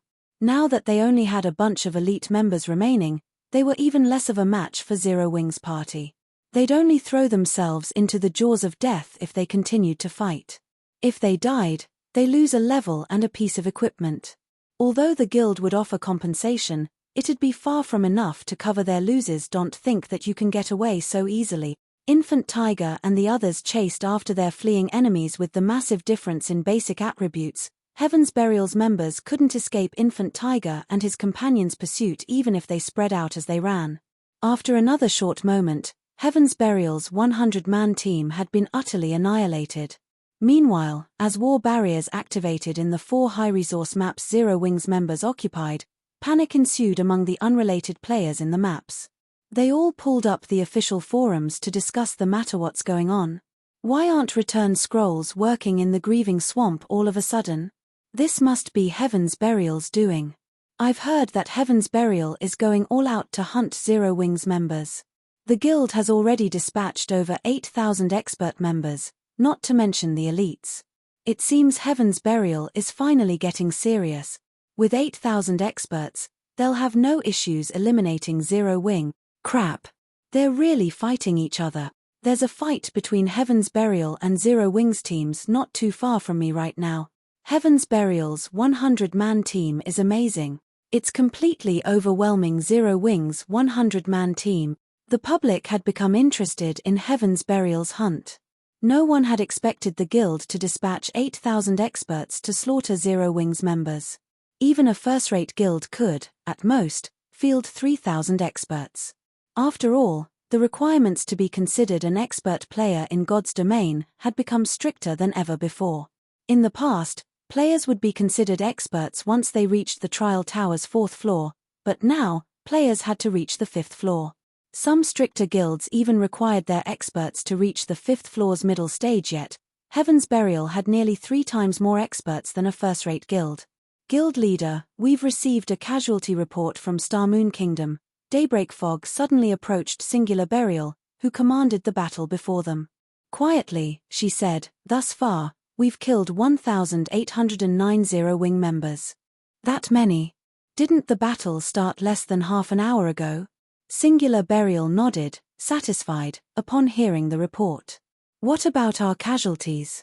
Although the direct attacks were far more costly, they could deal a more severe blow to their enemy. Hearing Singular Burial's question, Daybreak Fog's expression darkened as she hesitated. Has something happened? When Singular Burial saw Daybreak Fog's reaction, apprehension welled within him. We've lost 3,237 members thus far. Among them, 923 are expert players, Daybreak Fog said. How is that possible? Singular Burial was dumbfounded when he heard these numbers. Immediately, he demanded, what happened over there? They had sent over 8,000 experts over to Star Moon Kingdom, and Zero Wing only had around 2,000 experts. Even if Fire Dance and Zero Wing's other peak and top-tier experts took action, they could never make up for the massive difference. Chapter 1608, Indiscernible Zero Wing. Chapter 1608, Indiscernible Zero Wing. Daybreak Fog could only shake her head helplessly in response to Singular Burial's question. Even she had been confused when she received the statistics report, wondering if someone had made a mistake when compiling the information. However, although someone could have miscounted the enemy's casualties, how could they do so with their own death counts? In other words, Zero Wing had indeed killed 3,237 of their members in less than half an hour. Moreover, nearly 1/3 were the guild's experts. Has no one discovered the reason behind this yet? Singular Burial growled, his brows twitching slightly in anger. Over 10% of their 8,000 experts had died in less than half an hour. If the other major powers learned that they didn't even know the cause of this grievous loss, they'd become a laughingstock. Unlike guild elites, a guild expended all of its precious resources into nurturing its experts. They were incomparably more valuable than the guild's elite members. A loss of 1 expert was a much larger impact than losing 10 elites. If a first-rate guild suddenly suffered nearly 1,000 expert deaths, the loss would be severe enough to hamper the guild's development. After all, experts were a guild's main combat power when obtaining top-tier equipment and contesting for resource maps. They were also the foundation when competing with other guilds. We still don't have any information, but I've sent people to investigate the matter, Daybreak Fog said as she expressed her frustration over the situation. Just as Singular Burial was about to say something more, he received a call. The caller was none other than Broken Flow, one of the commanders tasked with hunting Zero Wing's members. Has something happened? Singular Burial asked, curious about Broken Flow's anxiety. When Singular Burial noticed Broken Flow's current level, he asked in surprise, how did you lose a level? Singular Burial clearly remembered Broken Flow being level 50 before they embarked on the mission, yet now, the Berserker was only level 49. Broken Flow was one of Heaven's Burial's top-ranked experts, and with the level 45 Dark Gold set equipment he wore, he could contend with any of the Super Guild's top-tier experts, yet he had lost a level. Why wouldn't Singular Burial be surprised? I died. Although Broken Flow hesitated, he revealed the truth, and he did so with an incredibly grim expression. You died. Singular Burial was even more shocked. Did you encounter Black Flame or the other experts I warned you about? He had planted over 30 spies in Zero Wing, and although they didn't have access to the guild's core secrets, they could discover its experts' identities. Hence, he knew that only a few people in Zero Wing were capable of killing an expert of Broken Flow's caliber. No. Broken Flow's expression darkened further. No? Then who killed you? Singular Burial demanded. Has Zero Wing received reinforcements from somewhere else? That shouldn't be possible. I haven't heard of any powers lending the guild aid. Zero Wing had formed a close relationship with both the Dragon Phoenix Pavilion's Phoenix Rain and the Secret Pavilion's Yuan Taishan. If these two superpowers helped Zero Wing, he doubted that he could do anything to threaten the guild. The difference between Heaven's Burial's background and the two superpowers was just too massive. Moreover, Heaven's Burial lacked the home-ground advantage in Starmoon Kingdom. He had paid close attention to the two superpowers, waiting to see if they would aid Zero Wing or not. However, he hadn't heard any news of either organization helping his enemy. This was one of the reasons that he had dared to hunt down Zero Wing's members. One of Zero Wing's expert parties killed me, Broken Flow explained after taking a deep breath. Zero Wing's expert parties? Realization dawned on Singular Burial. There were some capable players among Zero Wing's experts, and if Broken Flow were careless and underestimated them, he might get himself killed. Sighing and shaking his head disapprovingly, he continued, "You are too careless." "Well, don't tell me that you only contacted me to tell me this." Broken Flow nodded silently. Seeing Broken Flow's response, Singular Burial felt wrathful flames burn within him. Meanwhile, when Daybreak Fog heard Broken Flow's response from beside her guild leader, she noticed something odd about the berserker's behavior. He had contacted the guild leader about such a small matter. Did he think that leading a guild was a leisurely job? But before Singular Burial could reprimand Broken Flow, the berserker shared a battle video in the video chat. "Guild leader, I was killed by an expert party from Zero Wing. I don't know how it's possible, but 5 of the 6 party members were Refinement Realm experts. Moreover, their basic attributes are extremely high. They were even higher than mine." Broken Flow explained. "Zero Wing still has 5 Refinement Realm experts we don't know about? How?" Singular Burial and Daybreak Fog denied Broken Flow's claims almost simultaneously. Only one out of several hundred players in God's domain could reach the Trial Tower's 5th floor. Among these experts, very few could overcome their limits, achieving extreme control of their bodies and entering the Refinement Realm. Refinement Realm experts were practically VIPs in first-rate guilds right now. Even super guilds struggled to nurture such experts. Whenever a new player reached the Refinement Realm, the various superpowers rushed to recruit them. Yet, Zero Wing had introduced 5 such Refinement Realm experts to the battlefield. No matter how Singular Burial and Daybreak Fog looked at it, Broken Flow's claim sounded more like fantasy than reality. However, by the time they finished watching the battle video, their expressions had turned grim indeed. As Broken Flow had said, every one of the 5 melee players from Zero Wing was slightly stronger than the berserker. If 5 such experts formed a party, said party would wield terrifying killing power. Throughout Heaven's Burial, only Lei Jingyang's forces could likely stand against such a party. As Singular Burial was about to say something, Lightning Blade, the chief MT of Heaven's Burial's main force, contacted him as well. "Guild leader, look at this video.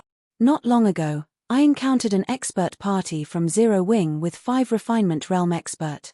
My team was no match for them, and in the end, only a few of my brothers and I managed to escape.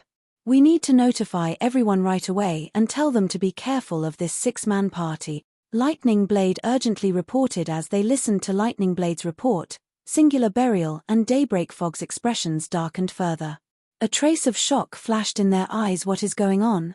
Singular Burial was even more confused after watching the battle video. Lightning Blade had sent Daybreak Fog struggled to comprehend the situation. As well, both Broken Flow and Lightning Blade led 100-man expert teams, but their teams operated in different maps.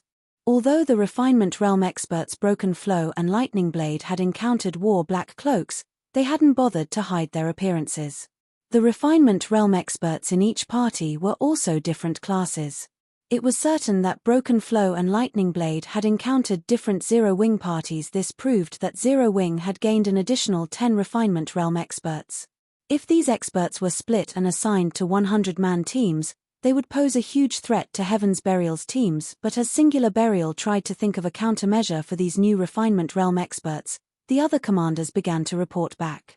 All of these commanders reported the same situation that Broken Flow and Lightning Blade had encountered. Every one of these commanders mentioned a 6-man party from Zero Wing consisting of 5 Refinement Realm experts.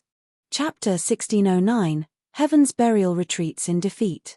Chapter 1609, Heaven's Burial retreats in defeat. Singular Burial's expression when he finished watching the battle videos a subordinate had sent was indescribably grim. It wouldn't be a major issue if Zero Wing had simply acquired a few more refinement realm experts with Zero Wing's capabilities. It wasn't entirely impossible, but based on the latest reports, Zero Wing had collected 100 new refinement realm experts. For a moment, Singular Burial wondered if he were in a dream. He couldn't find it in himself to believe this was true. Yet with the battle videos and the large number of casualties Heaven's Burial had suffered thus far, he had all the proof he needed. If Zero Wing had unexpectedly acquired 10 additional refinement realm experts, while it would give Singular Burial a headache, he could mitigate the problem by warning his subordinates to be careful during their hunt. However, 100 new refinement realm experts was a nightmare, not just a headache. Even now, veteran first-rate guilds only had a handful of refinement realm experts. Even Heaven's Burial only had 20 refinement realm experts right now. Moreover, this was after recruiting a large number of well-known workshops and expert players and allying with Lei Jingyang's workshop. It was also the reason he dared to hunt down Zero Wing's members. Yet, now, 100 refinement realm experts, whom he had never heard of before, had suddenly emerged in Zero Wing. Why wouldn't he be terrified? Guild leader, what should we do now? Daybreak Fog asked. Pale after watching the battle videos, they had previously considered the possibility that some superpower would dispatch experts to aid Zero Wing. However, they had never expected Zero Wing to obtain 100 refinement realm experts on its own. 100 refinement realm expert.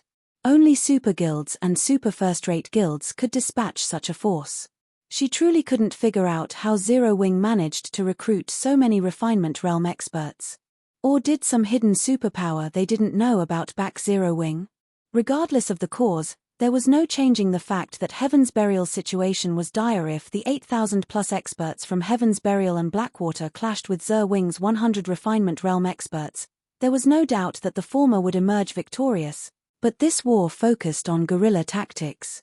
The refinement realm experts definitely had the advantage. Issue a retreat order immediately. After some hesitation, Singular Burial decided to withdraw his forces and send someone to investigate which superpower is supporting Zero Wing from the shadows. He refused to believe that Zero Wing had nurtured 100 refinement realm experts on its own. The only possibility was that Zero Wing had the secret support of some superpower. Understood. Daybreak Fog went into action and began to notify the teams in the hunting operation to withdraw. Shortly after she issued the command, Heaven's Burial and Blackwater's members in the 4 high-resource maps began to pull out. Meanwhile, news of Heaven's Burial's retreat quickly spread throughout Starmoon Kingdom. What's going on with Heaven's Burial? Why are they retreating so soon after starting the war? I have some insider information. From what I've heard, it seems that Heaven's Burial has suffered severe casualties and had no choice but to order a retreat. How is that possible? Heaven's Burial has over 8,000 expert. Zero Wing would even struggle to cope with such a force, much less defeat it. Heaven's Burial's sudden retreat baffled everyone. In fact, the public wasn't alone in its confusion. Starmoon Kingdom's various powers were just as confused. They had planned to take advantage of the situation to strike at Zero Wing as well, yet Heaven's Burial had been defeated. Look into this matter immediately. I want to know exactly what happened. The various major powers simply could not fathom what had transpired between Heaven's Burial and Zero Wing. Heaven's Burial had dispatched over 8,000 experts and several tens of thousands of elites. It was even enough of a force to threaten a superpower, yet this force had lost. Moreover, it had been a decisive defeat. Meanwhile, far from Starmoon Kingdom, in a guild town surrounded by mountains. Uncle Yuan, your guess was wrong. We've just received news that Heaven's Burial's hunt has failed. Moreover, it seems that Heaven's Burial has suffered significant losses. Nearly 1,000 of its experts were killed, Purple Jade said, smiling as she entered the room. Heaven's Burial has been defeated. How is this possible? Yuan Taishan, who dealt with all sorts of documents on his desk, was astonished when he heard Purple Jade's announcements. Did Phoenix Rain send help? He was very familiar with the force Heaven's Burial had dispatched to deal with Zero Wing. The force had as many as 18 refinement realms, and Lei Jingyang led his legion of battle maniacs personally. Heaven's Burial shouldn't have any fewer top-tier experts than Zero Wing. Furthermore, The guild surpassed Zero Wing by leaps and bounds in the number of its ordinary experts. Even if Black Flame and Zero Wing's peak experts joined the fray, they shouldn't be able to affect the outcome over much in the end. Heaven's Burial would wear down Zero Wing until it crumbled. No. Phoenix Rain hasn't sent them any reinforcements, Purple Jade said, shaking her head. Based on what we've learned from Heaven's Burial's internal department, the guild has retreated due to Zero Wing's sudden dispatch of an additional 100 Refinement Realm experts. Not only do these Refinement Realm experts have incredible basic attributes, but their coordination is seamless. These Zero Wing experts have claimed the lives of many of Heaven's Burial's own Refinement Realm experts. 100 Refinement Realm experts. Yuan Taishin abruptly stood. For a moment, he even thought he had heard wrong. Are you sure Zero Wing has obtained 100 Refinement Realm experts? Very sure. I even have a few battle videos to prove it. Purple Jade then sent the battle videos she had received to Yuan Taishin. I've already watched all of them. These Zero Wing Refinement Realm experts are quite powerful. When they work together, they don't even have an issue defeating Flowing Water Realm experts. Have you found out which super guild or super first-rate guild has helped Zero Wing?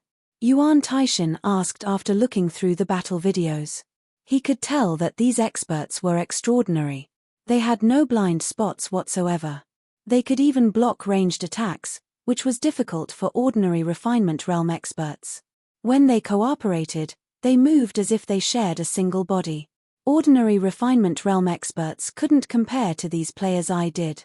We haven't found any news of a super guild or super first-rate guild mobilizing so many Refinement Realm experts. It's almost as if these experts had just joined God's domain, Purple Jade reported seriously. I've also had some of our people compare these Refinement Realm experts' appearances to the images we have of Zero Wing's members. And Yuan Taishin asked hurriedly. 100 Refinement Realm experts were no trivial matter. Even superpowers like the Secret Pavilion would have to take such a force seriously. There's no doubt. These Refinement Realm experts were already Zero Wing members, Purple Jade said, her voice softening as even she struggled to believe it. They're all Zero Wing's members? How is that possible? Yuan Taishin stared at Purple Jade incredulously. Have we made some mistake? Chapter 1610, Shock. Chapter 1610, Shock. Yuan Taishin couldn't believe what Purple Jade had just told him. Even the Secret Pavilion struggled to nurture Refinement Realm experts. Before becoming a Refinement Realm expert in the Secret Pavilion, the guild's experts had to pass a series of stringent tests and a significant amount of training. Most people in the virtual gaming world couldn't even fathom the effort, talent, and resources required to become a Refinement Realm expert. Although God's domain's unique nature made it easier for players to reach the Refinement Realm, these players were still exceedingly rare. They were also considerably famous in God's domain. Zero Wing had only established a few months ago, and even if it had the support of some super guild or major corporation, it wasn't capable of nurturing so many Refinement Realm experts. There are no mistakes. All of those players are members of the Dark Gods Legion. I also read through the information we have on these players before I came here. Their combat standards were average at best before today. But for some reason, they've become frighteningly powerful, Purple Jade said, shaking her head. Honestly, she couldn't believe this either. However, she had no choice but to acknowledge that Zero Wing had more than 100 Refinement Realm experts after facing the facts before her. To think Zero Wing has hidden so much of its strength. Suddenly, Yuan Taishin realized why Feng's reaction had been so calm when he learned that the Black Dragon Empire's Evil Gods Temple had activated. Jade, notify our subordinates and tell them to learn everything they can about this situation. We must learn who has backed Zero Wing. Any superpower that could nurture 100 Refinement Realm experts so quickly was definitely extraordinary. Not even most ordinary super guilds were capable of such a feat, and the Secret Pavilion hadn't heard of a superpower that could. When Yuan Taishin thought about it, a sliver of fear penetrated his heart. Although he knew that God's domain's waters were deep, he didn't realize how deep. They had already learned of quite a few guilds, which had only established after God's domain had launched, that had the support of powerful corporations. And now, there was even an organization like Zero Wing. God's domain was practically a bottomless swamp, With various powers hiding in its muck, the secret pavilion wasn't the only superpower to discover this. Many of God's domain's superpowers had learned about Zero Wing's sudden development. After this, they all started to see Zero Wing in a new light. Although Zero Wing still had a low member count and lacked in many aspects compared to first-rate guilds, the fact that it had nurtured over 100 refinement realm experts made it far more powerful than first-rate guilds. Zero Wing had a high chance of becoming a super first-rate guild and one of God's domain's overlords in the future. Meanwhile, in the Star Alliance's residence in Star Moon City, Galaxy Past read the report he had just received from the secret pavilion in his spacious guild leader's office. When he finished with the report, his mind went blank. Guild leader, has something happened? Purple Eye asked, curious about Galaxy Past's strange expression. Zero Wing truly is an endless abyss. If Heaven's Burial hadn't mobilized such a large force, Star Moon Kingdom's various guilds would still be clueless about Zero Wing's true strength, Galaxy Past said, smiling bitterly as he forwarded the secret pavilion's report to Purple Eye. 100 refinement realm experts. Zero Wing must have been laughing at us while we made fools of ourselves. This 100 refinement realm experts. Purple Eye's jaw dropped as she read the report. She wasn't as ignorant as she had been in the past, and she was very familiar with the power of a refinement realm expert. Although she acknowledged her own talent, she still couldn't cross the final threshold and reach the refinement realm, even with the secret pavilion's help yet. Zero Wing had just revealed 100 refinement realm experts. And to think that the Star Alliance had actually worked with other guilds to take down Zero Wing in the past. Had Zero Wing utilized its true power back then, the consequences would have been unimaginable. Purple Eye finally realized why her rival, Gentle Snow, had chosen to join an upstart guild like Zero Wing. Sea of Death, Thunder Island. 100 refinement realm experts. Just how many secrets does Zero Wing have? Phoenix Rain was at a loss for words after reading the report. The fact that Feng and Zero Wing's experts had helped her secure a portion of Thunder Island's control was already incredible, and now, the guild had just revealed that it had over 100 refinement realm experts. Although Zero Wing had nowhere near as many refinement realm experts as the Dragon Phoenix Pavilion, a contingent of 100 refinement realm experts could still pose a threat to her and Nine Dragons Emperor. If Nine Dragons Emperor had known that this upstart guild had such a background, he would never have tried to stop it out. Black Dragon Empire, Lakeheart City. What? Heaven's Burial retreated? What happened? Curiosity ravaged Gentle Snow when she heard Zhao Yueru's report. If Feng hadn't assured her that her people weren't necessary for the situation in Star Moon Kingdom, she would have returned with all of her spare forces long ago. Heaven's Burial and Blackwater had dispatched over 8,000 experts, including a few refinement realm experts. Without utilizing the guild's full power, defeating such a force would be nearly impossible. Yet, less than an hour after Heaven's Burial had attacked directly, the guild had ordered a retreat. I've heard that it's due to various 6-man parties from the Dark Gods Legion. These Dark Gods parties slaughtered Heaven's Burial and Blackwater's 100-man expert teams. In less than half an hour, they killed nearly 1,000 guild experts. In contrast, none of our party members have died, Zhao Yueru explained. They've even killed quite a few of Heaven's Burial and Blackwater's refinement realm experts. A 6-man party of Dark Gods Legion members defeated a 100-man expert team from Heaven's Burial. For a time, Gentle Snow couldn't process the information. She knew just how powerful the Dark Gods Legion members were. Even the strongest among them had only reached the half-step refinement realm standard. Even 6 of these players would be lucky to defeat a 20-man expert team from Heaven's Burial. After all, Heaven's Burial and Blackwater's experts were no noobs. They were all experts that had experienced numerous life-or-death battles. Yet, these Dark Gods Legion members had defeated 100-man expert teams with as few as 6 players. To Gentle Snow, this sounded like a fantasy. That's right. Everyone in the guild has been talking about it. I've watched the battle videos, as well. Those Dark Gods parties are quite powerful. If not for my promotion to Tier 2, they might even be able to defeat me. Zhao Yueru nodded. I never realized that our guild had hidden such strength all this time. The Black Dragon Empire's first-rate guilds will have to think twice before turning against us. Zero Wing had lacked experts that could turn the tide of battle in the past, and because of that, the The Black Dragon Empire's large guilds hadn't been afraid of striking against their guild. This was especially true for the guild's 9 dragons Emperor secretly backed. However, now that the public knew that the Dark Gods Legion had such powerful members, even the Empire's various first-rate guilds would have to tread lightly when dealing with Zero Wing. While everyone raised a commotion over the defeat of Heaven's Burial's army, Aqua Rose relayed the shocking news to Feng, who had long since left Starmoon Kingdom guild leader. What kind of magic did you use? How did you make all of these people so strong? Every one of them feels like they can take on a refinement realm expert of the same level right now. Aqua Rose asked curiously. She was quite familiar with the prowess of the Dark Gods members she had sent Feng, yet these players had grown so much stronger in the several hours since she had last seen them. If Feng claimed that he had nothing to do with it, she wouldn't believe him. Chapter 1611, Counterattack. Chapter 1611, Counterattack. Magic. When Feng saw Aqua Rose's excitement, he smiled and said, "I don't know any magic. I merely gave each of them a piece of equipment." A piece of equipment. Aqua Rose could not help her confusion. How has a piece of equipment made such a huge difference? Weapons and equipment only improved a player's basic attributes. While the Dark Gods party's basic attributes had risen since she had seen them last, the improvement to their combat standards was the key difference.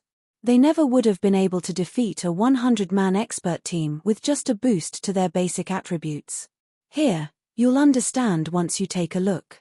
Feng then shared the Conqueror's armor's attributes with Aqua Rose. As Aqua Rose was one of Zero Wing's core upper echelons, he had no reason to hide the armor from her. Besides, as players reached higher levels, it'd only be a matter of time before the various large guilds learned about battle arrays. He had only had the Dark Gods members sign a confidentiality contract to hide the information from the various large guilds for as long as he could, but it was impossible to hide the battle arrays from the public forever. When Aqua Rose read the armor's information, she was dazed. She had never thought that God's domain had equipment like this. Not only did the Conqueror's armor improved its wearer's basic attributes, but it also allowed them to share their perception with other players wearing the armor. It could basically enhance players' perception range by a large margin, allowing these players to reach a simplified version of the Void Realm. Although ordinary experts wearing the Conqueror's armor still wouldn't be able to control their bodies as well as Refinement Realm experts, their overall combat standards wouldn't be any weaker than an actual Refinement Realm expert with the Enhanced Perception Guild leader. "Where did you obtain so many pieces of this armor?" Aqua Rose inquired. How could ordinary equipment possibly compare to such powerful battle array equipment? The Conqueror's armor offered even greater benefits than ordinary epic equipment. It had to be incredibly rare, yet Feng had given these chest pieces to 100 Dark Gods Legion members. "I made them," Feng answered truthfully. Seeing Feng's calm expression, Aqua Rose was at a loss. If Feng had said that he had been grinding and collected the armor during his long disappearance, she might be able to believe him, yet Feng claimed to have made all of the chest pieces. Her mind simply could not process the statement. With 5 pieces of Conqueror's armor, one could nurture 5 Refinement Realm experts. If they produced 1,000 pieces of the Conqueror's armor, they would have a 1,000-man army of Refinement Realm experts. Not even super guilds had such an army. Don't overthink it. I had to deplete the guild's stock of rare materials just to craft the 100 pieces. It won't be possible to mass-produce the armor in a short amount of time, Feng said, shaking his head. Naturally, he knew what Aqua Rose must have thought. The Conqueror's armor's material cost was only secondary. The crucial issue was acquiring the materials. Although the materials weren't super rare, the various large guilds frequent purchased them. Even if Zero Wing spent a fortune to obtain these items, it could only acquire a limited amount. It definitely wasn't possible to gear an invincible legion with the Conqueror's armor. What a pity. If we had a few hundred more, we could flatten Heaven's Burial, Aqua Rose said, clicking her tongue. She had no idea how greedy she sounded. Several hundred? Feng's smile turned bitter. "I'll give you a list of the necessary materials, so try to purchase as many as you can in secret. Once we have the materials, I'll try to forge as many as I can." "I understand." Aqua Rose nodded eagerly, her eyes glowing with excitement. "But guild leader, what should we do next? Although Heaven's Burial has retreated, the bounty is still in place. We really can't afford to let this situation continue. Although Heaven's Burial's forces had retreated, the high bounty it had offered still tempted many unrelated players to attack Zero Wing's members. Even though Zero Wing now had the Dark Gods parties, there was a limit to how much area 20 parties could cover. They couldn't limit the Dark Gods parties to patrols, either, as it would severely impact their leveling speed. Heaven's Burial sure gave up quickly. Feng was slightly disappointed when he read the statistics report Aqua Rose had sent. He had assumed that Heaven's Burial and Blackwater would continue to clash with Zero Wing, relying on their numeric advantage. He hadn't expected Heaven's Burial to retreat so decisively. He had only managed to wear the enemy guild down slightly. However, Feng could understand their decision after giving the matter some thought. If one had sufficient understanding of Refinement Realm experts, they'd realize what kind of prowess 100 Refinement Realm experts could wield in guerrilla warfare. Moreover, these 100 experts were concentrated in a few maps. This was also why the various large guilds were so afraid of super guilds and super first-rate guilds. Ordinary players, elite players, and ordinary expert players. With enough money, a guild could recruit and nurture as many of these players as they wanted, but it was a slightly different story when it came to Refinement Realm experts and those who were stronger. Guilds couldn't necessarily recruit such experts just because it had the money to throw at them. Moreover, there was a qualitative difference between the power of a Refinement Realm expert and the power of an ordinary expert. Even in equipment with similar attributes, there would be a massive difference between the combat power Refinement Realm experts could display and that of ordinary experts. Without an overwhelming basic attribute advantage, several, maybe more than a dozen, ordinary experts would need to work together to take down a Refinement Realm expert. This granted Refinement Realm experts a massive advantage in field battles. Normally, guilds could only cope with these experts' ambushes by dispatching their own Refinement Realm experts or organizing their players into large groups. However, it wasn't feasible to send its members out in teams of hundreds or thousands, as it would negatively impact their acquisition of EXP and equipment. Not even well-funded guilds would survive long if 100 experts interfered with thousands of its members' development. This was precisely why super first-rate and super guilds had maintained a solid footing in the virtual gaming world for so many years, finding it beneath them to bully first-rate and below guilds. Their strength was simply on a different level. Of course, Refinement Realm experts weren't enough to help a guild become an overlord in the virtual gaming world. Guilds also needed a large number of members to help with other tasks, such as occupying territory and harvesting resources. Since Heaven's Burial has retreated, we'll take the fight to them. It's about time we show Heaven's Burial that it's not the only power that can hunt players, Feng decided after giving the matter some thought. Notify Fire Dance and the others. Have them lead the Dark Gods parties to the Orc Empire and teach Heaven's Burial's members what it feels like to be prey. I want to see which of our guilds lasts until the very end. Due to its lack of experts, Zero Wing had only been able to defend against Heaven's Burial's brutal assaults, but now that it had the Dark Gods parties, it had no reason to hold back against its enemy. In his previous life, many super guilds and super first-rate guilds had often used this tactic, hindering a large group's development by sending small parties of Refinement Realm experts when they wanted to avoid wasting resources to deal with troublesome guilds. He didn't mind testing this tactic on Heaven's Burial. All right, I'll let them know. Aqua Rose's excitement built when she heard Feng's order. They had taken a one-sided beating from Heaven's Burial and Blackwater for too long now. They hadn't been able to counterattack, which made them all feel powerless. They simply hadn't had enough experts to put up a fight. If they had sent ordinary experts into Heaven's Burial's territory, they'd send their people to the slaughter, rather than damage their enemy. Now that they had an additional 100 Refinement Realm experts, their ability to retaliate had increased several-fold, even if they couldn't deal any lasting damage to Heaven's Burial. Chapter 1612, Insane Guild. Chapter 1612, Insane Guild. After Feng had given Aqua Rose his commands, he disconnected the call and contacted Melancholic Smile. He had Melancholic Smile post an announcement on the official forums for Zero Wing, stating that the guild had doubled the bounty on Heaven's Burial's members. Once more, the bounty for killing a normal member had already risen to 40 silver, but they had just raised it to 80 silver. The bounty on elite members had also risen from 2 gold to 4 gold per kill, while the bounty on Heaven's Burial's expert players had risen from 20 gold to 40 gold. Moreover, Feng had Melancholic Smile use a provocative title for the forum post. Heaven's Burial, Do you dare to face us? Now, players could instantly earn enough money to purchase a common mount from NPCs just by killing one of Heaven's Burial's experts. Even if they already had their own mount, they could afford an ordinary piece of level 45 fine gold equipment. Even expert players found the remuneration incredibly tempting. Even the expert players that broke their back to earn money couldn't earn 20 gold in a single day. Moreover, as long as they killed one of Heaven's Burial's experts, even their death would be a worthwhile exchange. Guild leader, have you lost your mind? Melancholic Smile's eyes nearly fell from their sockets when Feng told her to double their bounties on Heaven's Burial. Where is our guild supposed to find that much money?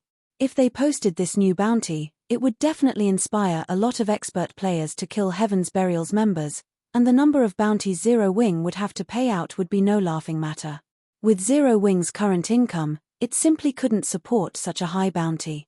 Doubling the bounty was a self-destructive move, and Zero Wing would become a laughingstock. Relax. I'll figure out a source. If we really can't afford to pay, sell a portion of the weapons and equipment the Dark Gods party obtained. Feng said the current bounty was quite a burden on Zero Wing, but it was only a small annoyance to Heaven's Burial. At this rate, Zero Wing's situation would only become more disadvantageous. Unfortunately, since there were too few of them, the Dark Gods parties weren't enough to deal a severe blow to Heaven's Burial, regardless of how many members they hunted down. Fortunately, the Dark Gods parties had reaped quite a harvest for the guild during its hunt. They had collected over 400 pieces of level 45 dark gold equipment, over 700 pieces of level 45 fine gold equipment, and over 2,000 pieces of level 45 secret silver equipment. All of the equipment should be enough to help Zero Wing hold on for quite some time. Moreover, he had already dispatched the Dark Gods parties to the Orc Empire. If a large number of players joined the hunt for Heaven's Burial members, it would ease the burden on the Dark Gods parties. In turn, the Dark Gods parties could obtain more weapons and equipment. Aside from these factors, if they secured the mana or vein, Zero Wing would have another massive revenue source. All of the various large guilds urgently needed mana ore, and as a result, the market price had risen to a staggering 1 gold, 20 silver. Originally, the ore had only been worth around 40 silver. Meanwhile, the Boneless land was rich in mana ore. It would not be difficult to acquire a large amount of mana ore. I understand. Melancholic Smile could only nod helplessly in response to Feng's command. Although she was confident in Feng's abilities, she still could not help but feel that his decision was a little too crazy this time, following which, Melancholic Smile published the new bounties on Star Moon Kingdom's official forum. Star Moon Kingdom's players went mad over the news. All hail Zero Wing. How rich? Is this Zero Wing's true power? Crap. Is Zero Wing for real? 40 gold coins just for killing one of Heaven's Burial's experts. With this much money, Heaven's Burial's experts might kill themselves to claim their own bounties from Zero Wing. This is insane. Zero Wing has truly gone insane. Even top-tier experts would be tempted by this price. This won't do. I need to form a team to grind Heaven's Burial's members. Who wants to team up? Amazing. Zero Wing is really bold to pull such a stunt. Heaven's Burial is in for some pain. Heaven's Burial must have gone too far when it provoked Zero Wing this time. Even if the guild destroys Zero Wing, they're going to suffer for it. When everyone saw that Zero Wing had doubled its bounties, they couldn't help but feel some sympathy for Heaven's Burial's members. At the same time, they were shocked by Zero Wing's generosity. Orc Empire, Ancient Rock City.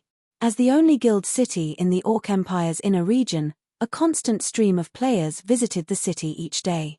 Not even Kingdom's major NPC cities could compete with Ancient Rock City's player population. Although the city was extremely lively, silence dominated the meeting room in Heaven's Burial's residence.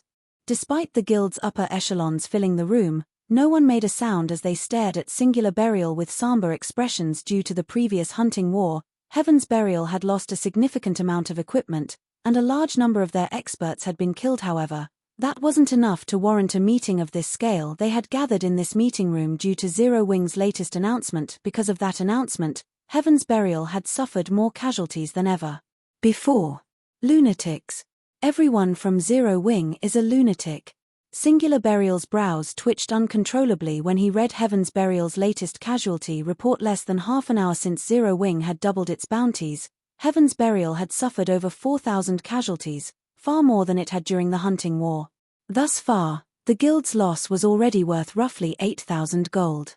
Of course, Zero Wing hadn't gotten off easy, either, since it had to pay at least 10,000 gold in bounties if this continued. Heaven's Burial wouldn't last long even with Blackwater's investments and Ancient Rock City's income guild leader. Based on our reports, part of the reason that our casualty count is so high is that Zero Wing's Dark Gods parties have begun to operate in the Orc Empire.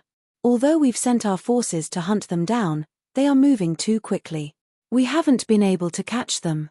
Rather, the tables have turned on quite a few of the teams we sent out to hunt down these Dark Gods parties, Daybreak Fog reported. The guild's morale is incredibly low, and some elite members have begun to withdraw from the guild. Zero Wing, Black Flame. Singular Burial gnashed his teeth as he glared at the report in his hands. Since that is how you want to play it, I want to see which of us can last until the end. He truly hadn't thought that this war would develop to this point. Zero Wing's actions had also forced Heaven's Burial to raise its bounties correspondingly. The increased bounties added yet another significant expenditure for the guild. Now, they were forced to spend the funds they had saved for Ancient Rock City's development. However, Singular Burial was still confident that his guild's foundations were sturdier than Zero Wing's. He refused to believe that Heaven's Burial couldn't outcompete Zero Wing with the full support of Blackwater and the income from Ancient Rock City.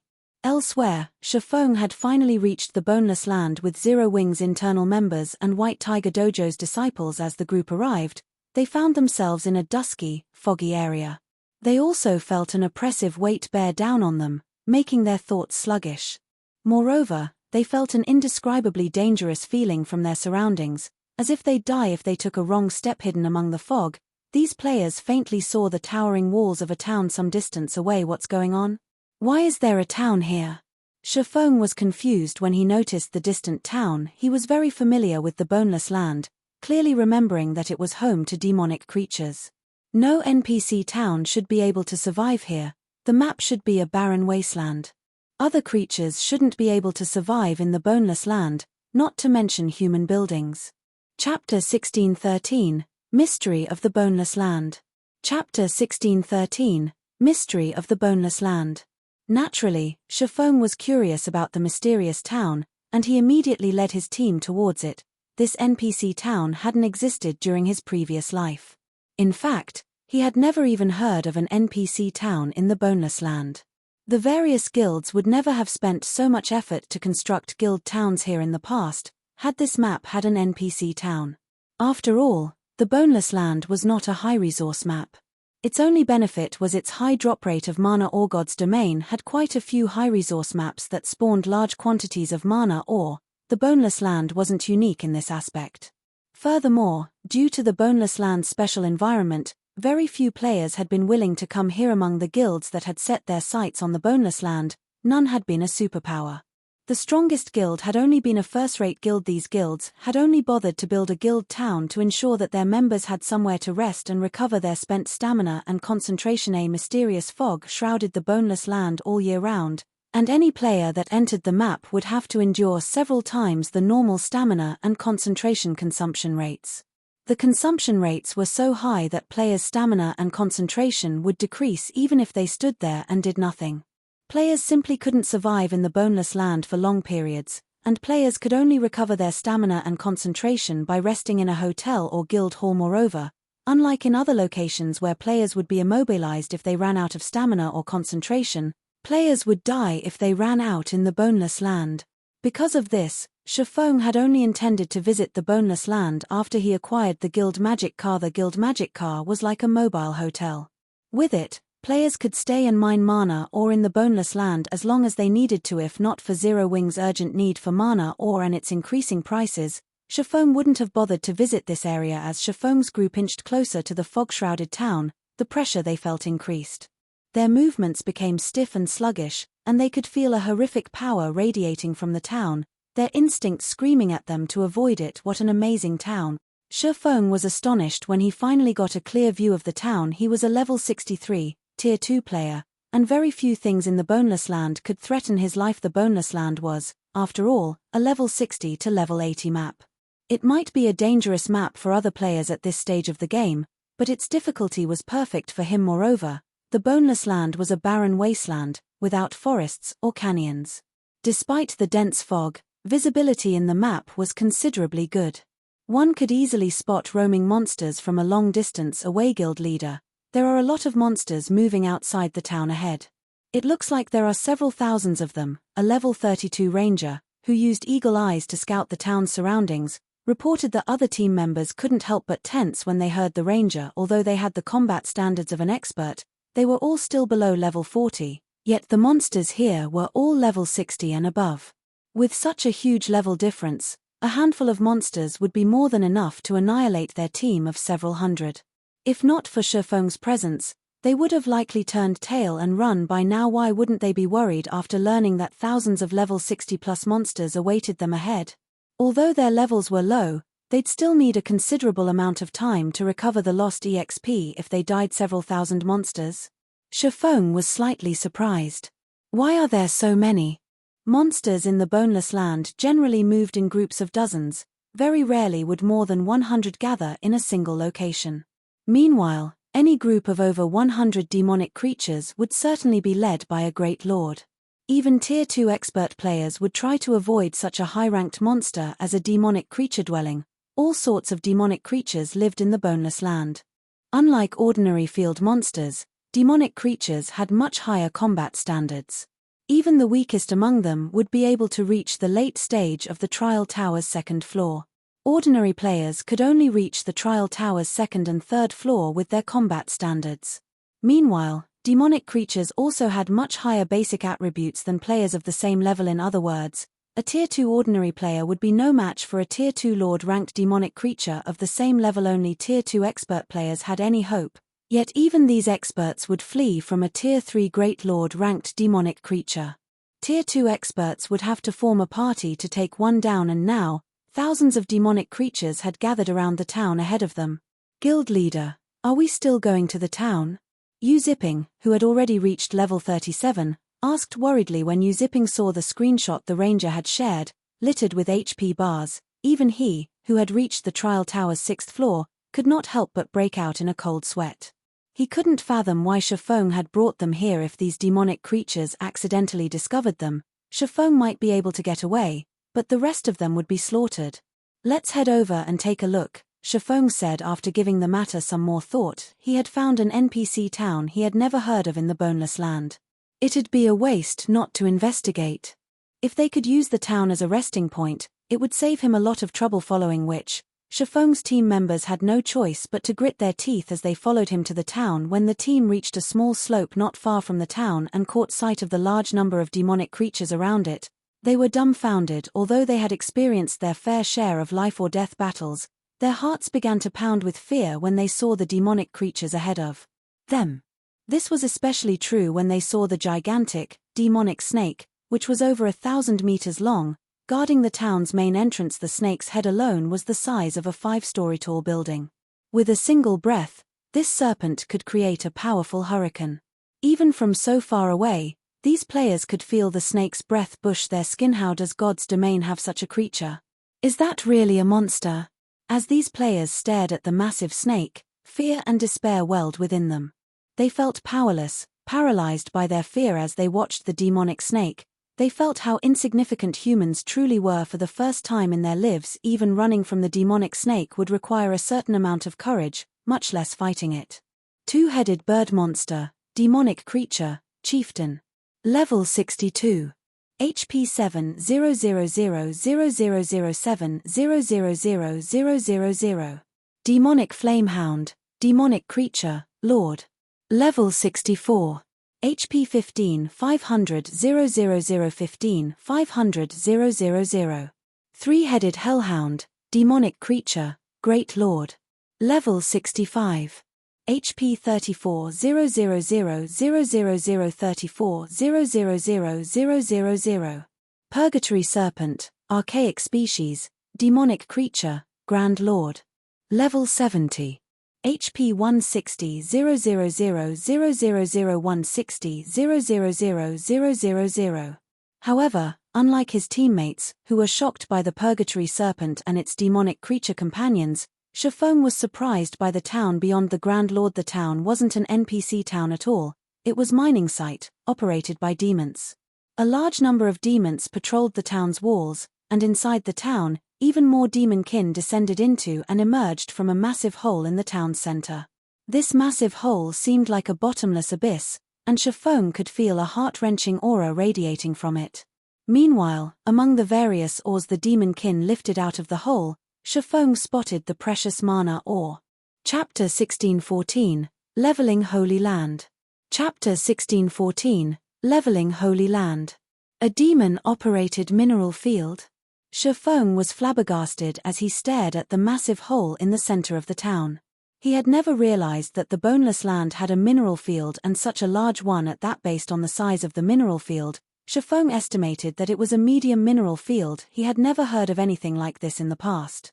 If people had known that the Boneless land had a medium mineral field, even super guilds would fight over it, not to mention first-rate guilds in God's domain. Mineral fields were categorized by size first. There were small mineral fields, like the one in Heaven's Burial's Red Iron Town. Small mineral fields had very small ore veins, and generally, 100 players and a full day were all one would need to mine a small mineral field dry for a single cycle. Even so, small mineral fields were extremely valuable. At the very least, a guild wouldn't lack the types of or the mineral field spawned. The veins in medium mineral fields were slightly larger, requiring 300 players and a full day to mine the veins dry for a cycle. As for large mineral fields, a guild would need to put 1,000 players to work for a full day to drain the veins. Large mineral fields were gold mines, and any guild that owned one could make a fortune from it. While small mineral fields in God's domain were common, medium fields were extremely rare, and large mineral fields were as unique as a phoenix's feather.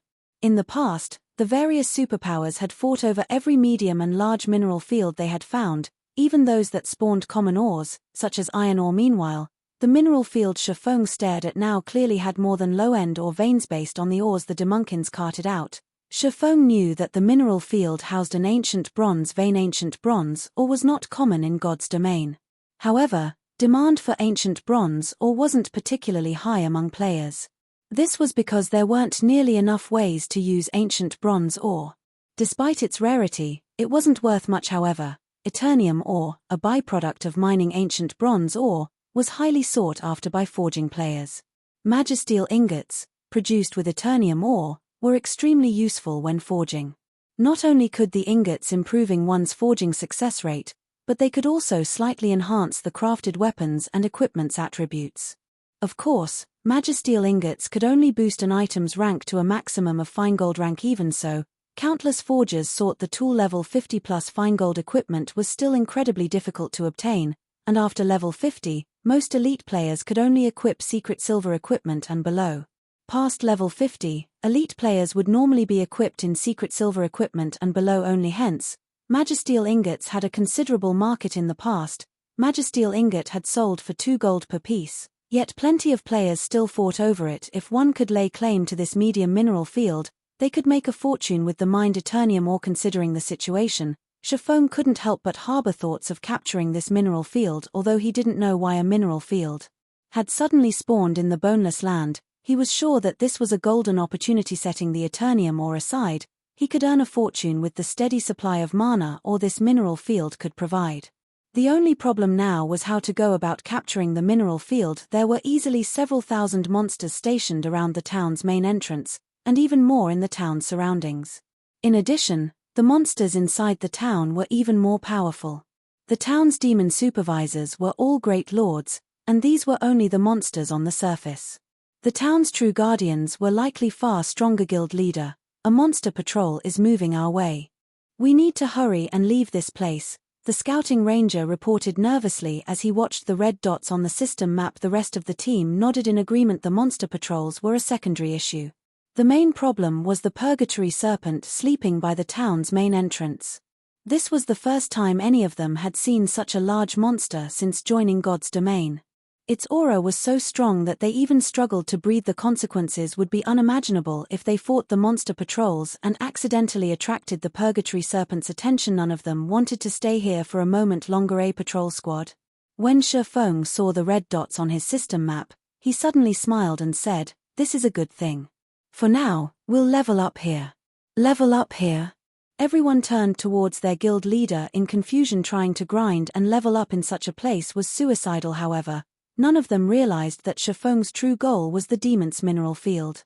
Leveling up would simply be a side benefit. In Feng's opinion, they first had to defeat the monsters around the town. Otherwise, these monsters would rush to aid the guardian boss in the town as soon as they began the battle.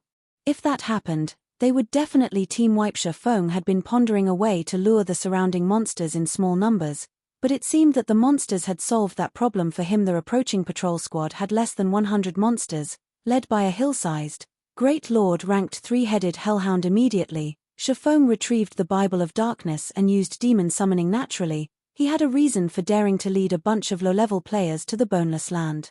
If it were any other location, it'd likely be impossible for Feng to protect so many players by himself, but the Boneless land was home to demonic creatures. To these monsters, the Bible of Darkness was like an Achilles heel here. The Bible of Darkness could display its full potential after Feng summoned a level 78, Tier 3 Tomahawk demon. He directed the demon to charge at the approaching patrol squad. Although one level 78, Tier 3 demon wasn't enough to take out nearly 100 level 60+ demonic creatures, it could distract them for a short period. Furthermore, Demon Ruler's passive effect increased demonic creatures' attributes under Feng's command by 30%, while also weakening enemy demonic creatures' basic attributes by 30%. In moments, the Tomahawk demon slaughtered the patrol squad's weaker monsters. At the same time, its HP continued to decrease. In the meantime, Feng wasn't idle as he tried to use the Demon Ruler's active effect, granting him temporary control of up to 3 demonic creatures, on the three-headed hellhound. Failure. Sure enough, it won't be that easy. The outcome of his attempts to control the hellhound didn't particularly surprise Feng. After all, the skill only had a low success rate of 10%. Fortunately, he had the Tomahawk demon to occupy the patrol squad. Demon Ruler's active effect could only be used once every 5 minutes. A congratulatory prompt only popped up in his notification window after Feng's 6th attempt. System: congratulations. You have taken control of the three-headed hellhound. You have 2 hours of control. As Feng took control of the three-headed hellhound, thanks to Demon Ruler's passive effect, the hellhound's basic attributes rose by 30%. Its HP also increased from 34 million to 44,200,000. With control of the three-headed hellhound, Feng had a much easier time defeating the remaining monsters in the patrol squad. When the hellhound and Tomahawk demon worked together, they made quick work of the Lord-ranked demonic flamehounds. After the first level 64 demonic flamehound died, Feng noticed that his experience bar had risen by a small, but noticeable amount. He hadn't expected the abundant EXP. The demonic flamehound had granted at least 3 times more EXP than a Lord-ranked monster of the same level. The awarded EXP also surprised the members of his team. They had never thought that they'd receive so much. Moreover, this was only the EXP from one level 64 Lord. In the end, Feng had eliminated the patrol squad within an hour. Many of his players had gained an additional level during that time. Their leveling speed was just staggering.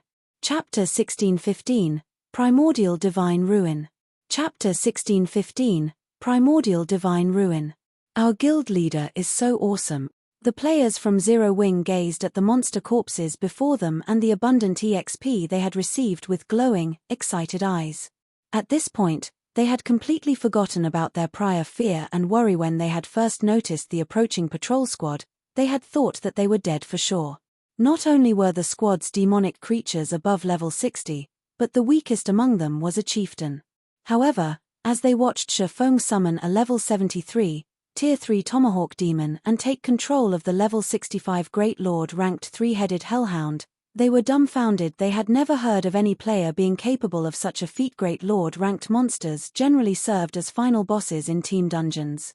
They were extremely difficult to defeat, not to mention control with 2 Great Lord ranked monsters to assist Feng in battle.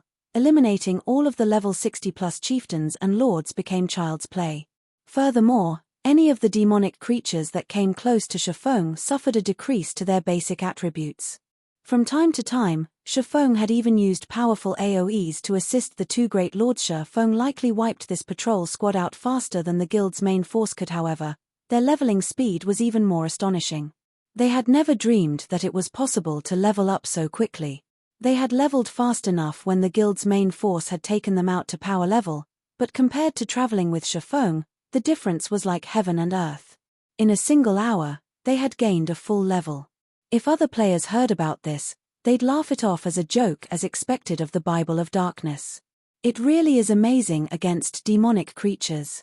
Feng was somewhat astounded as he glanced at the monster corpses littering the ground before him. The three-headed Hellhound and Tomahawk Demon were only one tier higher than the Lords and Chieftains, but after the basic attribute buff and debuff, the remaining patrol squad was powerless to retaliate, following which, Feng began to collect the demonic creatures' loot. Although the drop rate for weapons and equipment decreased significantly after monsters reached level 50, the demonic creatures in the patrol squad had all been chieftain rank or higher. Hence, their loot was relatively generous. Overall, they had dropped over 20 level 55 and level 60 weapons and pieces of equipment. Most of the items were bronze rank, while a few were mysterious iron rank. The monsters had also dropped plenty of materials and potions. As Feng picked up an aqua blue potion bottle, his eyes began to glow. Death potion. The monsters here actually drop this. Feng was elated as he examined the potion. After players reached level 50, they needed a tremendous amount of EXP to level up, and combat against monsters in the fields became increasingly difficult, making it easier to lose one's life. The various large guilds in the past had struggled to cope with the increased difficulty, and dealing with it gave them all massive headaches. The death potion had been a solution to their problem. When consumed, it halved the death penalty players would suffer. However, the potion was a one-time use item. Once it was consumed, the potion would remain effective until the player died or logged out of the game. Hence, the various large guilds had fiercely contested over the death potion in the past. Unfortunately, the potion had sold for a whopping 5 gold due to its rarity and the fact that it only dropped in certain locations. Even so, it had become a must-have potion when hunting down powerful field bosses. The potion's only downside was that only level 50 and above players could use it. Feng had never thought that these demonic creatures would drop such a valuable consumable. Moreover, he had obtained 6 death potions after killing one patrol squad with less than 100 monsters. This drop rate was even higher than in the prime farming map he knew about. Excited, Feng controlled the three-headed Hellhound and his Tomahawk Demon to take out another patrol squad. The Bible of Darkness's demon ruler allowed him to control up to a maximum of 3 demonic creatures. Hence, Feng continued to use the skill and take control of more three-headed Hellhounds. By the time Feng finished with the third patrol squad, he had 3 three-headed Hellhounds under his control, and the moment demon summoning's cooldown ended, he summoned another tier 3 demon with 5 great lord ranked monsters under his control. Feng could slay the demonic creatures far faster. Every one of his teammates was stupefied. After grinding for half a day, he had cleared out most of the demonic creatures around the town. Meanwhile, his team members' levels skyrocketed despite having nearly 700 players on the team. Now, even the lowest level member had reached level 40, while the higher level players had reached level 42. Everyone had now caught up with mainstream players' levels.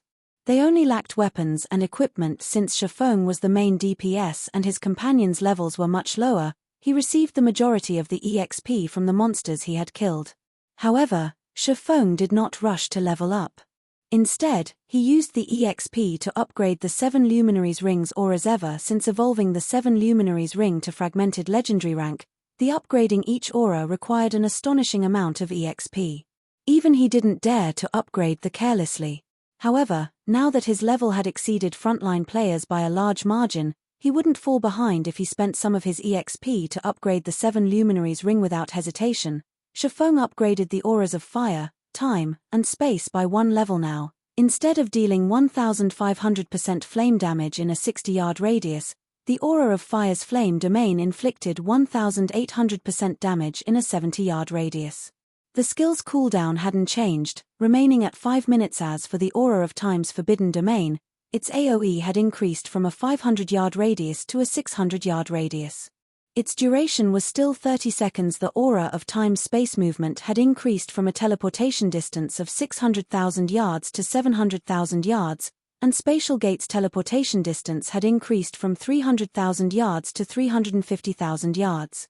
Both skills' cooldowns hadn't changed, though Spatial Gate's duration had increased from 1 minute to 1 minute, 20 seconds. Although the skills hadn't undergone qualitative transformations, they had improved various aspects for Feng. While he had killed the demonic creatures surrounding the town, Feng had also acquired over 600 pieces of equipment. Unfortunately, the majority was bronze equipment, with only 50+ pieces of mysterious iron equipment. In addition, he had obtained 3 pieces of level 55 secret silver equipment and 1 piece of level 60 secret silver equipment after he had lost control of the 3-headed hellhounds and killed them. Although Feng had secured a lot of equipment, he didn't pay the items much mind. Rather, he was most interested in the 124 bottles of death potion he had obtained. He could either use them for the guild or sell them, and either way, he'd benefit. After spending most of the day killing demonic creatures, Feng opened a spatial gate and teleported his team to another map to rest. Despite the fact that his team members had simply followed him around the entire time, their stamina and concentration were nearly gone. If they did not leave the Boneless land now, they'd all die here. As Feng moved everyone to another map, Aqua Rose contacted, excitement and anxiety written across her face. Guild leader, something new has happened in the Orc Empire. I don't know who triggered it, but a massive tower has suddenly risen in the Empire's outer region, and elves are guarding it. Based on what we've learned thus far, it seems the tower is a primordial divine ruin. Apparently, it contains plenty of treasure and level 50+, top-tier equipment. Some players have even spotted epic treasure chests. Moreover, we've learned from the NPCs there that if we clear the tower, we'll receive a ticket to travel to the primordial battlefield. Players can learn advanced combat techniques there. Starmoon Kingdom's various large guilds and those from other countries are frantically gathering at the Divine Ruin. Should we send some of our people over? As Aqua Rose spoke about the primordial Divine Ruin, her eyes sparkled. Just the fact that players could earn a ticket to the primordial battlefield was enough to tempt any guild or player, not to mention the various treasure and top-tier equipment one could earn in the primordial Divine Ruin. After all, combat techniques were extremely rare, and players created most of them. Even if a guild had a combat technique, it wouldn't teach its members the technique lightly. Furthermore, the primordial battlefield offered advanced combat techniques. Even if players failed to grasp an advanced combat technique in its entirety, the knowledge they gained during the attempt to learn it would still help them strengthen their combat standards. If Zero Wing missed this opportunity, it would fall behind the other guilds in its development. Furthermore, thanks to Zero Wing's new addition of 100 refinement realm experts, the various large guilds had learned how valuable top-tier experts were. Chapter 1616, Skyrocketing Levels. Chapter 1616, Skyrocketing Levels. A primordial divine ruin in the Orc Empire? Feng revealed a confused expression when he heard Aqua Rose's words. How is that possible? Feng was very familiar with primordial divine ruins. Unlike ordinary ruins and team dungeons, primordial divine ruins tested players' survivability rather than their basic attributes and combat standards. They were similar to regional dungeons, only far more dangerous, but danger and opportunity stood hand in hand. Primordial divine ruins offered far more treasures than elsewhere, and even the loot in super large-scale team dungeons paled in comparison. Combat techniques, in particular, didn't drop in team dungeons. Among the many players that had grasped combat techniques in the past, a large majority had learned their techniques from the primordial battlefield. In fact, 80% of the advanced combat techniques players had learned had originated from the primordial battlefield. Whenever a primordial divine ruin had appeared in God's domain, bloodbaths had followed. Primordial divine ruins were similar to team dungeons, as only a limited number of players could enter the ruins at a time. The number of players allowed to enter the ruins depended on the ruin's size, which could range from several thousand to several tens of thousands. On top of that, primordial divine ruins only opened once a day. Thus, to send as many of their members into the ruin as possible, the various large guilds would try to prevent others from going in. The simplest method was to wipe out any non-allied players in the designated area. If players weren't within the designated area when the primordial divine ruin opened, they wouldn't be allowed in. Of course, if the number of players present in the designated area exceeded the limit, nobody would be allowed into the ruin. It would only open once the player population in the area decreased to the ruin's maximum limit, and the profits one could gain from raiding the Primordial Divine Ruin were extraordinary. The various large guilds had done everything in their power to monopolize the Primordial Divine Ruins in the past. Many had waged war against other guilds over the ruins, and one of these wars had even involved several super guilds. The Primordial Divine Ruins had only begun to spawn after the various large guilds had cleared level 50 super large-scale team dungeons in Feng's previous life. He had never expected to find one so soon. Guild leader, based on our current information, Heaven's Burial has turned its focus to this Primordial Divine Ruin. Singular Burial has even led Heaven's Burial's main force and a large number of experts to the ruin personally. By the looks of it, he seems adamant that he will secure the ruin.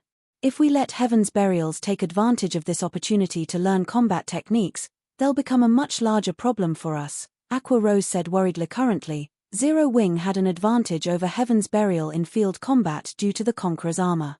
Although the guild exhausted a lot of its resources each day, Heaven's Burial didn't fare much better. However, if Heaven's Burial obtained a large number of combat techniques and successfully nurtured Refinement Realm Expert, the situation between their guilds would change very quickly. Moreover, one could obtain plenty of level 50 plus top-tier equipment from the Primordial Divine Ruin, with no lack of level 50 fine gold equipment.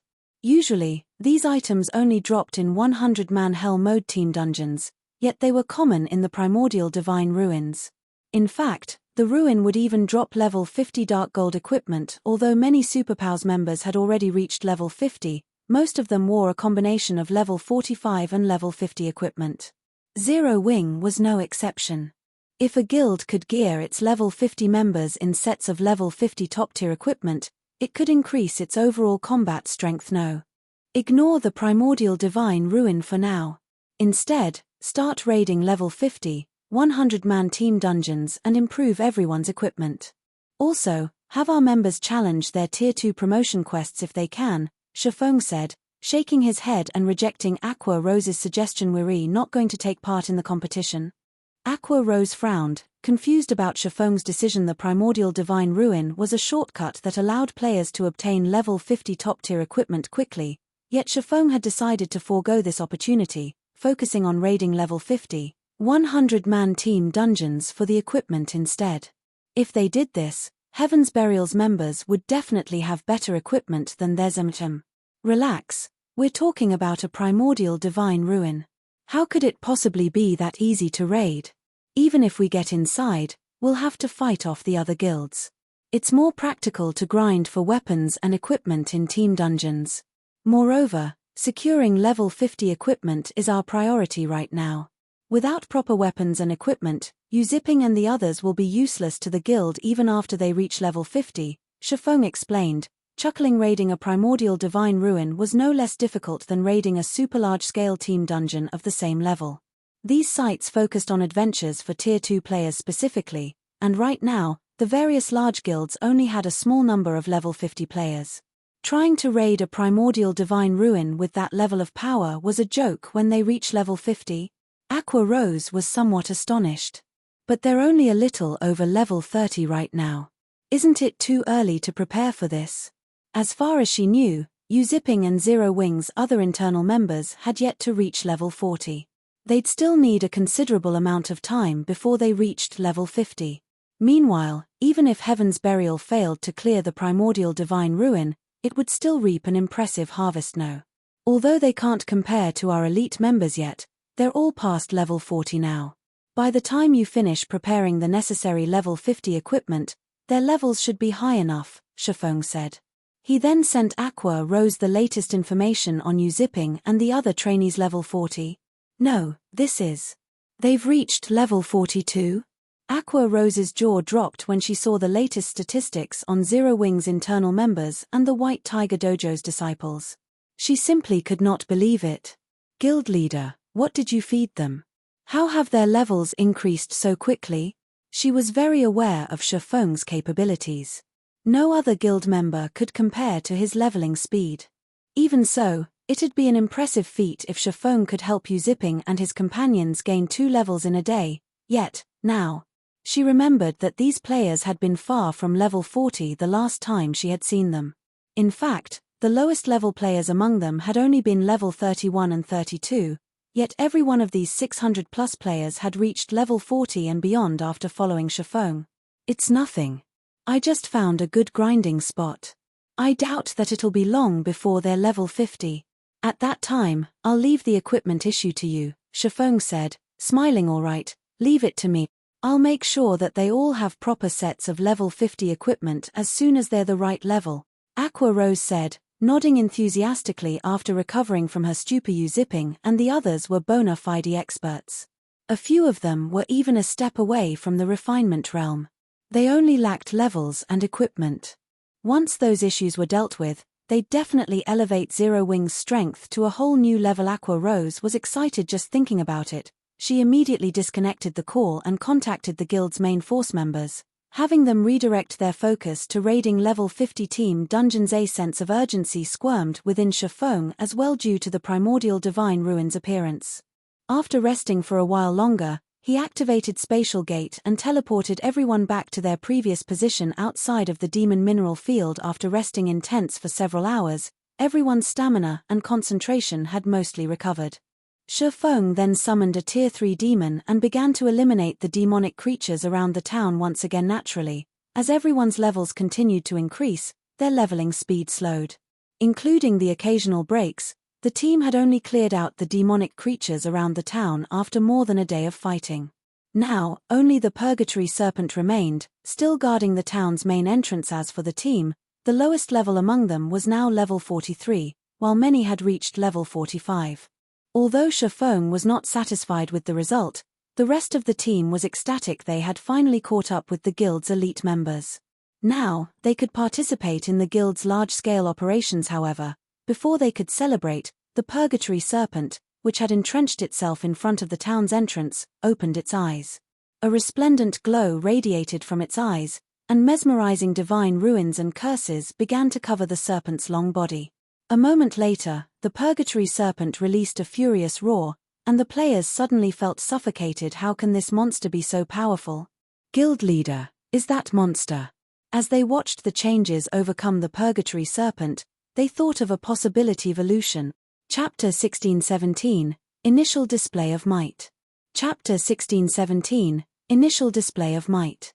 The Purgatory Serpent's body was starting to glow as well, its aura growing more intense. Even from over 1,000 yards away, the players from Zero Wing could feel the power of the snake's aura, and they couldn't help but shudder. At this moment, it felt as if the Purgatory Serpent was this realm's overlord. Everyone gulped nervously as they watched the serpent, fear flashing in their eyes. The confidence they had gained while leveling up had drowned in the Purgatory Serpent's terrifying auras evolving. Feng's eyes twitched as he watched the 1,000-meter-long Purgatory Serpent. Before him, monster evolution was common in God's domain, particularly in field maps. In fact, players oftentimes considered themselves lucky if they ran across a monster during its evolution. Normally, the various large guilds monopolized field bosses, not giving other players the chance to raid them. However, evolved monsters were a different story. Monster evolutions were random, and when a monster evolved and its tier increased, it would become the equivalent of a field boss. Moreover, when players killed a recently evolved monster, it would drop better loot than usual. However, an evolving Grand Lord ranked archaic species was no laughing matter. The Purgatory Serpent's combat standards had already been quite high originally. It was likely one of the strongest bosses in the Boneless land. Even a team of Tier 2 experts of the same level would struggle to defeat it, and they might even team wipe. If the Purgatory Serpent evolved into a Tier 4 mythic monster, it would definitely be the strongest boss in the Boneless land. It would become a taboo monstrosity, something that most players would avoid as an archaic species. If the Purgatory Serpent reached mythic rank, its combat power would even surpass an ordinary mythic monster. One such incident had occurred in Feng's previous life. A level 80 Grand Lord ranked archaic species had suddenly evolved, and with its evolution, its map had become a forbidden land to players. The map had only been liberated from the level 80 boss's tyranny after a super guild had sent a team of 1,000, level 100 experts in to raid it. The team had also included over a dozen Tier 3 experts. The Super Guild had only killed the Tier 4 mythic-ranked archaic species after sacrificing over 70% of the 1,000-man team and nearly half of the team's Tier 3 experts. Although this Purgatory Serpent was only level 70, if it evolved into a Tier 4 mythic monster, it'd likely be impossible to defeat until players reached level 100 Guild Leader. Should we retreat? Once this monster finishes its evolution, its perception range will definitely increase. We might not be safe here, Zipping suggested while he had witnessed Feng's prowess when working with 5 level 65 plus Great Lords. He was no longer a noob. He knew that the most a Great Lord of the same level could do against a Tier 4 mythic monster was buy some time. The 5 Great Lords under Feng's control had no hope against the evolved Purgatory Serpent retreat. Frustration flashed in Feng's eyes as he glared at the Purgatory Serpent. The demon mineral field waited for him, and it was even a medium mineral field that spawned ancient bronze ore. Although the mineral field was not as valuable as a manatite vein, it was worth enough. It would be especially helpful to Zero Wing, which currently lacked mana ore. However, he also had no way to defeat a Tier 4 mythic ranked archaic species. This was nothing like his encounter with a Silver Moonrat in the Dark Canyon. The Silver Moonrat had only been a Lord-ranked monster with 18 million HP. Killing it before its evolution had completed had been entirely possible. However, the Purgatory Serpent was a level 70 Grand Lord-ranked archaic species. It had a massive 160 million HP. The Purgatory Serpent was already a challenging foe in its original state. Now that it was evolving, it had become far stronger. Guild Leader? Zipping asked again after Feng's long silence. No. We still have a chance. After watching the Purgatory Serpent for some time, Feng noticed that runes on the serpent's body progressed very slowly. Immediately, he commanded, "Everyone, get ready and follow me." Nothing ventured, nothing gained. When he had cleared out the monsters around the town, he had felt that his mission was too easy.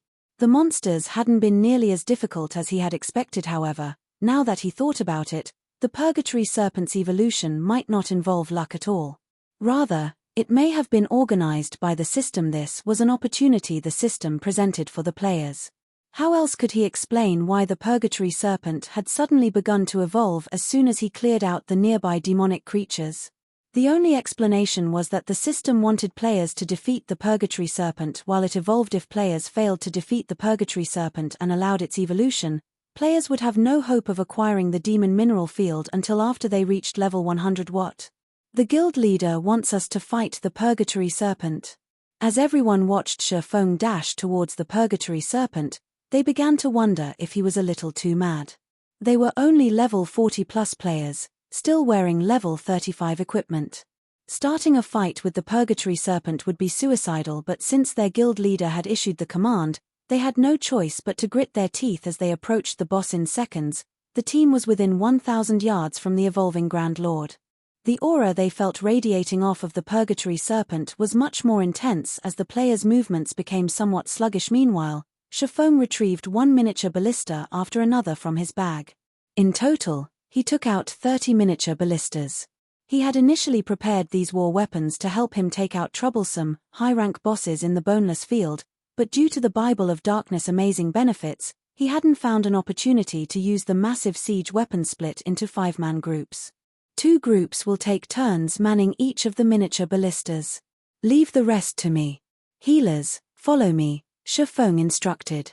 Following which, he approached the Purgatory Serpent alongside his 5 Great Lords. Every monster evolution in God's domain took a considerable amount of time. Moreover, the higher tiered a monster was, the longer its evolution process would take to complete. In the case of a Grand Lord ranked archaic species like the Purgatory Serpent, it should need roughly 30 minutes to finish evolving. In other words, the system had only given them half an hour to eliminate the Purgatory Serpent. If they failed, they could return and challenge the boss again after reaching level 100. By then, however, the various superpowers would likely have discovered this area. When Feng's group was within 300 yards of the Purgatory Serpent, the evolving Grand Lord opened its amber eyes abruptly and glared at Feng and the others. It roared angrily, radiating a dense killing intent that even made Feng uncomfortable.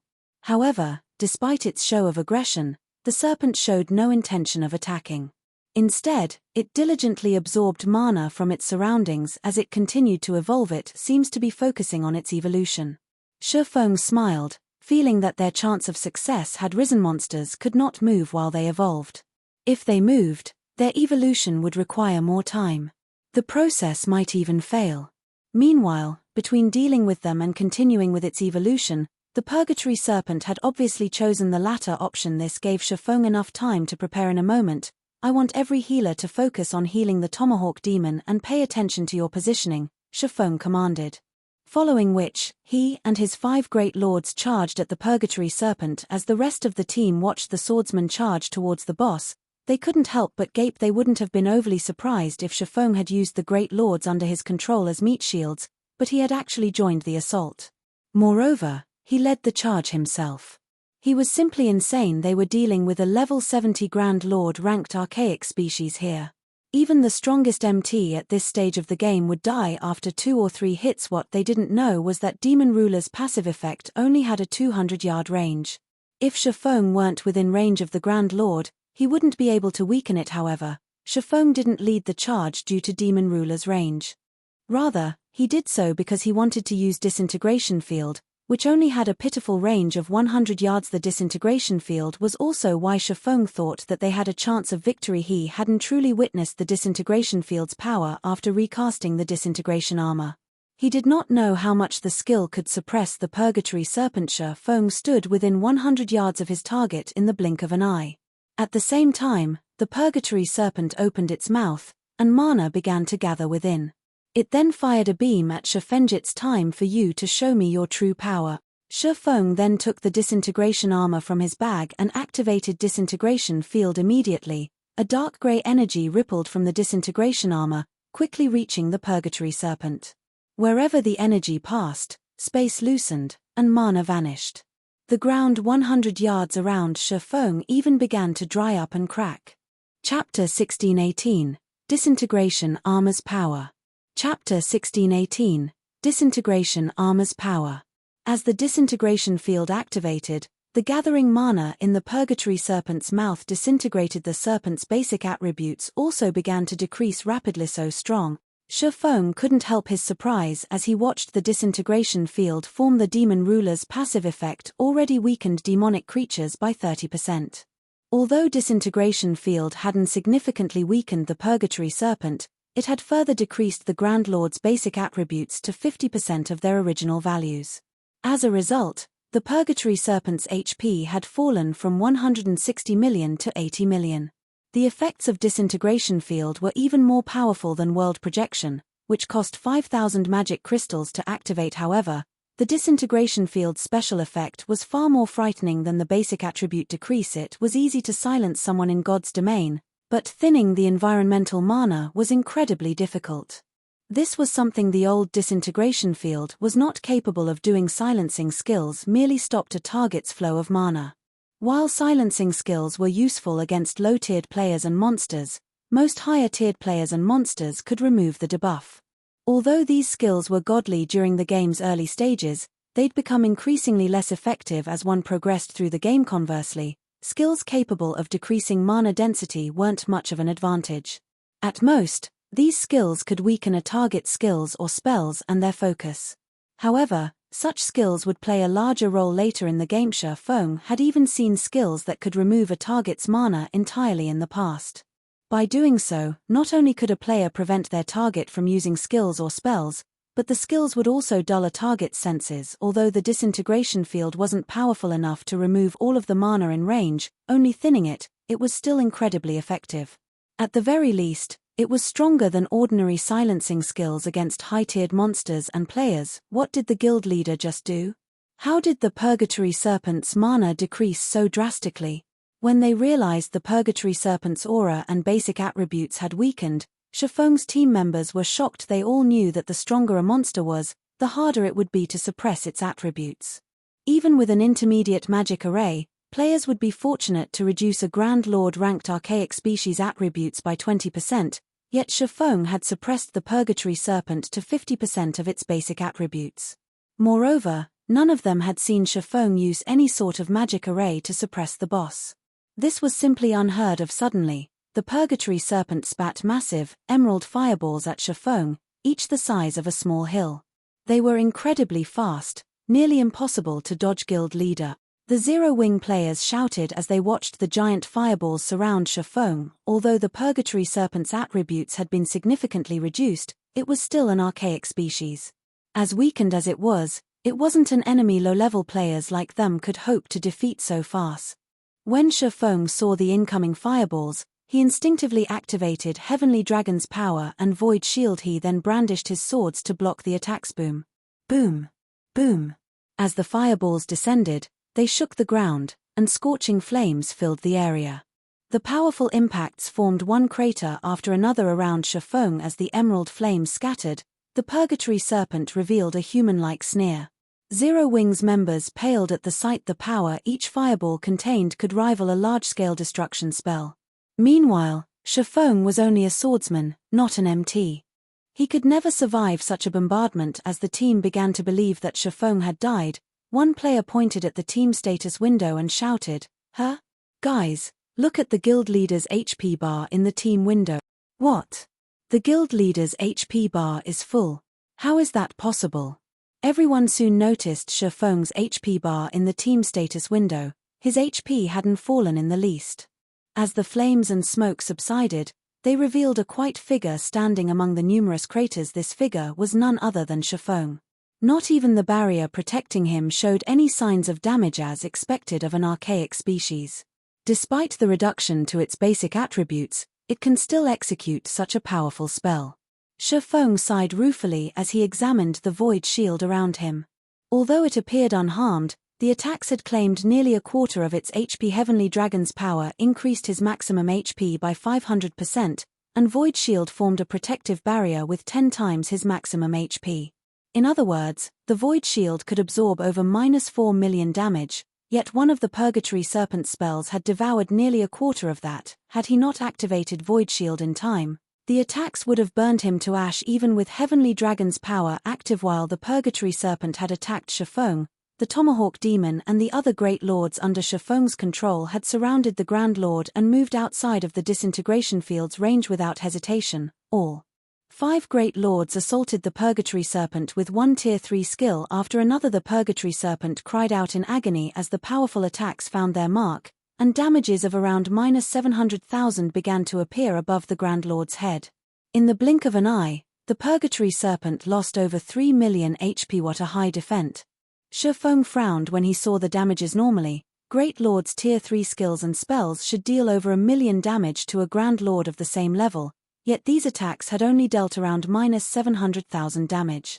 There was no doubt that the Purgatory Serpent's defense was extraordinary. When the Purgatory Demon had been attacked, it turned its attention towards the 5 Great Lords around it.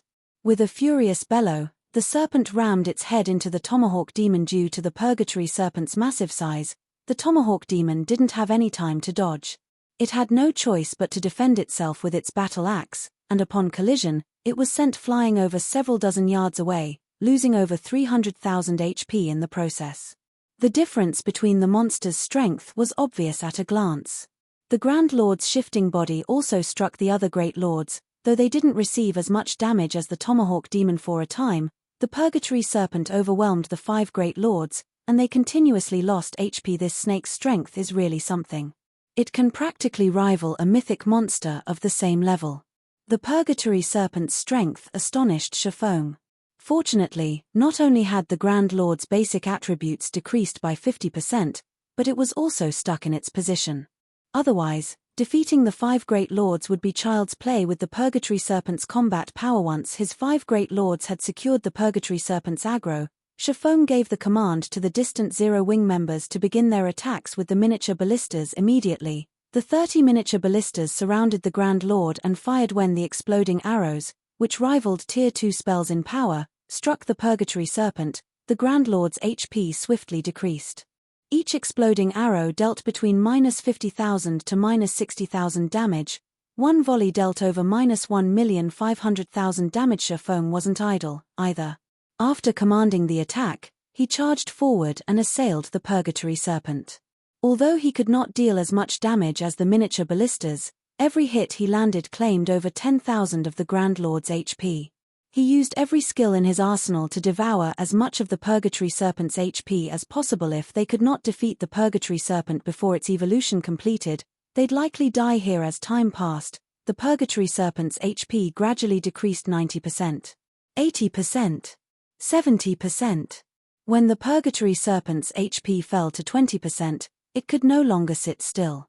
It gave up on absorbing mana to complete its evolution and whipped around its colossal tail, sending powerful attacks at Feng and the 5 Great Lords. At the same time, it opened its maw and began to gather a terrifying amount of mana. As it did so, a gigantic, twofold magic array gradually formed before its open jaws. Crap. Everyone, move away from the boss's front. Healers, gather together. When Feng saw this, he rushed towards the healers and activated Absolute Domain. However, Feng's warning had little effect as the Purgatory Serpent gathered mana too quickly. By the time Feng reached the core of the healer group, the Purgatory Serpent had released its death breath, firing a blistering, black beam from its mouth. Any player or miniature ballista in the beam's way was vaporized instantly with a single attack. The Purgatory Serpent had severely injured 3 Great Lords, destroyed 11 miniature ballistas, and killed over 200 players. Everyone was dumbfounded. They never thought that the Purgatory Serpent would be so powerful despite abandoning its chance to evolve. It doesn't have much HP left. Attack with everything you've got, Feng commanded, breathing a sigh of relief when he noticed that 2 of the Great Lords could still attack. The team's healers were also unharmed. Although trying to pin down the Purgatory Serpent with 2 Great Lords was pushing his luck, they should be able to survive the Grand Lord's attacks with the help of the healer's healing spells and his life domain, albeit barely. However, the Purgatory Serpent's strength and speed had increased significantly after it abandoned its evolution. If the Tomahawk Demon weren't careful and received a direct hit, it would lose hundreds of thousands of HP instantly, 1 or 2 million if it received a skill or spell attack. Despite Life Domain's healing, the Tomahawk Demon still rapidly lost HP. In contrast, the Purgatory Serpent's HP decreased very slowly: 15%, 10%, 8%, 6%. As the Purgatory Serpent's HP fell to 4%, the Tomahawk Demon could no longer hold on, and it died, leaving a single uninjured Great Lord and 3 wounded Great Lords to tank the Grand Lord. From time to time, the Purgatory Serpent cast its spells, instantly killing the distant Zero Wing members. Now, less than half of the team was standing, and only 10 of the miniature ballistas remained intact. When Heavenly Dragon's power's duration ended, Feng followed up with Power of Darkness. He used every attack method he had to whittle down the Grand Lord's remaining HP. Yet, as if the Purgatory Serpent refused to lose any more HP, it took the team a long time to drop it to 1%. When the Purgatory Serpent only had 1% of its HP remaining, Feng's team began to lose members even faster. When Feng noticed his DPS drop, he gritted his teeth and activated Blade Liberation. He then swung Killing Ray at the monstrous Purgatory Serpent. Purgatory Pentaslash. Feng landed 5 consecutive hits with his sacred sword, each stronger than the last. With all 5 attacks, Feng had shoved the Purgatory Serpent's massive frame back by over 10 yards. The ground even trembled under the might of his attacks. Once Feng's chain attack ended, the Purgatory Serpent's HP fell to 0. Like a puppet with cut strings, the Grand Lord collapsed to the ground, shattering the earth beneath it. Chapter 1619, Frightening Aura. Chapter 1619, Frightening Aura. It's dead. The boss is finally dead. The surviving Zero Wing members breathed a sigh of relief as the Purgatory Serpent fell. Originally, they had nearly 700 players on the team, but now, less than 200 remained. Only 6 of the 30 miniature ballistas had survived the fight, as well. Had the raid lasted any longer, the Purgatory Serpent would have likely annihilated them. Fortunately, they secured victory in the end. After the Purgatory Serpent died, the surviving players watched their experience bars rapidly fill. In the blink of an eye, many of them leveled up. Even those that had not had gained over half of a level. However, these players were more surprised about the loot the Purgatory Serpent had dropped. Although the Grand Lord had not evolved to mythic rank, it had been in the middle of its evolutionary state. Hence, the quality of its loot had improved slightly. Moreover, Feng had activated Divine Providence before dealing the final blow. Both factors resulted in the Purgatory Serpent dropping an abundant amount of loot. Overall, the boss had dropped over 80 items, and every one of them glowed with a dazzling light that instantly captured the player's attention. In addition, A towering pillar of light rose for the pile of loot, lasting nearly 5 seconds before it faded. What kind of loot is that? How can items cause such a phenomenon? Epic rank? No. An epic item wouldn't cause such a commotion. I wonder if it's a rumored legendary rank item? Forget legendary items, I could become so much stronger if I could get my hands on an epic item. My development would skyrocket. Everyone stared at the small mountain of loot, dumbfounded. They were ravaged with curiosity about the items the Grand Lord had dropped at this point. Epic weapons and equipment were the strongest gear the various large guilds had seen in God's domain, but everyone had already seen these items before. They knew that epic items couldn't cause such a phenomenon. The only thing they could think of that would cause something like this was a legendary item. As the light pillar disappeared, the Zero-Wing players fought the urge to run towards the loot. They'd have an easy future if they obtained even one epic item, not to mention a legendary item. With a legendary item, they'd never have to worry about daily necessities for the rest of their lives, but despite such thoughts, none of them moved a muscle as they admired the pile of items. Nobody dared to take a single step forward. Even the outsiders, the White Tiger Dojo's disciples, stayed where they stood first. This was a guild operation, and any items obtained during the operation belonged to the guild. Furthermore, they were internal members, nurtured by the guild. They wouldn't even earn GCPs during this operation, much less items. Secondly, Feng had basically killed the Purgatory Serpent by himself. They simply operated the miniature ballistas and helped deal damage. They hadn't contributed in any essential way. Although the White Tiger Dojo's disciples weren't pleased about the outcome, even if they wanted to steal a few items, none of them had the courage to do so with a monstrous player like Feng standing beside the pile. Although they had known that Zero-Wing's Black Flame was incredibly strong, they hadn't realized exactly how strong before today. But after watching Feng dominate a level 70 Grand Lord ranked archaic species by himself, they realized how wide the gap was between them and their leader. Zero-Wing's guild leader is inhuman. He sent a monster as powerful and massive as the Purgatory Serpent flying with a single attack. Just how high are his attributes? So, this is Zero-Wing's rumored strength. The guild is actually powerful enough to kill a level 70 Grand Lord ranked archaic species at this stage of the game. Even super guilds might not be able to do so. It's no wonder the Hall Master wanted us to train in Zero-Wing. If I had 1/3 of that man's standards, I could achieve something great in God's domain. As the White Tiger Dojo's disciples watched Feng appraise the loot, their previous contempt for Zero-Wing transformed into awe and admiration. Had they encountered such a situation when they had first joined God's domain, they wouldn't have spared a glance at Feng's performance, but after playing the game for some time, they realized that God's domain was no ordinary virtual reality game. This game's experts were more impressive than those in other games, especially experts like Feng. Although it had seemed as if Feng's movements and attacks had been random throughout the battle, every one of his movements had been carefully calculated. Feng had constantly guided the Purgatory Serpent during the battle, reducing the risk of the Grand Lord damaging the team as much as possible. Had Feng not been there to guide the Purgatory Serpent's attacks, they'd likely be lying on the ground right now. Meanwhile, as Feng reached the small mountain of items, he began to collect and appraise the loot. The Purgatory Serpent had dropped a total of 84 items. Among them, 31 were precious epic materials, such as the Purgatory Serpent's skin and scales, 16 potions, 11 Tier 2 magic scrolls, 1 Tier 3 magic scroll, and 3 Tier 2 skill books. All 3 skill books contained considerably rare Tier 2 skills. One offered the Tier 2 skill, Divine Shield, 4 Guardian Knights, one offered the Tier 2 skill, Fire Snake Dance, 4 Elementalists, and one contained the Tier 2 skill, Titan's Hand, 4 Berserkers. Titan's Hand was the rarest of the 3 skills, one which all Berserkers dreamed of wielding. The skill was neither a damage skill nor did it over some heaven-defying defensive ability. Instead, it allowed players to wield 2 two-handed weapons for a short time, significantly improving Berserker's DPS and combat abilities. An additional weapon also meant an additional boost to a player's attributes. Moreover, wielding 2 weapons allowed players to use more complex attack patterns. In addition, Berserkers didn't have to worry about a lack of strength in their attacks like dual-wielding swordsmen due to the nature of two-handed weapons.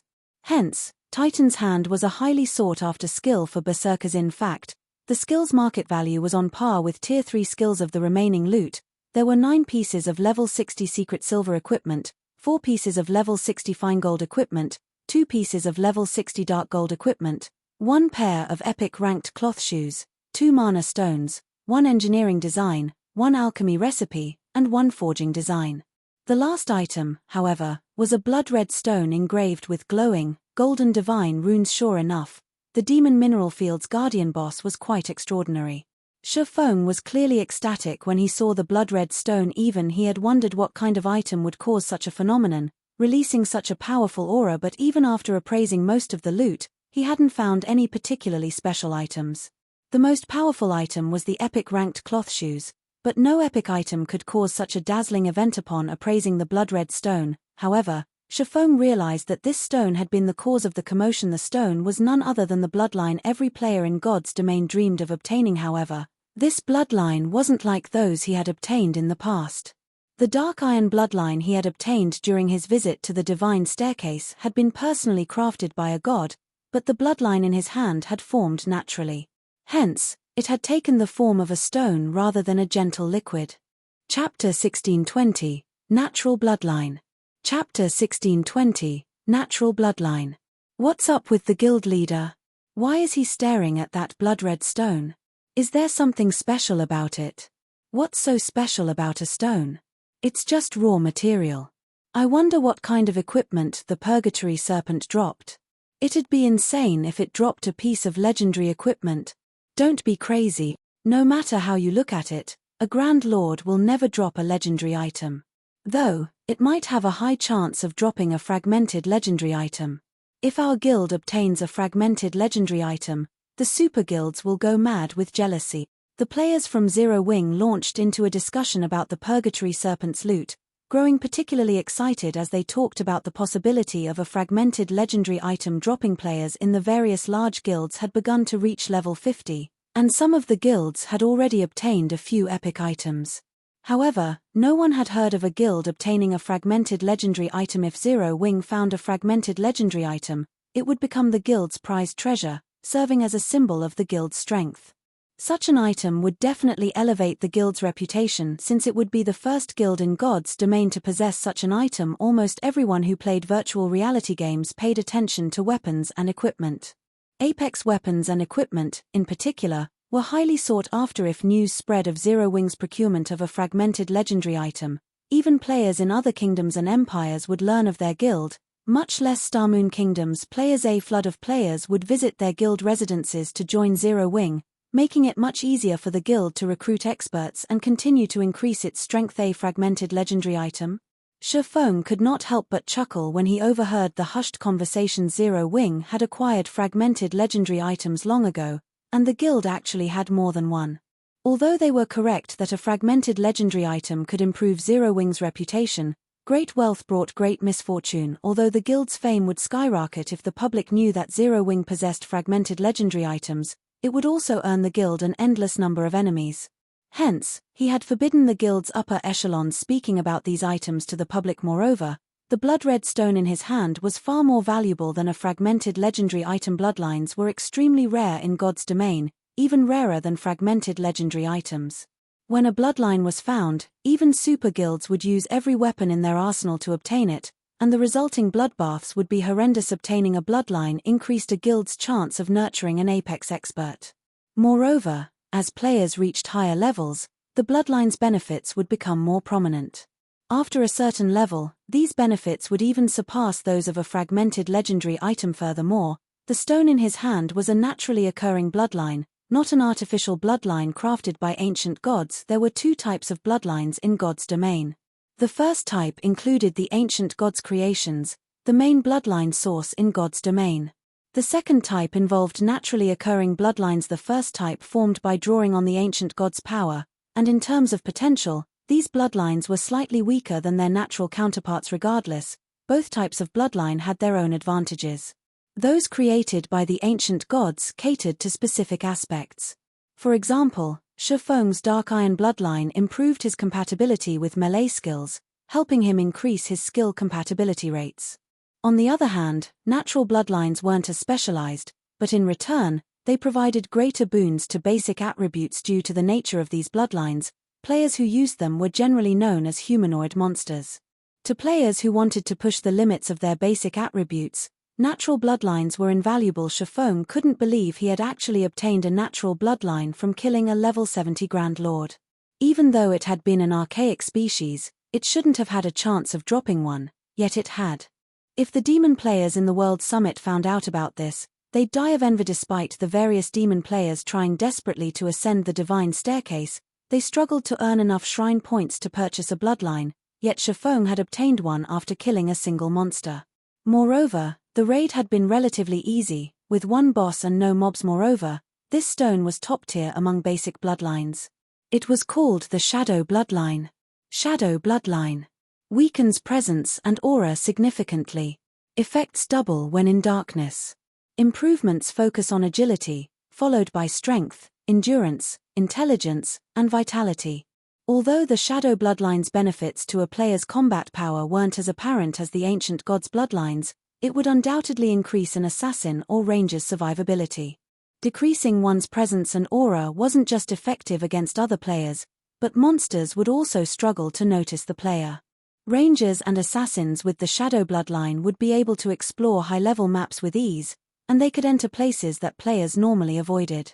They could enter places that players normally could not set foot into. The Shadow Bloodline alone was more valuable than the Purgatory Serpent's combined loot. This trip was definitely worth it. Feng could not help but smile at the Shadow Bloodline. Neither epic equipment nor precious tools could help nurture a true Apex expert, but the Shadow Bloodline could. In fact, it might even help a player become a Tier 6 God-ranked expert. Even if he gave the Shadow Bloodline to an ordinary assassin or ranger in the guild, he could instantly nurture an astonishingly powerful expert, let alone experts like Fire Dance. When Feng finally finished admiring the Shadow Bloodline, he stored it in his bag. He had no intention of informing the others about the item. After he finished with the remaining loot, he instructed his team to rest up and prepare to enter the town. No one gave Feng's decision much thought. They simply did as they were told while the healers resurrected the dead. Meanwhile, the magic barrier around the town had vanished after the Purgatory Serpent's death. Players could now enter the town without hindrance. Of course, chaos ensued in the town. The demonkin, who had been mining the ores, ran around in a panic while the demon supervisors angrily suppressed the undisciplined demonkin. Demonkin, demonic creature, chieftain. Level 70. HP 9000009000000. Demon supervisor, demonic creature, great lord. Level 72. HP 38 500 00038 500 000. To Feng, this chaos was an opportunity. There were easily more than 10,000 monsters in the town, and if they moved like an organized army, capturing the town's mineral field would likely be impossible. However, he could take advantage of the fight between the demonkin and the demon supervisors, slowly clearing out the monsters in the town. Feng didn't hurry to enter the town after his slain team members resurrected. Instead, he activated a spatial gate and sent them out of the Boneless land to rest and recover. His team's stamina and concentration had almost depleted during the previous battle, and there was no doubt that they were in for a long, arduous battle once they entered the town. They had to recover their stamina and concentration first. Time passed quickly. Once everyone had recovered, Feng led them back to the town's perimeter. Everyone, get ready. Once my great lords secure the monster's aggro, you'll attack with the remaining miniature ballistas. Do not let any of the demonkin or demon supervisors get close, Feng ordered. He then took a deep breath before pushing open the town's steel gates. The instant Feng entered the town, a horrific killing intent washed over him, shocking him awake. A series of system notifications then bombarded his ears. Chapter 1621, Lost Town. Chapter 1621, Lost Town. When the demon town's rune-covered gates opened, it felt as if some seal on the town had been removed as a chilling aura of killing intent surged out of the town's gate. What kind of town is this? Why does it have such a powerful aura? Crap. My attributes are decreasing. As the players from the White Tiger Dojo and Zero Wing prepared for battle some distance away, they couldn't help but shudder the moment Feng opened the gates. There was a massive difference between the aura they felt as the gates opened and the aura they had felt while looking at the demon town from the distant hillside. If the aura they had felt before was air, The aura they felt now was as heavy and dense as sea water. Not only did the powerful aura bring with it an intense mental pressure, making it hard for them to think, but their attributes had also begun to spiral downward. In the blink of an eye, their basic attributes had decreased by 30%. Feng, who had already entered the town, wasn't surprised by the sudden change. However, he was surprised by the system notifications he had received. System: congratulations. You have discovered a lost town system. Congratulations. You have triggered the epic ranked main storyline quest Demon's Nest. System: do you wish to accept this quest? If you abandon this quest, the lost town will disappear due to its broken seal. You have 1 hour to consider. If you do not make a decision within the hour, the quest will automatically be abandoned. Why is there a lost town here? Feng looked at the system notifications in confusion. Aside from its kingdoms, empires, and neutral towns and cities, God's domain had towns that had been left behind by ancient civilizations. Unfortunately, these towns didn't have official names since their history had been lost, leaving them with the title of Lost Town. Lost towns weren't like ordinary towns. All of the lost towns contained power and abilities, which other towns didn't have, that their ancient civilization had left behind. These abilities had different levels of strength. Some could even help a first-rate guild develop into a super first-rate guild in a short amount of time, although even lost towns with weaker abilities could tempt a superpower into action. This was due to the ability's unique nature in God's domain. In the past, many wars had been waged between God's domain's superpowers over these lost towns.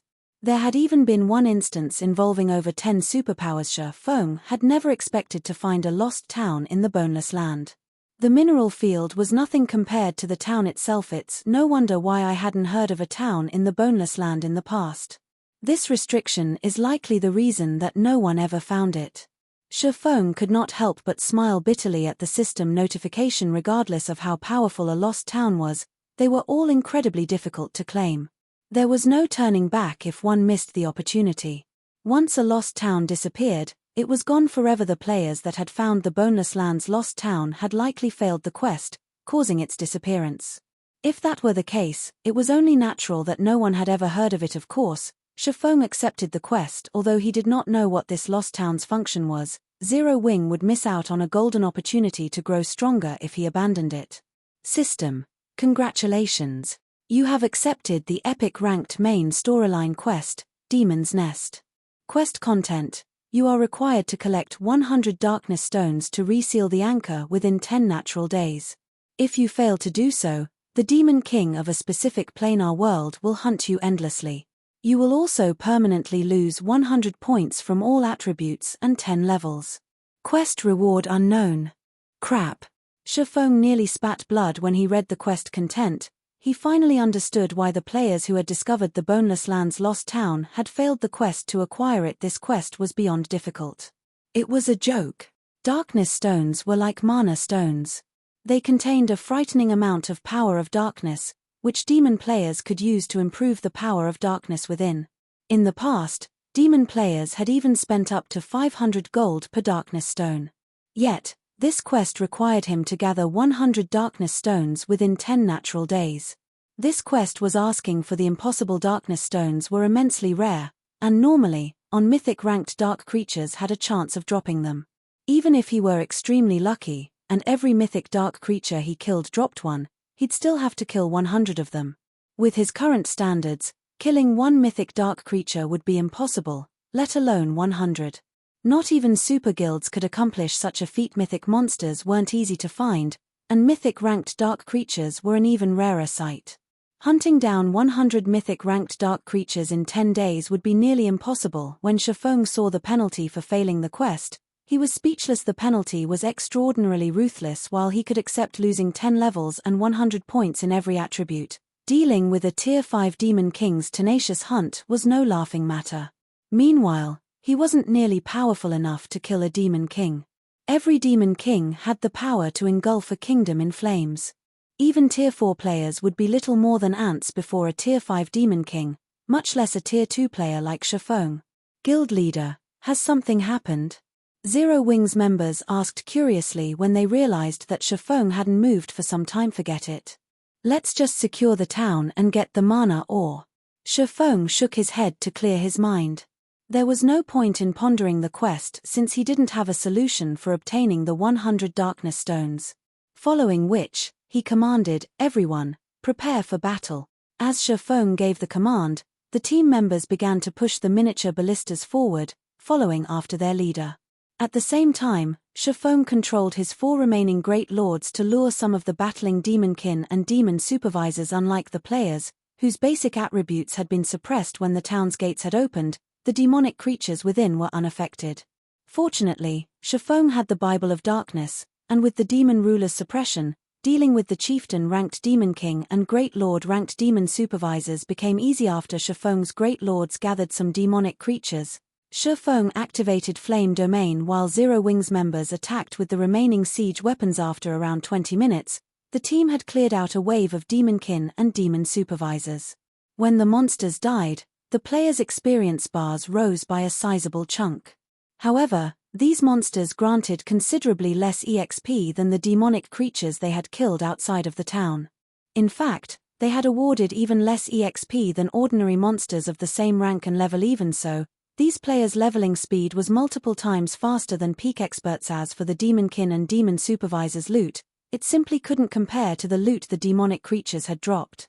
Despite killing over 100 demonkin and several demon supervisors, the team had only obtained 6 pieces of bronze equipment and 1 piece of mysterious iron equipment. As Feng collected the loot, however, he discovered several black crystals beside the demonic monsters' corpses. What? This is mana ore. Feng had nearly thought his eyes had played a trick on him when he saw the black crystals on the ground. Everyone in God's domain knew that the monsters didn't drop mana ore, but it was nearly impossible that Feng, who was both a master forger and extremely familiar with the metal, would mistake the item. After carefully examining the corpses, Feng found 17 ingots of mana ore, over 100 ingots of ancient bronze ore, and 3 ingots of eternium ore. Even if one mined an ancient bronze vein, they likely wouldn't obtain a single ingot for every 30 ingots of ancient bronze ore. And players would be very lucky to gain a single ingot of eternium ore for every 100 ingots of ancient bronze ore, yet Feng had obtained so much after killing a few demonkin and demon supervisors. This was inconceivable. Chapter 1622, Struggle over the Primordial Divine Ruin. Chapter 1622, Struggle over the Primordial Divine Ruin. Feng wasn't the only player surprised to discover that the demonkin and demon supervisors dropped mana ore. Hey, do those rocks look like mana ore to you? I've seen mana ore before. They should be mana ore. Isn't mana ore a rare drop when mining? I never knew that monsters dropped it, too. None of these players was a stranger to mana ore. Due to the disturbance the Orc Empire had caused, the kingdoms and empires neighboring the Orc Empire had activated a contribution system that allowed players to purchase precious items. The contribution system had also lured many players towards the Orc Empire. If players wanted to ease the task of killing the Empire's orcs, the mana charm, crafted with mana ore, was a must-have. Currently, mana ore sold for 1 gold, 20 silver per piece. Moreover, this price continued to rise, yet their team had obtained over a dozen pieces of mana ore after killing 1 demonic creature group. They had just made over 20 gold in profit, and this included the cost of repairing their weapons and equipment. Even expert players were fortunate to earn 1 gold a day. Furthermore, the various large guilds currently viewed mana ore as a strategic item. With so many people eyeing the ore, it was hard to purchase even if one could afford the cost, and their profit would be even greater if they used all of the mana ore to craft mana charms. The mana charm was a consumable item, and one could craft 10 charms with a single piece of mana ore. Currently, mana charms sold for 20 silver each. Alright, we're moving on to the next wave. After Feng collected the loot, he had his monsters lure another wave of demonic creatures. In the previous fight, Feng had taken control of a demon supervisor, and he had 5 great lords under his command once more, making it much easier to defeat the next wave of demonkin and demon supervisors. With the 5 great lord tanks, Feng's flame domain and various AoE skills, and Zero Wings members attacking with the miniature ballistas, the team steadily and swiftly eliminated 1 wave of demonic creatures after another. Although the battles were monotonous and boring, these players brimmed with excitement throughout the grind. With each wave of demonkin and demon supervisors they killed, they earned between 10 and 20 pieces of mana ore and 3 to 5 pieces of eternium ore. The team had also become more efficient as they worked. It had initially taken them 20+ minutes to annihilate each wave, and now, they cleared the monsters in a little over 10 minutes. With the abundant EXP, the team's leveling speed was also astonishingly fast. After grinding for a little over a day, Feng and his players finally reached the town's inner area. At this point, these players had leveled significantly. Now, even the lowest level player was level 45, whereas the highest level player was level 47. They had nearly caught up with Zero Wing's elite members. Meanwhile, to improve their efficiency, Feng had invested the EXP he had acquired into the Aura of Fire's flame domain. Now, the skill dealt 2400% base damage every second for 8 seconds, rather than the previous 1800% every second for 7 seconds. The damage per second upscale had also risen from 20% to 25%, and the skill now covered a 100-yard radius. The skill could basically rival super large-scale destruction spells. Unfortunately, its cooldown was still 5 minutes. Meanwhile, after more than a day of grinding, Feng had acquired a total of 4,526 pieces of mana ore and 913 pieces of Eternium ore. The monsters had actually dropped more mana ore than what Zero Wing had in its warehouse by a considerable margin. While Feng massacred Demon Kin and Demon Supervisors, Aqua Rose and Gentle Snow had kept him updated with several situation reports. Their reports mainly focused on the Primordial Divine Ruin in the Orc Empire. The various large guilds had fought tooth and nail over the ruin after its sudden appearance. They all wanted the level 50 top-tier weapons and equipment as well as the rumored advanced combat techniques to prepare for the level 50 super large-scale team dungeons. Currently, 2 super first-rate guilds and 2 super guilds were involved in the struggle. Even a transcendental power like the Secret Pavilion, which rarely took part in such struggles, had joined the fray.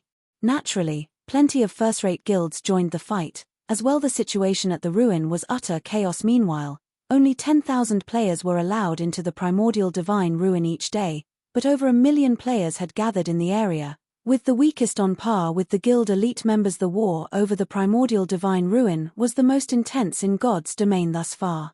Over 30,000 expert players had already died, not to mention the elite players. When the ruin had last activated, the 5 superpowers had claimed 70% of the available slots. Surprisingly, Heaven's Burial had secured 1/3 of the remaining 30%.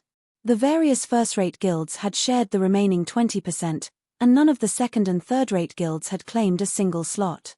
Guild leader: although Heaven's Burial has suffered significant casualties while it explored the Primordial Divine Ruin, they've also obtained plenty of level 50 fine gold and dark gold weapons and equipment. Their top-tier experts' combat power has improved massively. I've also heard that they've obtained 2 basic combat techniques and plenty of magic array scrolls, designs, and recipes. Although our guild has suffered about the same losses as Heaven's Burial in the field battles, I'm afraid that we'll be in danger soon if Heaven's Burial continues to grow stronger. Why don't we send some of our members to explore the ruin as well? Aqua Rose was sorely tempted to loot the Primordial Divine Ruin. Although the Conqueror parties slaughtered Heaven's Burial's members, Heaven's Burial and Blackwater weren't simple enemies. To counter the Conqueror parties, the 2 guilds had employed many Refinement Realm experts, sending them out to ambush Zero Wing's members in the 4 high-resource maps. They had even sent some of these Refinement Realm experts to ambush the Conqueror parties. Meanwhile, both guilds had suffered tremendous losses. If Zero Wing hadn't partnered with several first-rate guilds and raked in a massive profit with Zero Wing City's teleportation function, the guild would have crumbled long ago. How is the equipment collection coming along? Feng asked. We've only collected a small fraction of the required amount thus far. I'm afraid that it'll take some time before we have 700 full sets of level 50 weapons and equipment, Aqua Rose said, sighing powerlessly. The guild's consumption of weapons and equipment was severely high right now. Trying to set aside level 50 elite weapons and equipment for 700 players under such circumstances was incredibly difficult. She had even involved Gentle Snow's main force in the task. Disregard the Primordial Divine Ruin for now and focus on collecting weapons and equipment. Once we have the items ready, we'll have an easier time dealing with the guild's issues, Feng instructed. I'll think of a way to gather as much as possible. Aqua Rose could only nod in frustration. She had to admit that Zero Wing's foundations were significantly weaker than Heaven's Burial. The difference between the guild's expert count and capital was like heaven and earth. Even the Conqueror parties only helped reduce the massive gap slightly. An additional 700 experts would definitely help ease the pressure on the guild. After Aqua Rose disconnected the call, Feng led his team deeper into the town's inner area. The inner area had far fewer monsters than the town's outer area, although the weakest here were level 70 Lord-ranked Demonkin warriors. The Chieftain-ranked Demonkin were nowhere to be seen. In addition, there were plenty of level 72 Great Lord-ranked Demon Supervisors and level 74 Grand Lord-ranked Demon Overseers roaming about. Even with 5 Great Lords under his command, Feng did not move casually. He needed a strategic position before he took action. Guild leader, I discovered a tower behind a magic barrier, one of the assassins sent to scout the town reported. Stuttering, the assassin continued, I also spotted a large treasure chest made entirely of magic crystals. Chapter 1623, Town's Ability. Chapter 1623, Town's Ability. A treasure chest made of magic crystals? A light flashed in everyone's eyes when they heard the assassin's report. In God's domain, treasure chests were reward opportunities that players frequently encountered. One could gain even higher quality loot from a treasure chest, depending on its rank, than from powerful monsters. Normally, treasure chests were either made of wood or metal. This was even the case for dark gold treasure chests. Making a treasure chest with magic crystals was just extravagant. Needless to say, the treasure chest definitely wasn't low-rank. A bronze treasure chest's loot could already rival a chieftain-ranked monster's drops of the same level, not to mention mysterious iron, secret silver, fine gold and dark gold treasure chests. Moreover, as players explored higher-level maps, each map would contain fewer treasure chests. Even bronze treasure chests were exceedingly rare in maps above level 50. The treasure chest's loot was part of the reason for this. Rather than containing loot on par with the drops from a chieftain-ranked monster of the same level, a bronze treasure chest would contain items on par with a lord-ranked monster of the same level in level 50+ maps. Magic crystals? Shock gripped Feng's heart when he heard the assassin's report. Immediately, he demanded, what color are the runes on the chest? God's domain had many different kinds of treasure chests, and although the most common were made of wood or metal, not all items in the game could be stored in wood or metal treasure chests. Certain special items needed to be stored in high mana density environments. For these items, the system used chests made from magic crystals. Such treasure chests were insanely rare in God's domain, and naturally, they were far more valuable than ordinary chests. All of the items in such chests were unique in God's domain. There were no duplicates of these items. These magic crystal treasure chests also had a different ranking system than ordinary treasure chests. Their ranks were based on the color of the runes engraved on the crystal. The runes came in silver, gold, and purple. Silver was at the bottom of the list, while purple runes offered the best items. Gold. The assassin answered after taking a closer look. Gold. Feng was instantly ecstatic. All right, we'll head over right away. In God's domain, a silver magic crystal treasure chest was the equivalent of a fine gold or dark gold treasure chest. A gold magic crystal treasure chest was on par with an epic treasure chest, and a purple magic crystal treasure chest was the equivalent of an inferior legendary treasure chest or higher. Feng had only ever seen silver magic crystal treasure chests in the past, never gold, but he had heard rumors that Chaos Star, one of God's domain's 12 sacred elementalists, had opened a gold magic crystal treasure chest. This was also precisely the reason that he had secured his position as one of the 12 sacred elementalists. Moreover, unlike the other 11, who had been replaced from time to time, Chaos Star had held his position. Unfortunately, nobody knew what he had obtained from the gold magic crystal treasure chest. Feng and the rest of his team quickly arrived before the White Tower. The tower was only 5 stories tall, and a pitch-black pearl that radiated a frightening aura occupied the tip of the tower. When this aura washed over the team, they felt as if some monster was watching them. Even the mana around the pitch-black pearl seemed frozen. There was no flow of mana around the pearl whatsoever. Numerous divine runes had been carved along the tower's walls, and they created a light blue defensive barrier around the tower, which seemed impenetrable. However, unlike most people, Feng knew that the barrier wasn't an ordinary defensive magic array. The magic array carved into the tower's walls had survived since ancient times. Current magic arrays simply couldn't compare. Moreover, based on the array's complexity, Feng guessed that it was beyond a master magic array. Not even a Tier 4 existence would be able to scratch the barrier, forced to stand aside as they gazed at it. Interestingly, no monsters were anywhere near the tower. The roaming demon supervisors and demonkin warriors only stared at it for a moment before moving on. None of the demonic creatures dared to come within 100 yards of the White Tower. Meanwhile, placed on the tower's open-air top floor sat a magic crystal treasure chest, and as the assassin had reported, the treasure chest was covered in golden runes. The treasure chest also radiated so much mana that it created a white mist around it. Seeing this phenomenon, even a fool would realize that the chest was far from ordinary. All of the players on Feng's team drooled as they stared at the treasure chest. Everyone, get ready. We'll eliminate the surrounding monsters first, Feng immediately commanded. Although he did not know why none of the monsters would approach the tower, there were still over 500 of them in the area. If they did not clear out the monsters, they'd never approach the tower without detection, following which, Feng controlled his 5 great lords and began to lure the demon supervisors and demonkin warriors, killing the demonic creatures with practiced organization. With the help of Demon Ruler, Feng's great lords could tank around 20 demon supervisors and demonkin warriors simultaneously. After gathering the enemy demonic creatures, Feng used Flame Domain, and towering flames devoured the monsters, dealing several 100,000 damage each second. At this point, Flame Domain was far stronger than Tier 2 spells.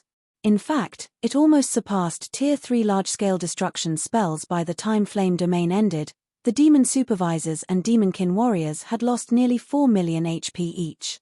Immediately following, a volley of exploding arrows slammed into the demonic creatures, each arrow dealing around -300,000 damage. The demon supervisors and demonkin warriors very quickly became EXP for Feng's team. By the time the group defeated the 500 or so demonic creatures around the tower, some of the level 45 players had risen to level 46. However, the level 47 players still needed some time before they reached level 48. As for the loot, the team gained far more than the drops in the town's outer area. More than 100 level 60+ weapons and equipment had dropped, and among them, over 30 were mysterious Iron Rankin edition. Plenty of mana ore had dropped. Killing the 500+ monsters had netted Feng nearly 1,000 pieces of mana ore, increasing the total count past 5,000. With this, we should have more than enough mana ore to construct the mana tower. Feng could not help but smile in satisfaction as he gazed at the mana ore in his bag. The trip to the Boneless land had definitely been worthwhile. The mana tower was one of the most important support buildings a guild city could have. It was the defining point between a guild city and a guild town. Normally, guilds constructed their mana tower the moment they acquired a city, but due to the sudden demand for mana ore, Zero Wing City hadn't had enough to construct its mana tower until now. It hadn't been able to become a true guild city. Now that he had enough mana ore, he could start constructing Zero Wing City's mana tower. Once he returned after dealing with the surrounding monsters, Zero Wing's members approached the tower. However, the instant they set foot within 100 yards of the tower, the black pearl at its tip began to glow with energy. It then fired countless beams of black light at the approaching crowd. Caught off guard, the beams struck Zero Wing's members. Not only were they thrown out of the 100-yard perimeter, but they had also lost 20% of their HPs. Although some experts, like Yu Zipping, had reacted quickly and defended themselves with their weapons, the impact still forced them to retreat by 3 steps. On the bright side, they hadn't received any damage after the first wave of black beams. Only 100 or so players remained within 100 yards of the tower. The rest of the team had been thrown back. An instant later, the pitch-black pearl launched another wave of beam attacks. This time, the more beams targeted each player. During the first wave, each player only had to deal with 3 beams, but now, they had to face 4. Furthermore, each player had to deal with an additional beam each time the black pearl attacked. The longer the crowd remained inside the 100-yard range, the fiercer the attacks became. When the black pearl launched more than 10 beams at each player, even the experts of Yu Zipping's standards were thrown out of range. It's no wonder why the monsters avoided the tower. This defensive feature is really amazing. Realization dawned on Feng as he watched his teammates fly backward. At the same time, he was overwhelmed by ecstasy. Every lost town had its own unique ability in God's domain. Clearly, this defensive feature was this lost town's ability. Although Feng had only watched the defensive feature for a few moments, he had grasped the feature's true purpose. In reality, the defensive feature wasn't meant to keep enemies away. Rather, it was a training device to help players improve their combat standards. This was an extremely rare ability, even among God's Domain's various lost towns. Chapter 1624, Gap. Chapter 1624, Gap. Despite multiple attempts to approach the tower, none of Zero Wing and White Tiger Dojo's members got within 70 yards before they were thrown out of the 100-yard range. What a powerful trap. Crap. The system is definitely doing this on purpose. It put that treasure chest on display up there just to taunt us. This is ridiculous. It's impossible to take on more than 10 of those black beams at once with the silencing effect within the tower's 100-yard range. Those beams are so fast, too. Everyone looked at the pitch-black pearl on the tip of the tower with resentment. They felt that the system was toying with them. Among their nearly 700 players, Zipping had the best performance. However, even Zipping had only reached the 72-yard mark before being blasted out by over a dozen black beams. Zipping's combat standards easily ranked among the top players in their group, yet not even he could reach the tower. When they thought about how they might have to leave the magic crystal treasure chest on the tower's top floor, anger and frustration tore at their hearts. These kids really take things for granted. Feng, who had remained motionless, shook his head and laughed when he overheard his team members grumbling. Following which, he started to make his way towards the tower. As Feng approached the tower, everyone turned their gazes towards him. Guild leader Black Flame is going to try to reach the tower, too? With his level of skill, I wonder how far he'll get. This trap is too difficult. Although Guild leader Black Flame is superbly strong, I doubt that he'll get past the 50-yard mark. I'm not so sure about that. We already had to face over a dozen beams before we even reached the 70-yard mark. At the 50-plus range, I bet that the tower will fire over 30 beams. Even if Guild leader Black Flame has frightening attributes, dealing with so many attacks should be impossible. I don't think he'll even get past the 60-yard mark. As the White Tiger Dojo crowd watched Feng approach the tower, they started a quiet discussion amongst themselves. They were curious to see the capabilities of Star Moon Kingdom's mythical expert. Truthfully, they had been displeased when the White Tiger Dojo had sent them to train with Zero Wing. They were bona fide fighting experts in the real world, yet they were training under a virtual expert. This was a joke. However, after spending some time in God's Domain, they had discovered that this virtual reality game was far from ordinary. Many techniques that were impossible to perform in the real world could be easily accomplished in God's Domain. This superhuman combat method was truly addictive. After training with Zero Wing and fighting other players in Zero Wing's battle arena, they came to realize how massive the gap between their abilities and veteran players was. Although they hadn't been a match for God's Domain's veteran players initially, however, they had grown strong enough to stand against expert players in Stone Forest Town's battle arena. They now acutely understood God's Domain's combat method. Hence, they realized just how powerful Feng was. After all, they had watched plenty of experts' battle videos before, including recordings of Feng's past battles. In those battles, Feng could definitely be described as a monster. After watching Feng's battles, they had begun to admire the man. However, the tower's defensive feature tested one's combat standard. Basic attributes had very little to do with it. It didn't matter if Feng's attributes were significantly higher than theirs, and although his combat standards were awesome, he should still have his limits. The guild leader is making a move personally. Nice. We're in for a treat now. In contrast to the White Tiger Dojo disciples' skepticism, Zero Wing's members were clearly excited. They paid close attention to Feng's every move, hoping to get a glimpse of his true strength. Normally, they didn't get to see this, and in the previous battles, Feng had mostly relied on his 5 great lords. They barely caught a glimpse of Feng's true capabilities. Experts like Zipping watched Feng curiously, as well. They were all eager to learn how much of a gap existed between them and their guild leader. Feng quickly arrived at the 100-yard mark, but unexpectedly, he didn't sprint towards the towers as the previous players had. Instead, he continued leisurely even once he was within the Black Pearl's attack range. What is the guild leader trying to do? Could he be testing the waters? Feng's actions confused his team members. They had already gotten a clear grasp of the Black Pearl's attack method during their previous attempts. Not only did the strength of Black Pearl's attacks increase as they moved closer to the tower, but it also launched attacks more frequently. If someone wanted a better chance of reaching the tower, they needed to move quickly. They also needed to block the orb's attacks, yet Feng was. Before anyone could react, the Black Pearl began to attack Feng suddenly. Two beams of light shot towards Feng's vital points. Just when the two beams were about to hit, Feng stopped abruptly and turned slightly. He didn't bother to unsheath either the abyssal blade or killing ratio. Everyone watched, disappointed, as the two beams pierced their guild leader. However, the attacks didn't throw Feng out of the 100-yard area, and he began to pace towards the tower once more. What's going on? Did he dodge them? The player's expression twisted with confusion, following which, the Black Pearl launched another wave of attacks. This time, it fired 3 beams. As Feng moved closer to the tower, the beams reached Feng much sooner than the last attacks had, giving their target less time to react. The team members watched Feng with wide-eyed anticipation. What was the man going to do this time? However, to their disappointment, Feng reacted the same way as before, stopping and shifting to the side. Like the prior attacks, the beams passed through his body harmlessly, striking the ground behind him. Feng continuously moved closer towards the tower, like so. 95 yards. 90 yards. 80 yards. The beams, which had beaten everyone senseless, were practically non-existent to Feng.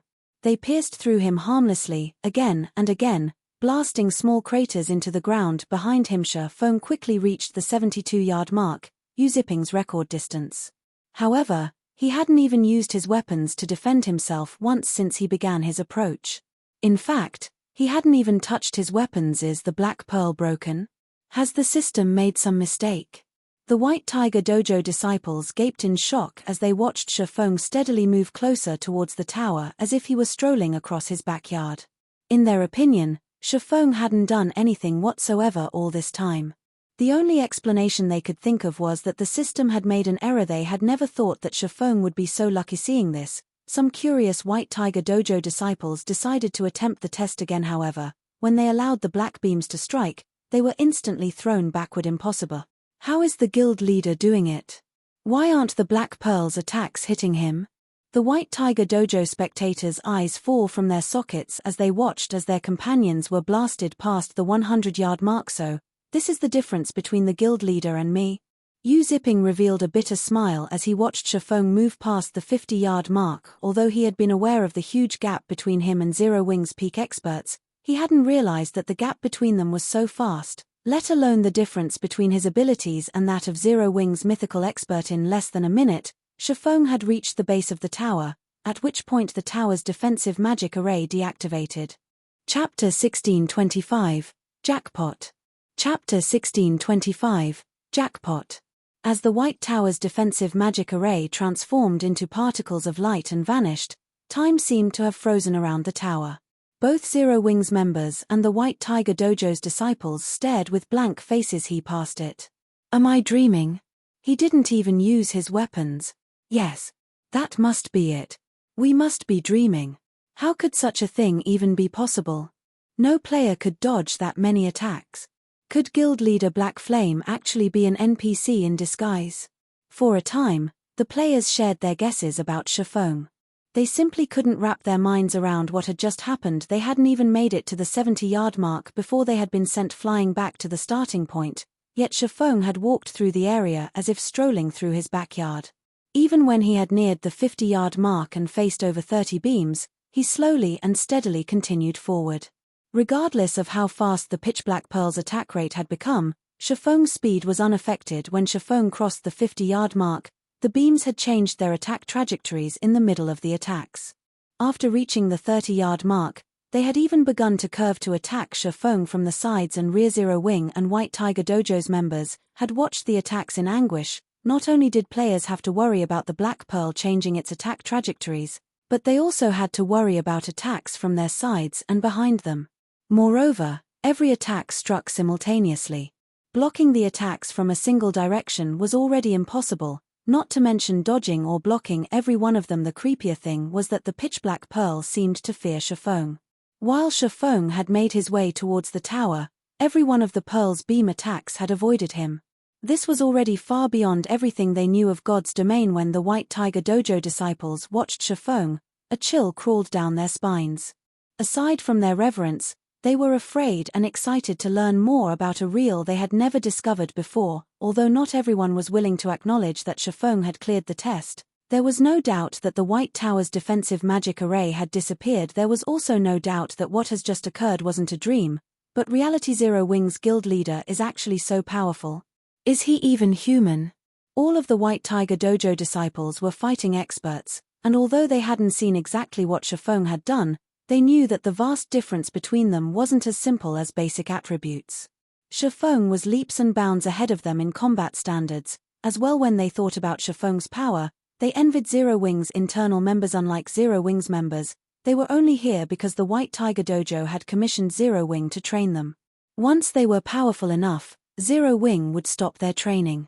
On the other hand, Zero Wing, and by extension, Feng, would train Zero Wing's internal members to their full potential. Feng simply chuckled at his players' hushed discussions as he stood at the foot of the White Tower. He then pushed open the tightly sealed doors, curious about what lay beyond. After experiencing the Black Pearl's attacks personally, Feng had become even more certain that the device had been passed down since ancient times. He was also sure that it was meant to train players' combat standards. Players had to have reached the half-step refinement realm and be able to observe their surroundings constantly to pass the 50-yard mark. To cross the 30-yard mark, players had to reach the refinement realm. Without precise control of their own movements, players wouldn't be able to dodge or block the varying attacks at the same time. Aside from physical control, players had to have accurate judgment of movement within their environment to continue past the 30-yard mark. The players who could reach the foot of the tower had reached the limit of the refinement realm. It wouldn't be an exaggeration to call them half-step flowing water realm experts. For the White Tiger Dojo disciples and Zero Wing internal members, who had yet to reach the half-step refinement realm, reaching the tower was simply too difficult. Even Gentle Snow, Fire Dance, and Zero Wing's other refinement realm experts would likely struggle to reach the tower. Feng had to admit that the tower was an excellent tool to help players reach the refinement realm. The Black Pearl didn't use the same attack method as monsters, which wouldn't constantly target players' weak points. Not even a group of refinement realm experts could elicit a similar result. The only downside was that the Black Pearl's attacks were monotonous and couldn't adapt to change. Even when the beams adjusted their trajectories or curved, they had fixed patterns, unlike expert players, which changed their attack patterns to fit their situation. It was also why Feng had managed to reach the bottom of the tower without using his weapons. However, Feng was satisfied with this result.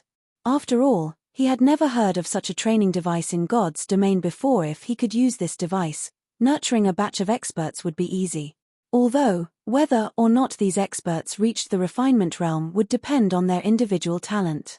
At most, the training device could offer support, reducing the twists and turns players had to face as they journeyed towards the refinement realm.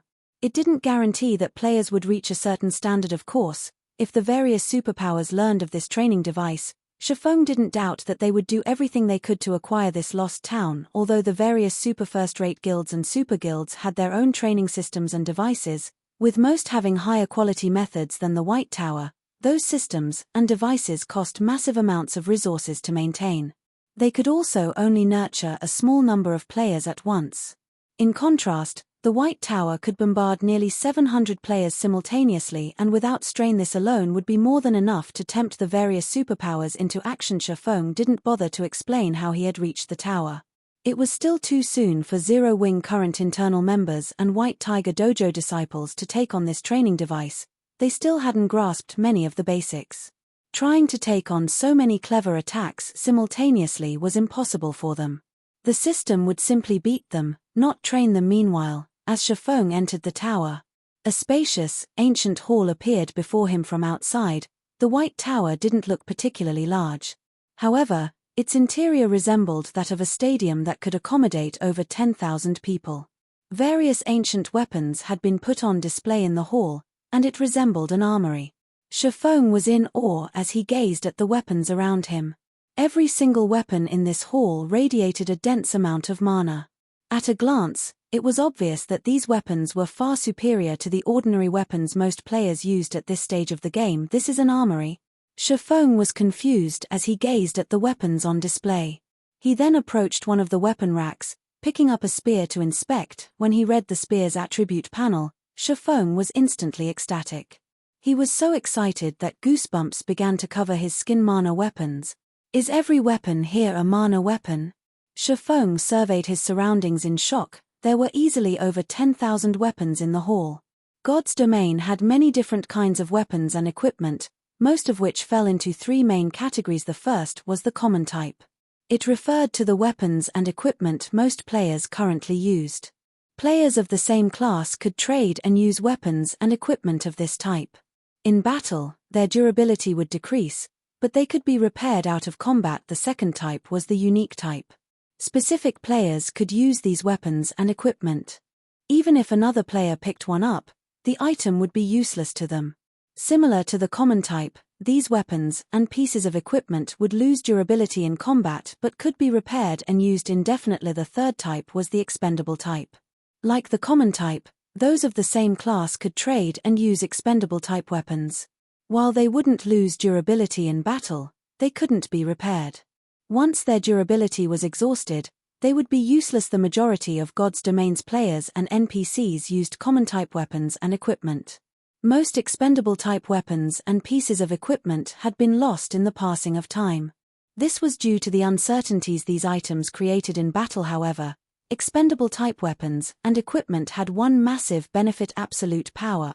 When the various races had competed for dominance over the God's Domain continent during ancient times, the human race had been weak and insignificant. To survive their powerful enemies, humans had discovered a method to improve their strength drastically. This was how expendable type weapons and equipment had come to be. Chapter 1626, Mana Weapon. Chapter 1626, Mana Weapon. Expendable type weapons and equipment didn't function like their common type counterparts. Common type weapons and equipment were designed with both power and stability in mind. Hence, they'd only exert a certain extent of the power of the materials used to create them, nothing more. Meanwhile, expendable type weapons and equipment were only designed with power in mind. These weapons and equipment functioned at the expense of the production materials, which meant that they couldn't be repaired. However, this was also why they were extraordinarily powerful, allowing their users to challenge foes of a higher tier. Mana weapons were the typical representation of expendable type weapons and equipment. As Feng gazed at the mana weapons in the hall, he was at a loss for words. Expendable type weapons and equipment's production had ceased long ago in God's Domain, and any discovered items had survived since ancient times. Normally, players had no hope of encountering such weapons and equipment. When a mana weapon or piece of equipment had surfaced in the past, players had fought fiercely over the item. After all, high-tiered mana weapons could grant players the power to defeat opponents of a higher tier. No player in God's Domain could resist the temptation yet. Over 10,000 mana weapons were on display before him. Why wouldn't Feng be astonished? As expected of a lost town, it's no wonder why the various superpowers fought over them so desperately. Feng sighed ruefully as he felt the flowing mana within the spear he held. In the past, Feng had assumed that the various superpowers only vied for the lost town's abilities. However, it seemed that that had only been a part of the reason. The riches these lost towns contained was likely another major factor. Unlike ordinary weapons, mana weapons did not have a level requirement, only a tier requirement. They were somewhat similar to magic scrolls, although magic scrolls couldn't compare to the power of a mana weapon. Magic scrolls were generally single-use items, but mana weapons could be used until their durability hit 0. Hence, these weapons' market price had been insanely high in Feng's previous life. A Tier 1 mana weapon had cost at least 150 gold in the past, far more expensive than Tier 1 magic scrolls. Even so, tons of players had fought for the chance to wield one. After all, only a small fraction of God's Domain's player population had reached the higher tiers. Not all players could do so. Meanwhile, Tier 1 mana weapons would even be of significant help to Tier 2 players. One of these weapons could, at the very least, increase a Tier 2 player's combat power by 20%. If a Tier 1 player used a Tier 1 mana weapon, their combat power would increase by a minimum of 50%. Although the boost wasn't as impactful as a berserk skill, It still allowed elite players to face expert players of the same tier and level. Many wealthy elite and ordinary expert players had purchased Tier 1 mana weapons to use in critical situations. As for Tier 2 mana weapons, they had sold for at least 1,000 gold each in the past. Tier 2 mana weapons would even be useful to Tier 3 players. Tier 3 mana weapons were even more frightening, even providing a significant boost to Tier 4 players. They were no less valuable than Tier 4 magic scrolls, and the various superpowers had fought desperately to claim any Tier 3 mana weapon that had been found. Meanwhile, the majority of the weapons in the hall were Tier 1 mana weapons. Even so, Feng spotted over 1,000 Tier 2 mana weapons, and most importantly, he counted 12 Tier 3 mana weapons in crystal cabinets in the hall's center. If he sold all of these mana weapons, he'd earn enough coins to make the various super guilds drool. As Feng prepared to store every mana weapon in his bag, the system's familiar voice reached his ears. System, this item is still bound and cannot be stored in your bag. System, if you wish to remove this item's bound status, you must take control of the lost town. Sure enough, the system won't allow players to obtain such an advantage so easily. Feng smiled bitterly at the spear in his hands. However, after giving the matter some thought, he found it reasonable. If he were allowed to walk away with every mana weapon in this hall, he'd make a huge profit even if he failed to secure the lost town itself. It seems that I have no choice but to collect the weapons after I take control of the town. Feng refocused his attention and made his way towards the tower's top floor. At the same time, he became more interested in capturing this lost town. If he took control of this town, not only would Zero Wing secure another method of nurturing refinement realm experts, but they'd also rake in a massive fortune. The guild would then have all the manpower and wealth it needed. With these factors taken care of, it would be odd if the guild didn't become a major power soon. Feng reached the tower's second floor. The second floor hall was visibly smaller than the first floor hall, and 10 translucent ghosts wandered the area. Some wore plate armor, some wore leather armor, and some wore cloth armor. Every one of these ghosts radiated a horrific aura, and even Feng felt an intense pressure weigh down on him as he bathed in the powerful energy. Wandering Soul, Undead, Grand Lord. Level 80. HP 180 000 180 000. Tyrant Soul, Undead, Mythic. Level 80. HP 420 000 420 000. Feng could not help his surprise when he saw all of these powerful monsters, and a frown pulled at his lips. Had he only had to face one level 80 Grand Lord, he wouldn't have had much of a problem, but there were a total of 9 level 80 Grand Lords before him. Moreover, the distance between each Grand Lord was practically negligible. If he attracted one of the Wandering Souls, he was guaranteed to pull the other 8 Wandering Souls. However, these 9 Wandering Souls weren't his biggest problem. There was actually a mythic-ranked Tyrant Soul. Although Feng recognized his own strength, he'd grossly overestimate himself if he thought that he could defeat a level 80 mythic monster. In fact, the Tyrant Soul could likely one-shot him.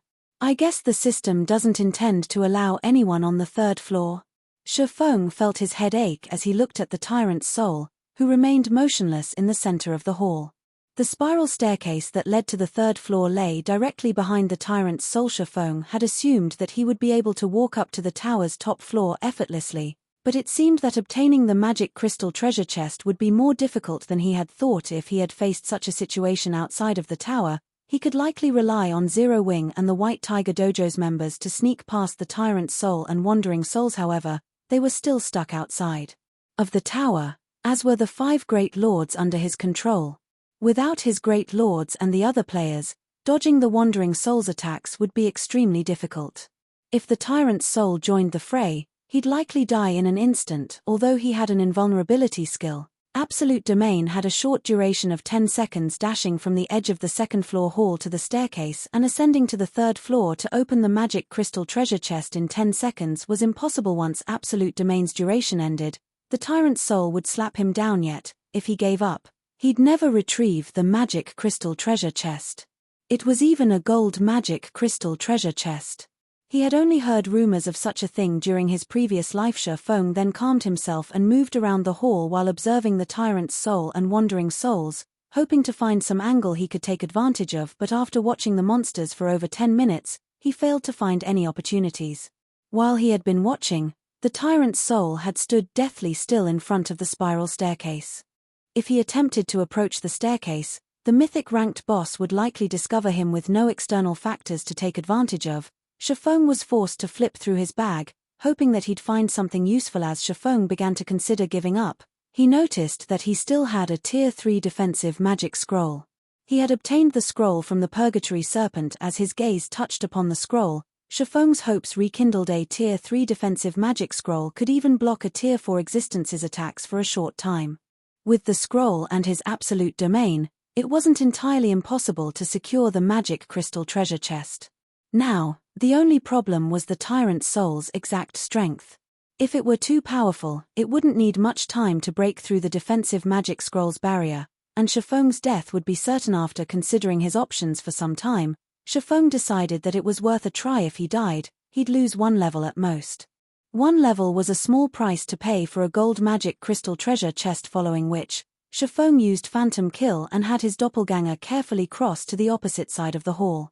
Meanwhile, Feng readied the Tier 3 defensive magic scroll before activating the Aura of Wind's Gale domain and charging forward. When Feng was within 100 yards of the Tyrant's soul and Wandering Souls, a cold glint flashed in the 10 monsters' eyes. They charged at Feng like ferocious beasts. The Tyrant's soul moved like lightning. Before Feng had even crossed 5 yards, the mythic monster had appeared before him. The Gossamer boss had already conjured a blue lightning blade in its right hand and swung it down towards Feng. Chapter 1627, Magic Crystal Treasure Chest. Chapter 1627, Magic Crystal Treasure Chest. So fast. Feng's complexion darkened when he saw the Tyrant's soul appear before him suddenly. Although he had long since known that he was no match for a level 80 mythic monster, he had never imagined that the Tyrant's soul would be so agile. Despite his dark iron bloodline, he could only barely catch a glimpse of the Tyrant's soul's moving figure. Meanwhile, the Tyrant's soul did not give Feng any opportunity to defend himself, as it gathered mana in its right hand and molded it into a blade of lightning. It then swung the blue lightning blade down at Feng. The lightning blade tore through the air effortlessly, producing not a single sound as it descended on Feng. Or to put it in another way, the lightning blade moved so swiftly that even the sound it generated could not keep up with it. Feng immediately understood that it was already too late for him to defend himself using his swords. Yet, if he allowed the lightning blade to land on him, he would die without a doubt. At the critical moment, he used divine steps, 10 doppelgangers of himself splitting out from his body. Then, he promptly switched positions with one of his doppelgangers. The moment Feng was done switching positions, the doppelganger he had swapped with got split in half by the Tyrant's soul. The lightning blade also left a thin crack beneath the doppelganger's feet, the crack extending 50 yards.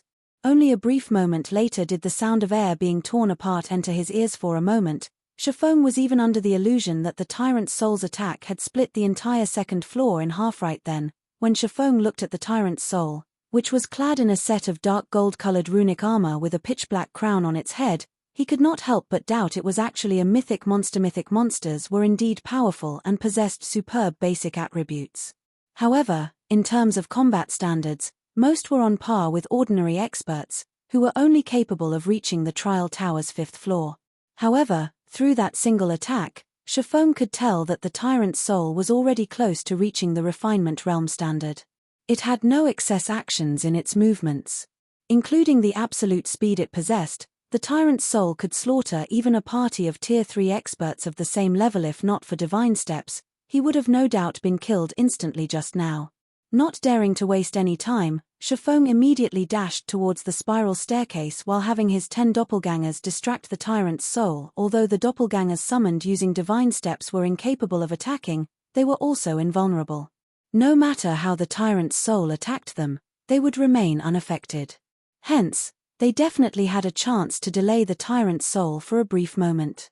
After all, regardless of how powerful a monster was, their intellect was still far from comparable to NPCs, much less to players in the blink of an eye. Feng had shaken the Tyrant's soul off his tail. However, after he moved forward for just a few steps, the 9 wandering souls reached him. Even Feng would be troubled when pitted against 9 level 80 Grand Lords. Fortunately, unlike the Tyrant's soul, which remained basically unaffected by Feng's Gale domain, the wandering souls had.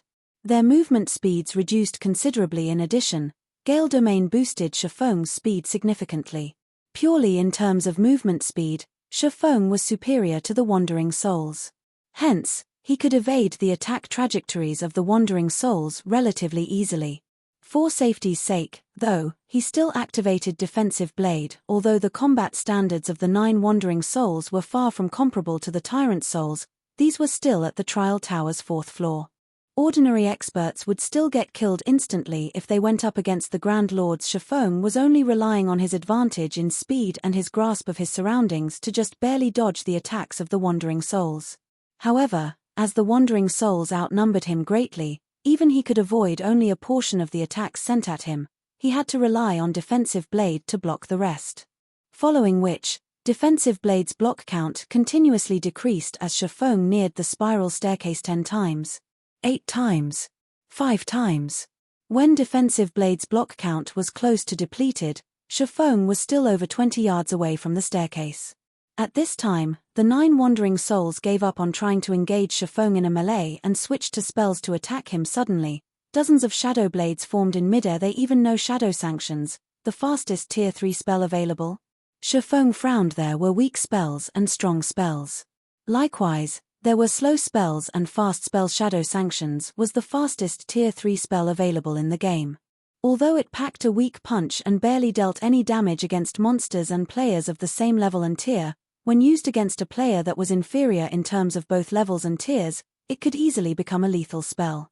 Not to mention, all 9 Wandering Souls were using the same spell. Even a Tier 3 player of the same level would get killed if they were careless in the next moment. Under the control of the Wandering Souls, the dozens of Shadow Blades flew towards Shifeng. Shio. Just when the Shadow Blades were about to reach Shifeng, he switched positions with the doppelganger he summoned using Phantom Kill and appeared on the other side of the spiral staircase. As for his doppelganger, the numerous Shadow Blades instantly annihilated it. Close-wa. Shifeng felt extremely fortunate that he had not tried to defend against those Shadow Blades.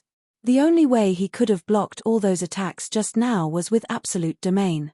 However, if he wasted Absolute Domain here, even if he managed to reach the Magic Crystal treasure chest later, he would be powerless to do anything about it. After killing his doppelganger, the Wandering Souls charged at Shifeng's real body once again. However, they were too far away. By the time the Wandering Souls arrived at the spiral staircase, he was already halfway up. Since Shifeng's movement speed originally surpassed that of the Wandering Souls, despite the Grand Lords giving their all into chasing him, the distance between them only widened. Shortly after, Shifeng arrived at the top floor of the tower. Sure enough, it isn't locked. Shifeng grew ecstatic when he saw the Magic Crystal treasure chest placed in the middle of the top floor. Previously, he couldn't determine whether the treasure chest was locked or not. From what he knew of Magic Crystal treasure chests, they were never locked. However, those treasure chests all had silver runes carved on them. Hence, he had not been certain that gold Magic Crystal treasure chests wouldn't have locks. By the time Shifeng got to the treasure chest, the 9 Wandering Souls had just arrived on the top floor. When the Grand Lords noticed Shifeng's location, they let loose an angry outcry that echoed throughout the entire tower. Even the Zero Wing members and White Tiger Dojo disciples resting over 100 yards away from the tower could not help but shudder at the Grand Lord's powerful roars. What's going on? Quick, look. The guild leader has already arrived before the treasure chests. Wait, there seem to be monsters. What? Those are 9 level 80 Grand Lords. Everyone's eyes widened when they looked at the Wandering Souls chasing after Shifeng. Initially, they had felt excited at his obtaining the Magic Crystal treasure chest. Now, they only felt sympathy for him. Even if their entire team of nearly 700 players went up against one Wandering Soul, they would not be able to make the Grand Lord break a sweat. Yet, now, 9 of these level 80 Grand Lords had actually appeared at the same time. Who could possibly stop them? When the Wandering Souls were less than 10 yards away from Shifeng, his lips suddenly curled up in a smile. Activate. Triple Flame Barrier. In the next moment, Shifeng unfurled the Tier 3 magic scroll in his hand and completed the activation chant. Suddenly, emerald flames emerged from the ground around Shifeng and formed a pyramid that enveloped him completely. When the 9 Wandering Souls bombarded Shifeng with spells, their spells were all burnt into oblivion by the emerald flames. When the weapons the Wandering Souls wielded clashed against the flame pyramid, they immediately melted under the high temperatures of the flames. The might of the triple flame barrier exceeded Shifeng's expectations entirely, following which, Shifeng started opening the magic crystal treasure chest. The triple flame barrier lasted 30 seconds. Normally, that should be just enough time to activate a treasure chest. When Shifeng clicked on the magic crystal treasure chest, the loading bar that appeared before him showed that it would take 30 seconds to open the treasure chest. Upon seeing this, he breathed out a sigh of relief. However, 3 seconds into the activation process, a flash of lightning appeared at the spiral staircase. When the lightning disappeared, the figure of the Tyrant's soul appeared. At this moment, the Tyrant's soul's eyes were releasing scorching flames, its entire body wreathed in golden arcs of electricity. As soon as the Tyrant's soul appeared, it immediately began chanting an incantation while writing divine runes in the air. In the next moment, a magic array with a 100-yard radius formed in the sky above the Tyrant's soul. Several plasma balls the size of hills started coalescing below the magic array. Under the mythic monster's guidance, the plasma balls then rained down on Shifeng one after another. Chapter 1628, Tyrant. Chapter 1628, Tyrant. What with the appearance of the massive magic array and the hill-sized plasma balls that blotted out the sky above the tower, it felt as if Armageddon had descended. Loud crackling sounds echoed throughout the space around the White Tower. The frightening pressure from the massive magic array made the hearts of the players standing below the tower palpitate, their breathing becoming somewhat stifled when the crowd below the tower saw the Tyrant's soul, which hovered in midair. Their mouths gaped in shock. A mythic. That's a mythic monster. We're doomed. Why is there such a powerful monster here? Whether it was Zero Wing's internal members or the White Tiger Dojo's disciples, they rarely ever raided dungeons, much less fought against incomparably powerful bosses.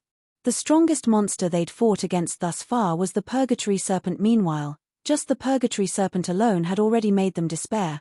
Their reaction to the mythic monster before them went without saying. Looking at the Tyrant's soul, although everyone knew that the mythic monster's target wasn't them, their minds still could not help but conceive the thought of turning around and fleeing. Meanwhile, when Shifeng looked at the descending plasma balls, his complexion darkened significantly. Although he had long since known that his doppelgangers could only delay the Tyrant's soul for a short time, he had not expected the mythic monster to be ruthless enough to use Thunder Plasma, a Tier 4 spell. As soon as it appeared, Tier 4 spells originally already possessed frightening destructive power, but Thunder Plasma was even one of the top-ranking Tier 4 spells available in the game. The spell's power was very close to rivaling that of a Tier 4 curse. Even Tier 4 monsters would be heavily injured if struck by this spell at this moment. However, it was already too late for Shifeng to do anything about the situation. While activating a treasure chest, players were not allowed to move away. As long as they shifted their position, they would have to redo the activation process. Not to mention, now that the plasma balls were already descending on him, he wouldn't be able to escape getting struck unless he moved out of the spell's 100-yard radius. In the next moment, numerous plasma balls bombarded the triple flame barrier one after another. Boom. Boom. Boom. Each time a plasma ball landed on the triple flame barrier, the emerald flame pyramid trembled violently. With each subsequent blast, the emerald flames also weakened. The sound of each impact echoed throughout the lost town. The intense shockwaves created were palpable even for the crowd standing over 100 yards away from the tower. Thunder Plasma lasted for a total of 6 seconds. By the time the spell ended, cracks had appeared in the formerly sturdy triple flame barrier. The emerald flames had also dimmed considerably. Upon seeing that the triple flame barrier was still standing, Shifeng could not help but breathe out a sigh of relief, as expected of a spell known for having power approaching that of Tier 4 curses. Its might really is frightening. After taking a glance at the triple flame barrier's remaining duration, Shifeng could not help but smile bitterly. The barrier originally should have been able to last 30 seconds. Only a few seconds had passed since he activated it, yet after the bombardment from Thunder Plasma, the system actually notified him that the triple flame barrier's remaining duration was just 12 seconds. Despite the triple flame barrier's duration remaining completely unaffected even when receiving the assault of the Wandering Souls, a single attack from the Tyrant's soul had depleted the barrier's energy so significantly. If the Tyrant's soul executed another attack of similar power, the triple flame barrier would definitely break. Fortunately, Thunder Plasma was a spell with a very long cooldown. Even if the Tyrant's soul was a mythic monster, it wouldn't be able to use Thunder Plasma again anytime soon. However, Even while Shifeng was having such thoughts, the Tyrant's soul began chanting an incantation and writing divine runes once again. Compared to when it was casting Thunder Plasma, the Tyrant's soul spent much more time casting this spell. It invested a total of 6 seconds into it. After the mythic monster was done chanting, a new magic array appeared in the space above the tower. Although this magic array's AoE was not as large as Thunder Plasma's magic array, it was a bona fide twofold magic array, a silver magic array and a pitch-black magic array. As the two magic arrays intermingled, they sucked the lost town dry of its ambient mana. For a moment, everyone inside the town felt their perception and vision blur. Is there a need to be so desperate? Shifeng was at a loss for words when he saw the twofold magic array in the Sky Tier 4 curse, Thunder God's Annihilation. Although the curse's AoE was much smaller, in terms of power, it was much stronger than even ordinary Tier 5 spells. Even Tier 5 creatures would dread this curse. They would definitely sustain severe injuries if struck by it. In the next moment, the two magic arrays transformed into a ball of black and white light. Arcs of electricity also wreathed the ball of light. As the ball of light descended, it was as if the space surrounding it froze. At this moment, the Tyrant's soul also abruptly revealed a human-like sneer as it looked at Shifeng, as if it was saying, "What else can you do?" At this moment, even if Shifeng was a fool, he could tell that the triple flame barrier wouldn't be able to endure this apocalyptic attack. Gritting his teeth, he immediately took out a crimson elemental source and set it in the heart of the triple flame barrier's magic array. Elemental sources had many uses, with their main purpose being the creation of elemental weapons.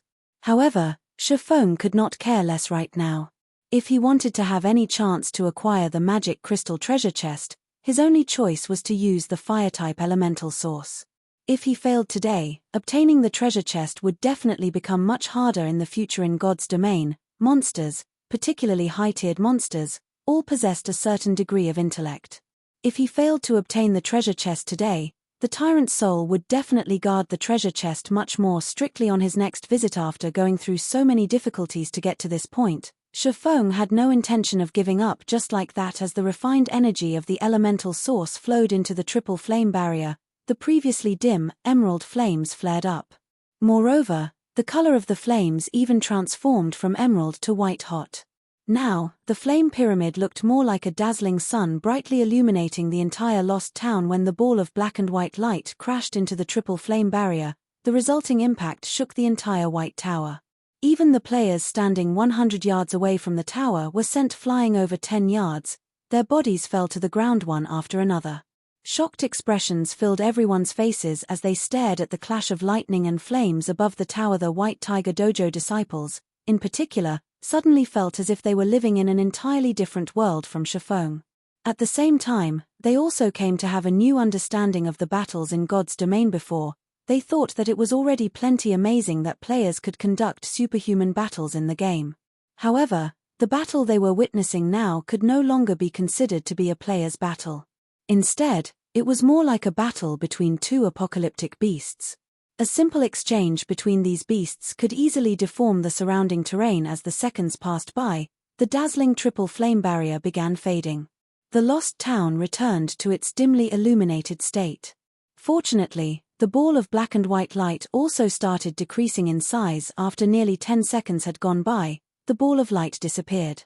Meanwhile, the flame pyramid created by the triple flame barrier had also reverted to an emerald color. Feng breathed out a deep sigh of relief after seeing this situation. Fortunately, he had brought along elemental sources with him, which allowed him to strengthen the Tier 3 triple flame barrier, letting it possess the might of a Tier 4 defensive spell.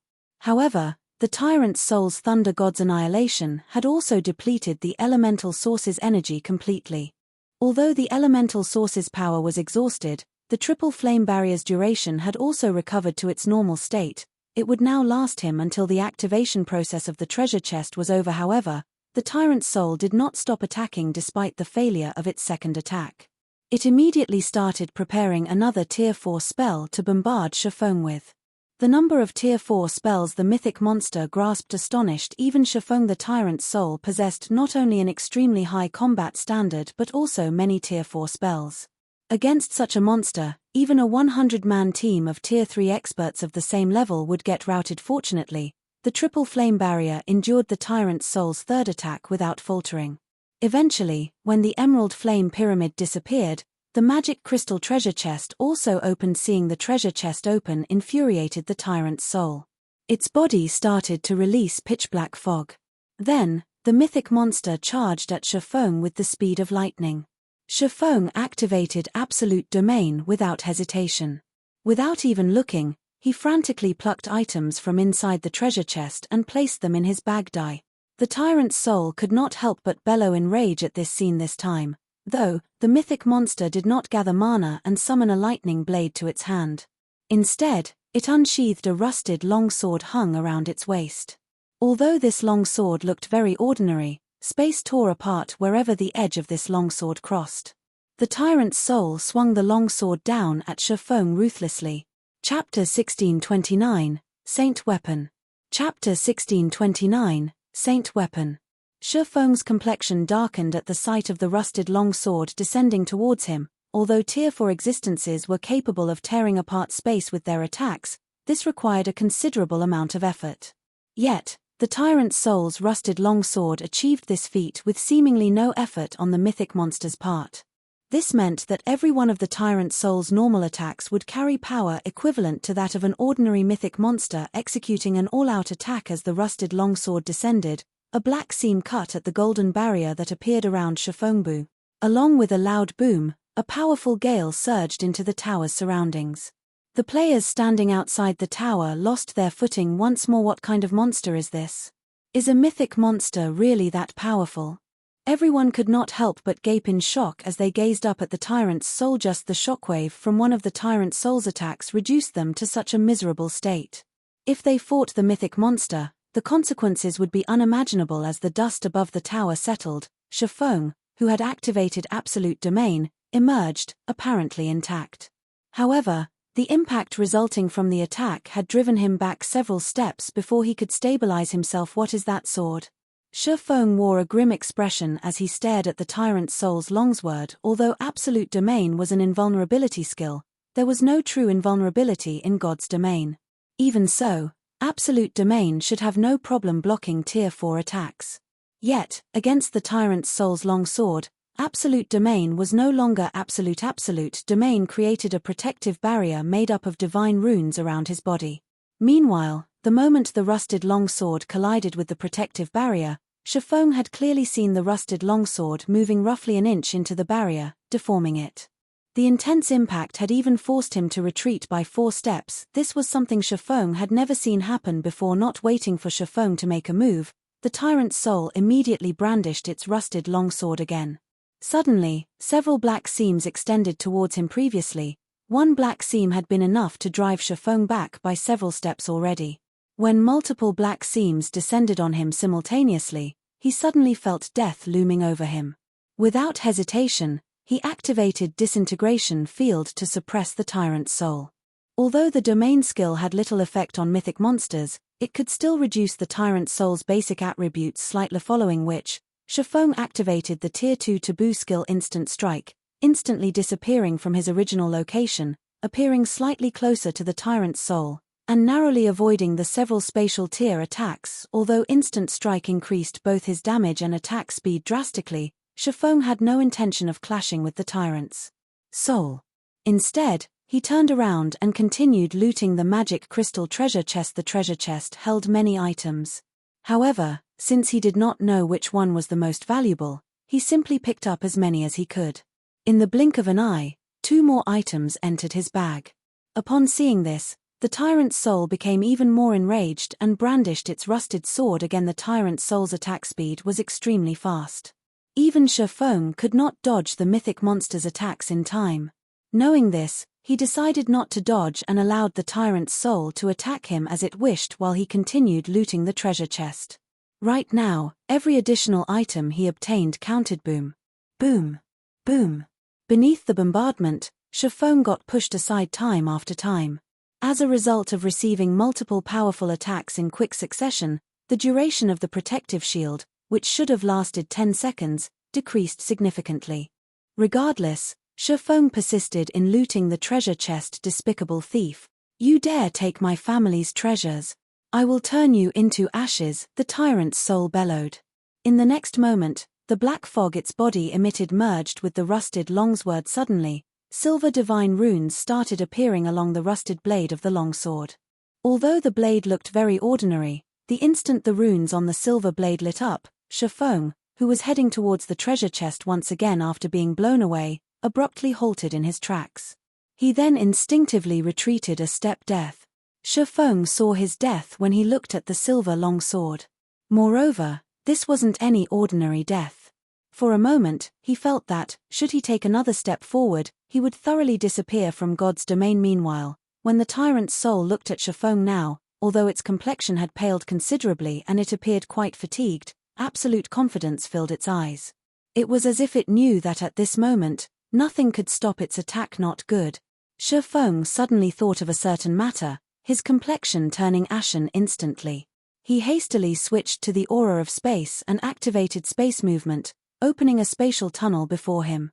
Despite absolute domain having another 3 seconds left, he jumped into the spatial tunnel without hesitation. As soon as Feng jumped into the spatial tunnel, the tyrant's soul arrived before the tunnel and slashed its long sword at the tunnel. When the long sword descended, the clouds a long distance away split apart. Likewise, the spatial tunnel, which the silver long sword had made direct contact with, was cut in half. What kind of attack is that? When the far-off members of Zero Wing and the White Tiger Dojo saw the massive tear in space that had appeared above the tower as well as the bisected spatial tunnel, their eyes nearly fell out of their own sockets. A spatial tunnel was created by opening a hole in space.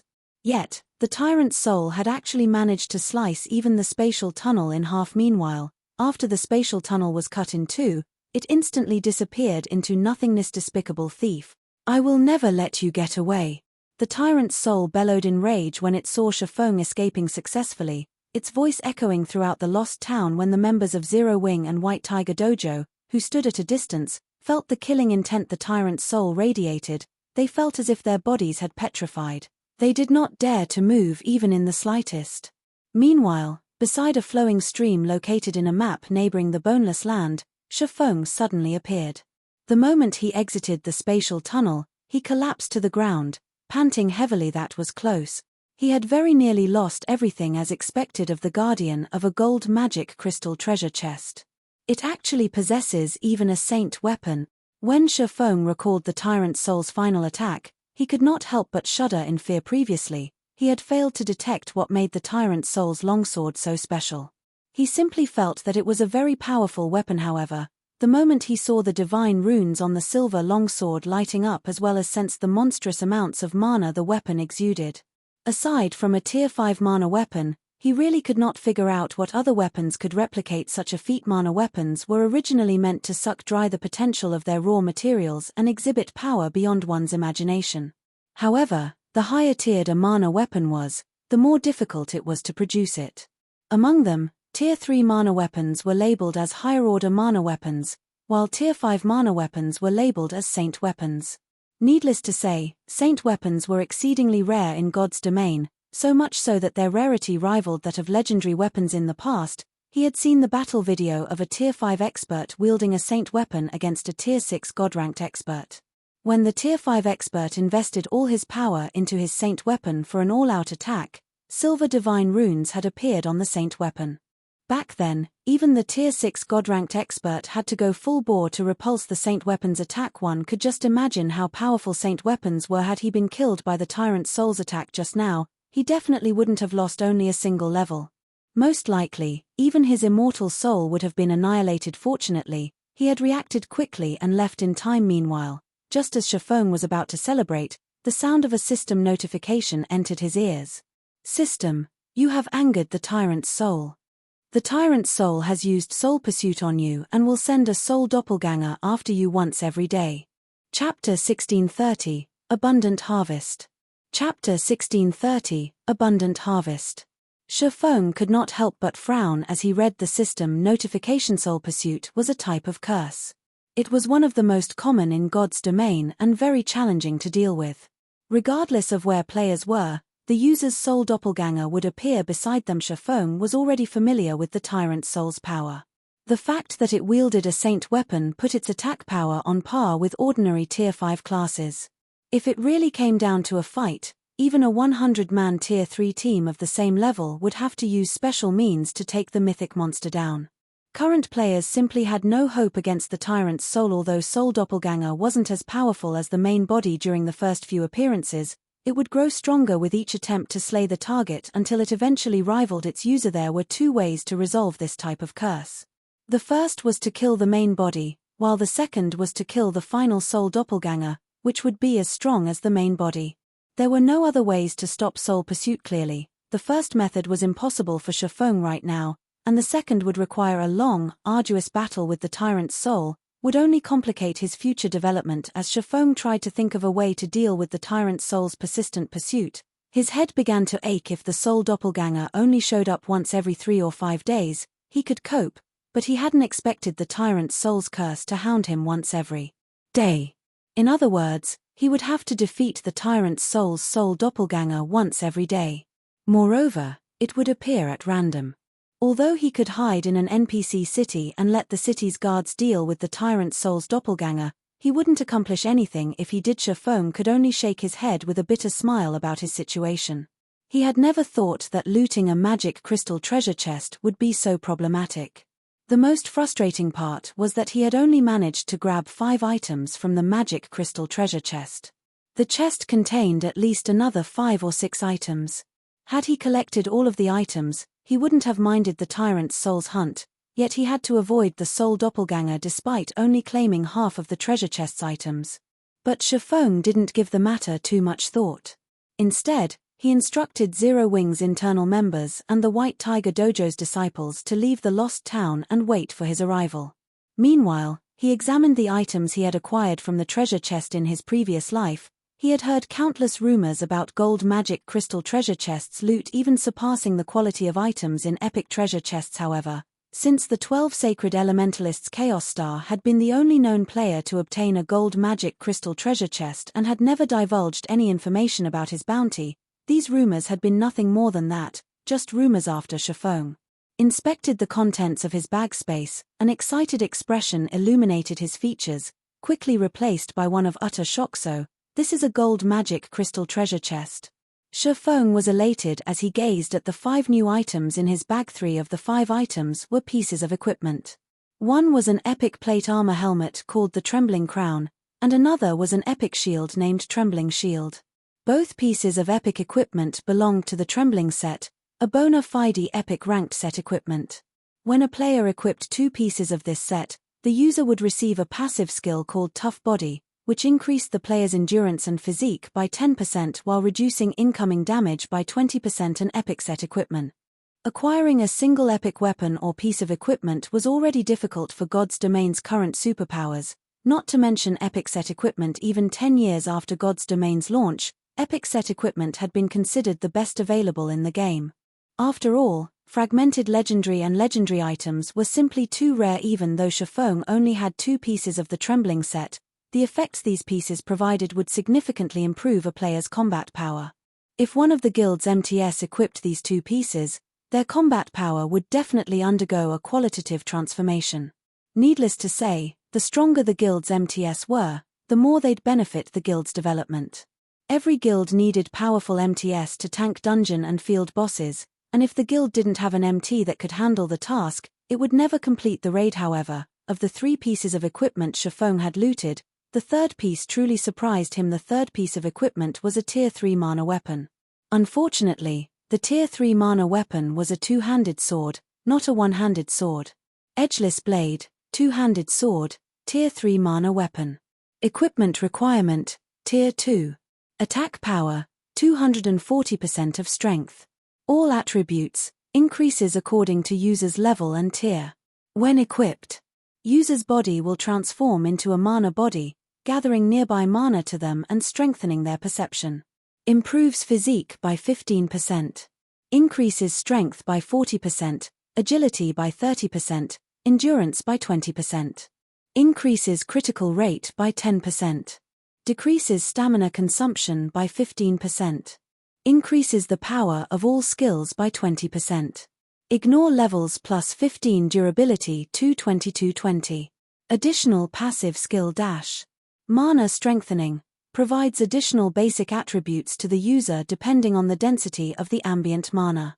The higher the ambient mana density is, the higher the basic attributes provided will be. Basic attributes can increase to a maximum of 20% additional active skill dash. Limit Blade.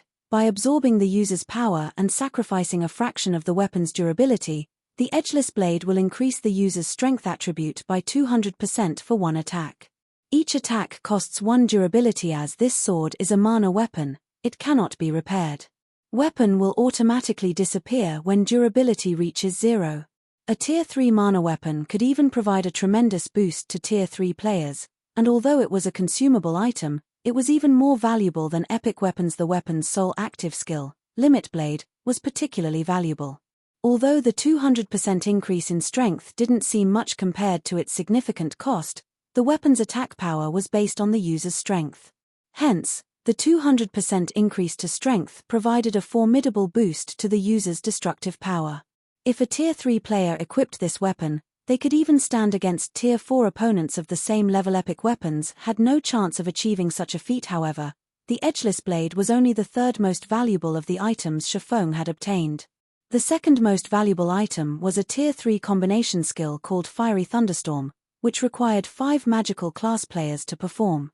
This combination skill could even rival a Tier 4 spell. Guilds wouldn't even sell a combination skill of this power for 100,000 magic crystals. After all, the skill that could be a trump card when challenging Tier 4 mythic monsters.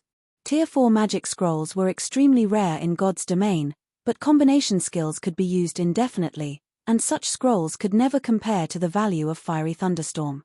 Unfortunately, Fiery Thunderstorm was a single-target spell, not a large-scale destruction spell. Even so, Feng was quite satisfied to find this spell in his bag. At the very least, he now had a weapon to deal with Tier 4 mythic monsters. The last of the 5 items was a unique crystal. It was also what shocked Feng the most. A burning, purple flame danced within this crystal, and arcs of golden electricity flickered around the flame. The purple flame radiated an intensely tyrannical aura, and Feng shuddered as he gazed at it. This flame was also an item Feng had been looking for a long time now. It was a Tier 3 mysterious flame called the Purple Thunder Flame. Chapter 1631, Tier 3 Mysterious Flame. Chapter 1631, Tier 3 Mysterious Flame. The crystal-encased, dark purple flame was extremely eye-catching in Feng's bag. Space IV really struck gold this time. Feng was overjoyed as he gazed at the Purple Thunder Flame. This flame was easily worth more than the other items he had obtained from the magic crystal treasure chest combined. Players would only encounter a Tier 3 mysterious flame if they were lucky enough, and even Feng only knew the whereabouts of a small number of them. Moreover, every one of them was exceedingly difficult to obtain. Countless guilds had waged war over mysterious flames in the past. Even super guilds had gone all out to slaughter each other over Tier 3 mysterious flames. The stronger a mysterious flame was, the more it would help forger and alchemist subclasses. These tools would help forgers and alchemists produce high-rank items with ease. Feng had never expected that, despite only looting half of the gold magic crystal treasure chest's items, he'd actually acquire a Tier 3 mysterious flame. If he looted the rest of the treasure chest's items, how great would his harvest be? Now, Feng more or less understood why the Tyrant's soul was so desperate to hunt him down. After all, a Tier 3 mysterious flame was even more valuable than epic items, and aside from being able to refine materials, mysterious flames could also improve a player's strength in combat.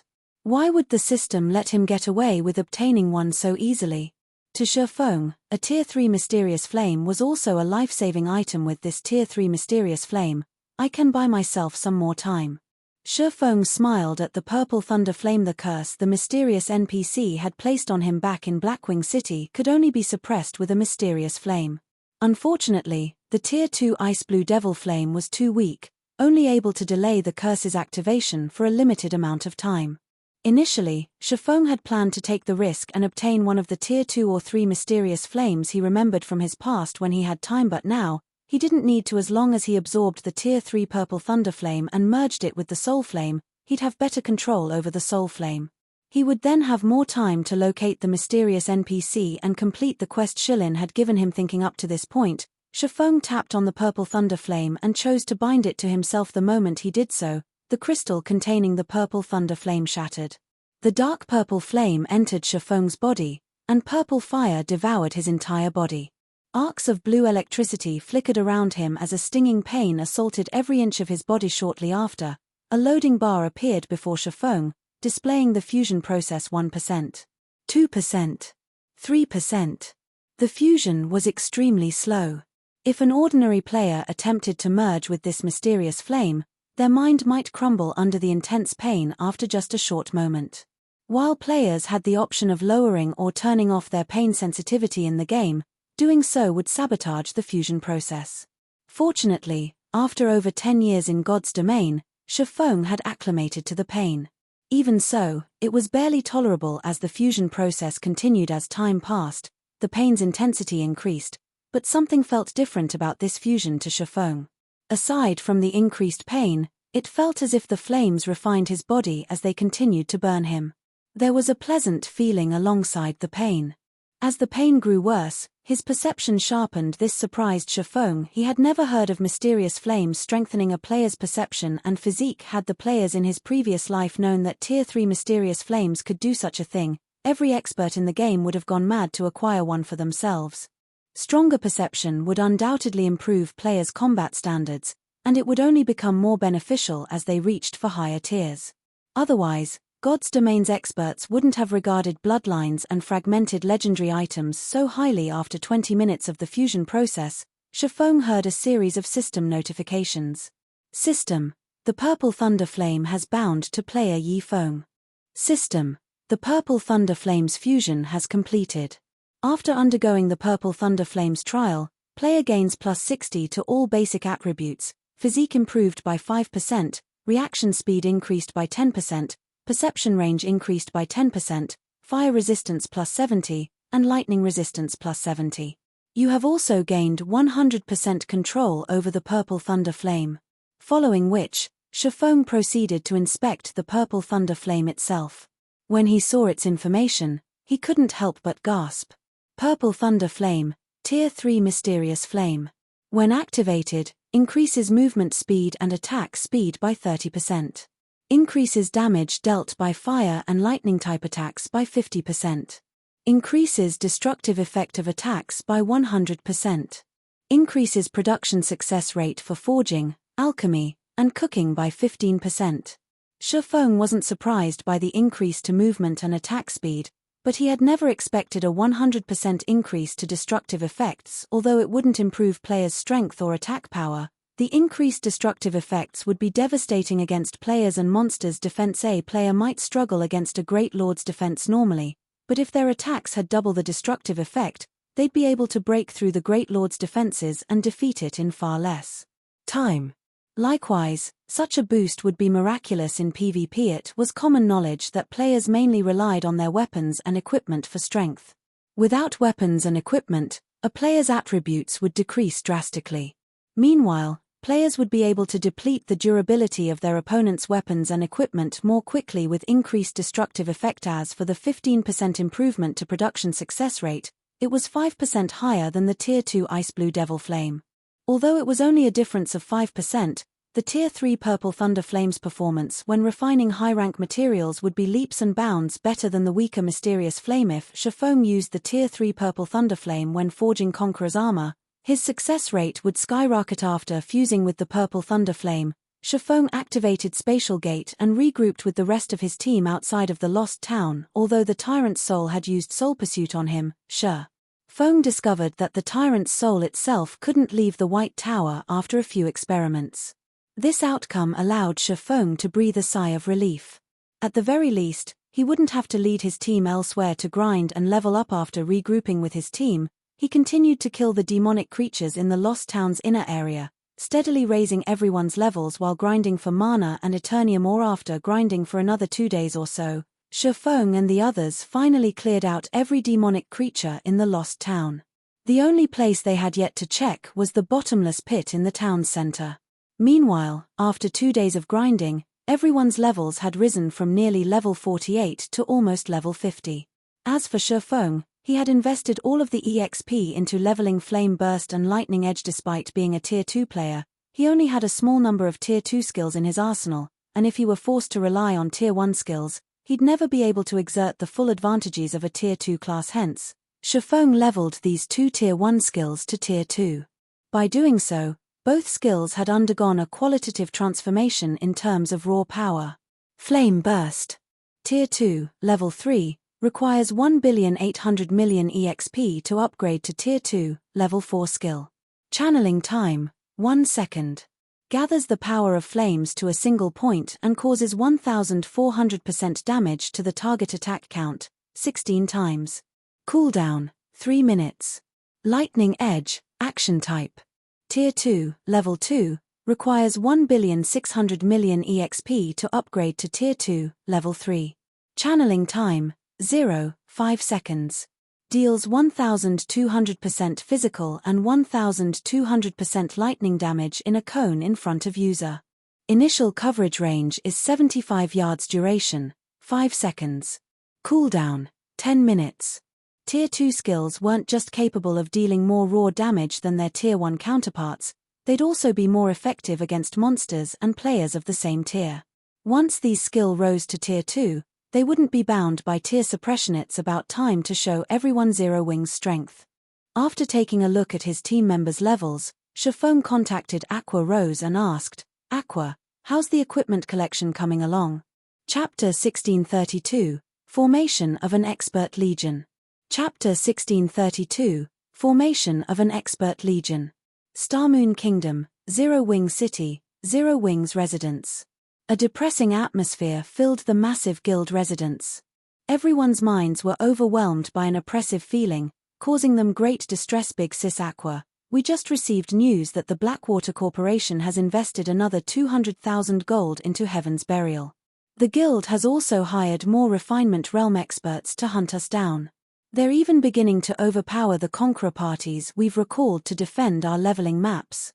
Moreover, according to our spies in Heaven's Burial, it seems that Heaven's Burial has obtained another significant harvest from the Primordial ancient ruin.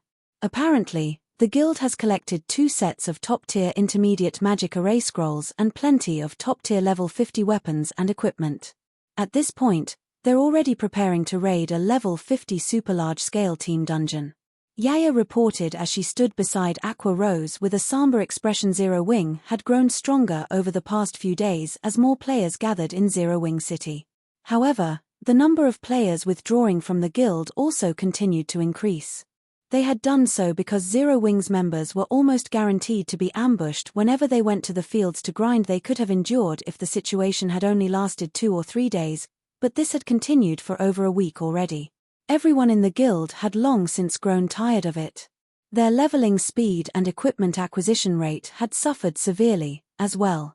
To make things worse, Heaven's Burial had grown rapidly in every aspect despite the ongoing war.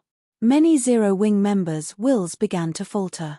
They could no longer see any hope of Zero Wing winning this war, and so, many had given up and left while they still could. They were already starting a super large-scale team dungeon raid. Aqua Rose frowned at this point. Many large guilds had already raided level 50, 100-man team dungeons successfully, but not one of them had raided a level 50 super large-scale team dungeon. Unfortunately, only these dungeons contained level 50 top-tier equipment and set equipment. If Heaven's Burial obtained the first clear of a super large-scale team dungeon in Starmoon Kingdom, the pressure its success would bring on Zero Wing's members would be crushing. Even if the guild failed to exhaust Zero Wing by obtaining the first clear of a level 50 super large-scale team dungeon, not only would a guild obtain a 3-star guild residence promotion order, but it would also obtain level 50. Top-tier weapons and equipment. What was players' purpose of joining a guild? Wasn't it to help them obtain better weapons and equipment while leveling faster? As long as Heaven's Burial succeeded, a ton of experts would try to join the guild. After all, not even independent teams could clear a super large-scale team dungeon. As she watched Heaven's Burial grow stronger by the day, Aqua Rose gradually came to understand how frightening guilds with major corporation support were. With an endless financial supply, a guild could attract as many experts and gain as many resources as it wanted. There was simply no way that Zero Wing, a guild that had been built from nothing, could compete with such guilds. It took everything Zero Wing had just to cope with Heaven's Burial's offensive. Big Sis Aqua, Heaven's Burial has stated that if Zero Wing is willing to hand over 51% of its shares, they'll stop their assault on the guild. If we continue to resist, however, they'll thoroughly obliterate us from God's domain. They've only given us 2 days to consider their offer. Here's a video they sent. Yaya whispered what? Aqua Rose had been about to reject the proposal instantly, but after watching the video from Heaven's Burial, her expression turned solemn. The video depicted an army of evil beasts and evil demons. Although the army was not particularly large, only around 30,000 soldiers, it was an unprecedentedly high-quality force. Among the monsters, the army had over 5 level 72 mythic ranked evil beasts and 20 level 70 Grandlord ranked evil demons. In addition, the force included a large number of level 70 Great Lord ranked evil demons. The weakest member of the army was Lord rank. Regarding overall strength, this evil beast and evil demon army was far more powerful than the 2 armies Zero Wing had previously faced. If these monsters took action, the consequences would be unimaginable. Even Zero Wing City might fail to stop them. As Aqua Rose struggled to think of a plan, Feng contacted her. Aqua, how's the equipment collection coming along? Feng asked. We're almost done. We'll have everything we need in a few more hours, Aqua Rose responded dejectedly. All right. I've finished my task as well. I'll return in a moment. Feng nodded in satisfaction, surprised by Aqua Rose's efficiency. Although he hadn't requested level 50 top-tier equipment, only asking for elite-grade equipment, it was still a difficult job. They've already reached level 50. Aqua Rose was stunned. They were talking about nearly 700 players. Before Feng had taken them out to grind, Zero Wing's internal members and the White Tiger Dojo's disciples had only been around level 30. They had been unimaginably far from level 50. In her opinion, even with Feng's astonishing leveling capabilities, he'd still need 2 weeks or so to power level the 700-man team to level 50. Even the most powerful elite members in the various large guilds were only around level 47 right now, and only capable expert players were close to level 50. After all, players needed drastically more EXP to level up after reaching level 45. Yet, Feng had helped nearly 700 players catch up to peak experts in less than half of the time she had assumed of them. They've all reached level 50. Some have even reached level 51, Feng said, nodding. If not for the lack of demonic creatures around the lost town, he wouldn't have had an issue getting everyone to level 51 or beyond. Aqua Rose was dazed for a long moment after hearing Feng's answer. Level 50 was a major turning point in God's domain. Despite Heaven's Burial's massive expert count, the majority of its experts were stuck at level 49, still far from hitting level 50. Although the difference was only 1 level, the equipment quality was monumental. With the addition of so many level 50 experts, Zero Wing's combat power would rise significantly. However, when Aqua Rose recalled the video Heaven's Burial had sent, her excitement cooled. Guild leader, here is a video Heaven's Burial just sent. They want us to hand over 51% of Zero Wing's shares, or they'll proceed with even more drastic measures to destroy us, Aqua Rose said as she forwarded the video to Feng. Against so many high-ranked evil beasts and evil demons, even Zero Wing's additional 700 expert players would be no more than throwing a bucket of water on a forest fire. They've already grown so strong, Feng muttered as he watched the evil beasts and evil demons in the video. Although he had expected something like this, he couldn't help his astonishment when he actually saw the real deal. In addition to more than 5 level 72 mythic ranked evil beasts and 20 level 70 Grandlord ranked evil demons, the monster army included more than 1,000 Grand Lord ranked evil beasts and Great Lord ranked evil demons. With such a force, Heaven's Burial would have no problems capturing any guild town in Star Moon Kingdom.